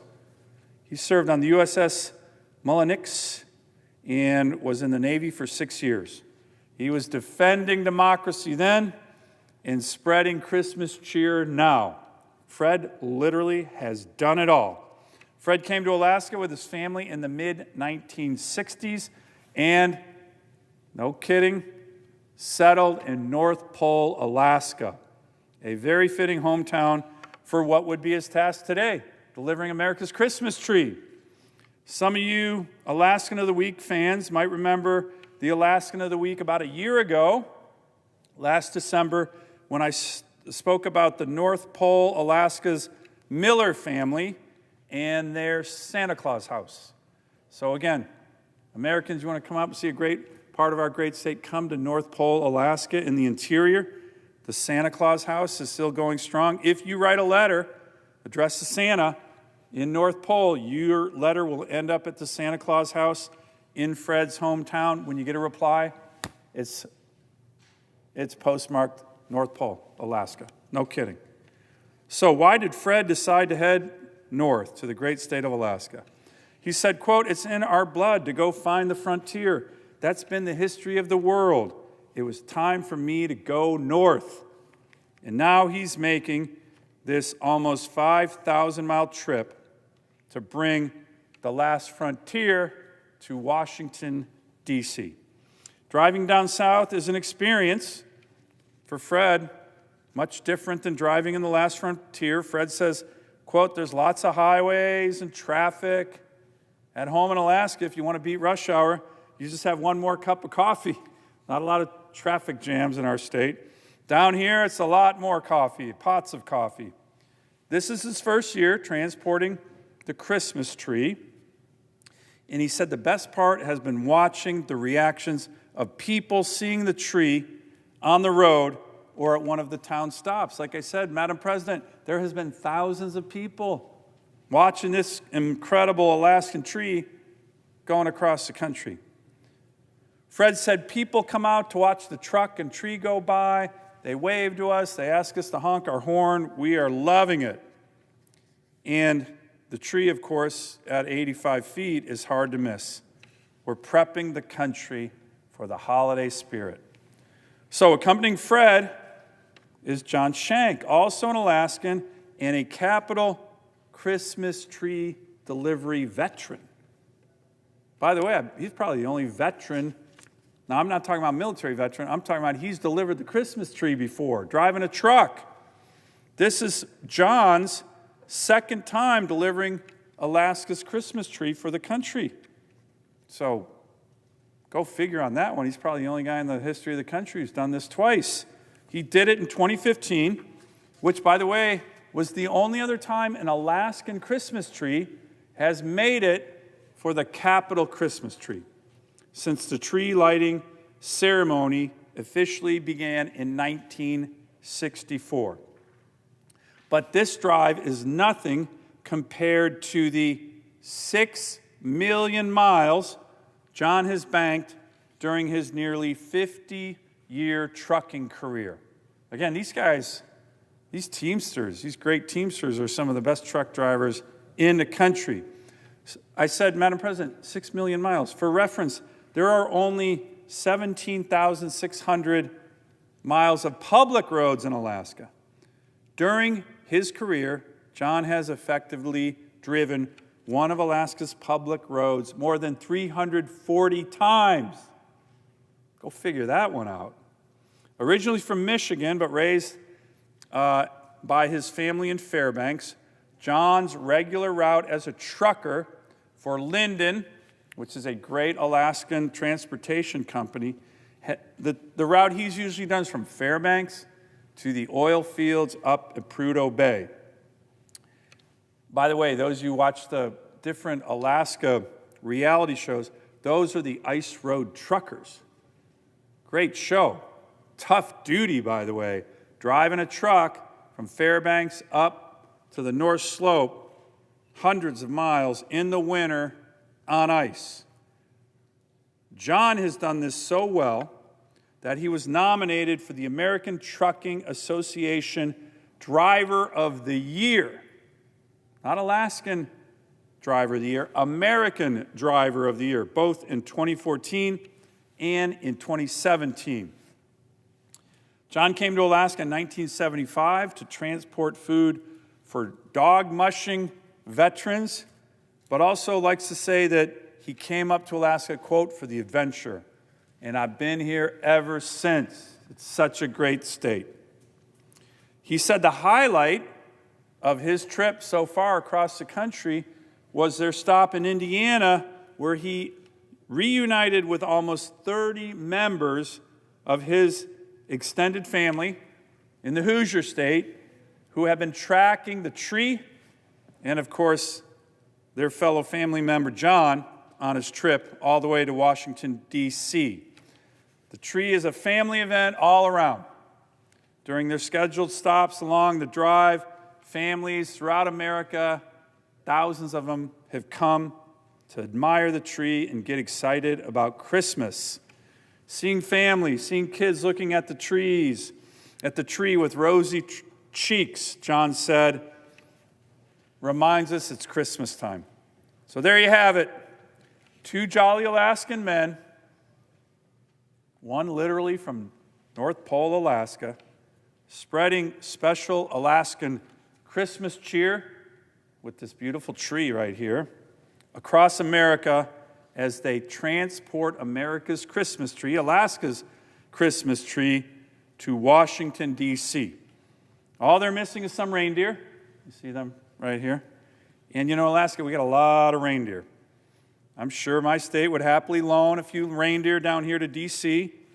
You can come and see them yourselves, by the way, up in our state. One of them, Star, a reindeer, actually lives in downtown Anchorage and is always welcoming to visitors. But, Madam President, in all seriousness, the tree, as I mentioned, will be arriving here in Washington, D.C. tomorrow. Alaskans from across the state have been working for months on the over 5,000 decorations that will go on this tree. It is going to be beautiful. It's going to reach for the heavens, light up the night sky here in D.C. An Alaskan tree on our nation's capital will truly mark the beginning of a joyful holiday season for all of us. So thank you, Fred and John, for taking this enormous trek to bring the Capitol Christmas tree and a whole truckload of Christmas spirit across America to D.C. Thanks to all the Alaskans that helped make this happen. Thanks to the Teamsters who keep our state and country's economy rolling strong. And Fred and John, Merry Christmas and congratulations on one of the highest honors anyone in America can achieve, our Alaskan of the Week. Great job, gentlemen. We will see you tomorrow out there with your Christmas tree. I yield the floor.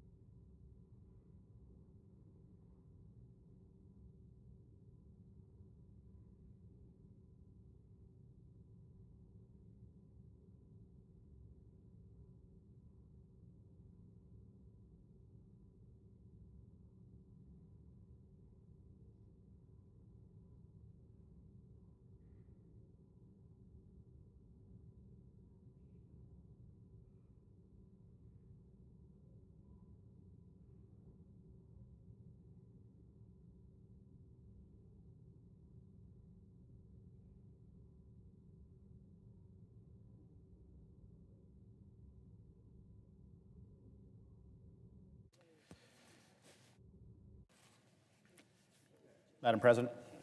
The senator from New Jersey. Madam President, I ask unanimous consent that the Senate consider the following nominations in block. Calendar number 821 through 826 and 828, 829, 830, 831, with the exception of Brigadier General Walker M. Field and Brigadier General Jason G. Woodworth, 832 and 833, and all nominations on the Secretary's desk in the Air Force, Army, Marine Corps, Navy, and Space Force. That the nominations be confirmed en bloc, the motions the motions to reconsider be considered made and laid upon the table with no intervening action or debate, that no further motions be in order to any of the nominations, that the President be immediately notified of the Senate's action. Is there objection? Without objection. Madam President, I ask unanimous consent that the Senate proceed to legislative session and be in period of morning business with senators permitted to speak therein for up to 10 minutes each. Without objection. I ask unanimous consent that the Senate proceed to immediate consideration of H.R. 7213, which was received from the House and is at the desk. Clerk will report. H.R. 7213, an act to amend the Public Health Service Act, and so forth, and for other purposes. Is there objection to proceeding to the measure? Without objection, Senate will proceed. Madam President, I ask that the Lujan substitute amendment to the desk be considered and agreed to. The bill as amended be considered, read a third time. Without objection. I know of no further debate on the bill. Is there further debate? If not, all those in favor say aye. Aye. All those opposed, no. The ayes appear to have it. The ayes have it. The bill as amended is passed. Madam President, I ask unanimous consent that the motions to reconsider be considered, made, laid, and upon the table, and no intervening action or debate. Without objection. Madam President, I ask unanimous consent that the Senate proceed to immediate consideration of Calendar 529, H.R. 2950. Clerk will report.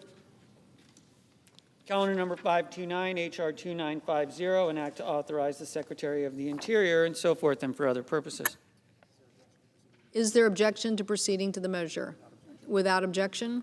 Madam President, I ask unanimous consent that the bill be considered read a third time. Without objection. I know of no further debate on the bill. Is there further debate? If not, all those in favor say aye. Aye. All those opposed, no. The ayes appear to have it. The ayes do have it. The bill is passed.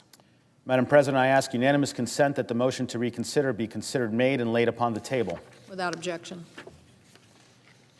Madam President, I ask unanimous consent that the Senate proceed to immediate consideration of Calendar 555, H.R. 5799. Clerk will report. Calendar number 555, H.R. 5799, an act to designate the checkpoint of the United States Border Patrol located on United States Highway 90 West. Is there objection to proceeding to the measure? Without objection. Madam President, I ask unanimous consent that the bill be considered, read a third time, and passed, and that the motion to reconsider be considered made and laid upon the table. Without objection. Madam President, I ask unanimous consent the Committee on Commerce, Science, and Transportation be discharged from further consideration. The Senate now proceed to immediate consideration of S.Res. 865. Clerk will report. Senate Resolution 865, expressing the support of the Senate for the designation of October 23, 2024 as Public Radio Music Day, and so forth. Is there objection to proceeding to the measure? Without objection. The committee is discharged, and the Senate proceed to the measure. Madam President, I know of no further debate on the resolution. Is there further debate?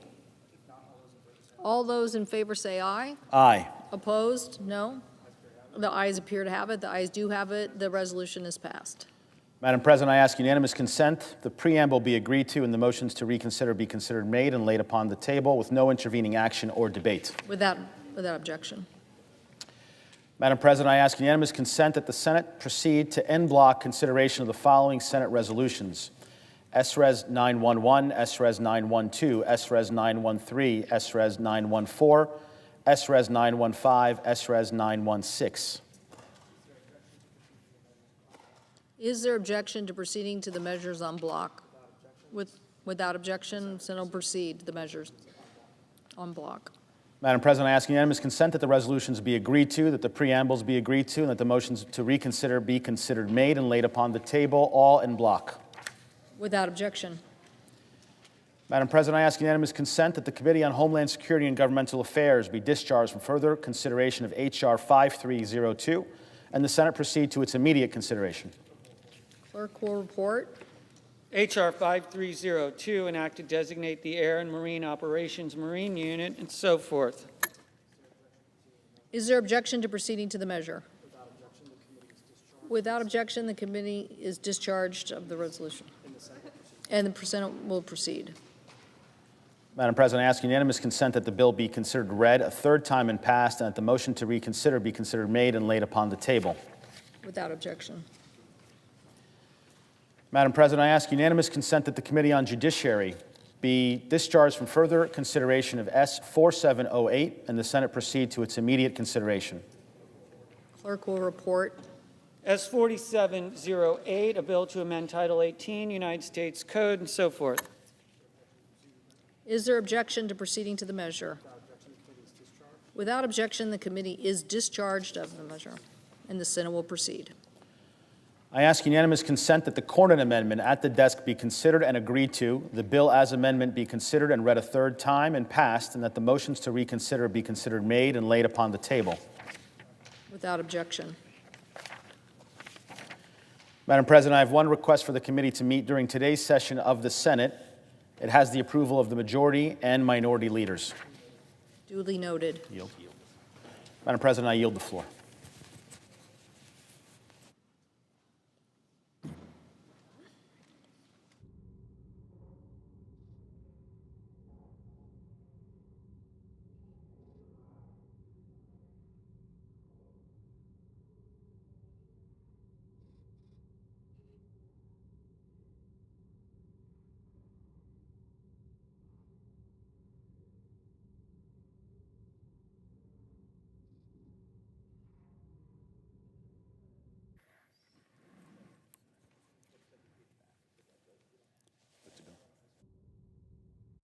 Madam President.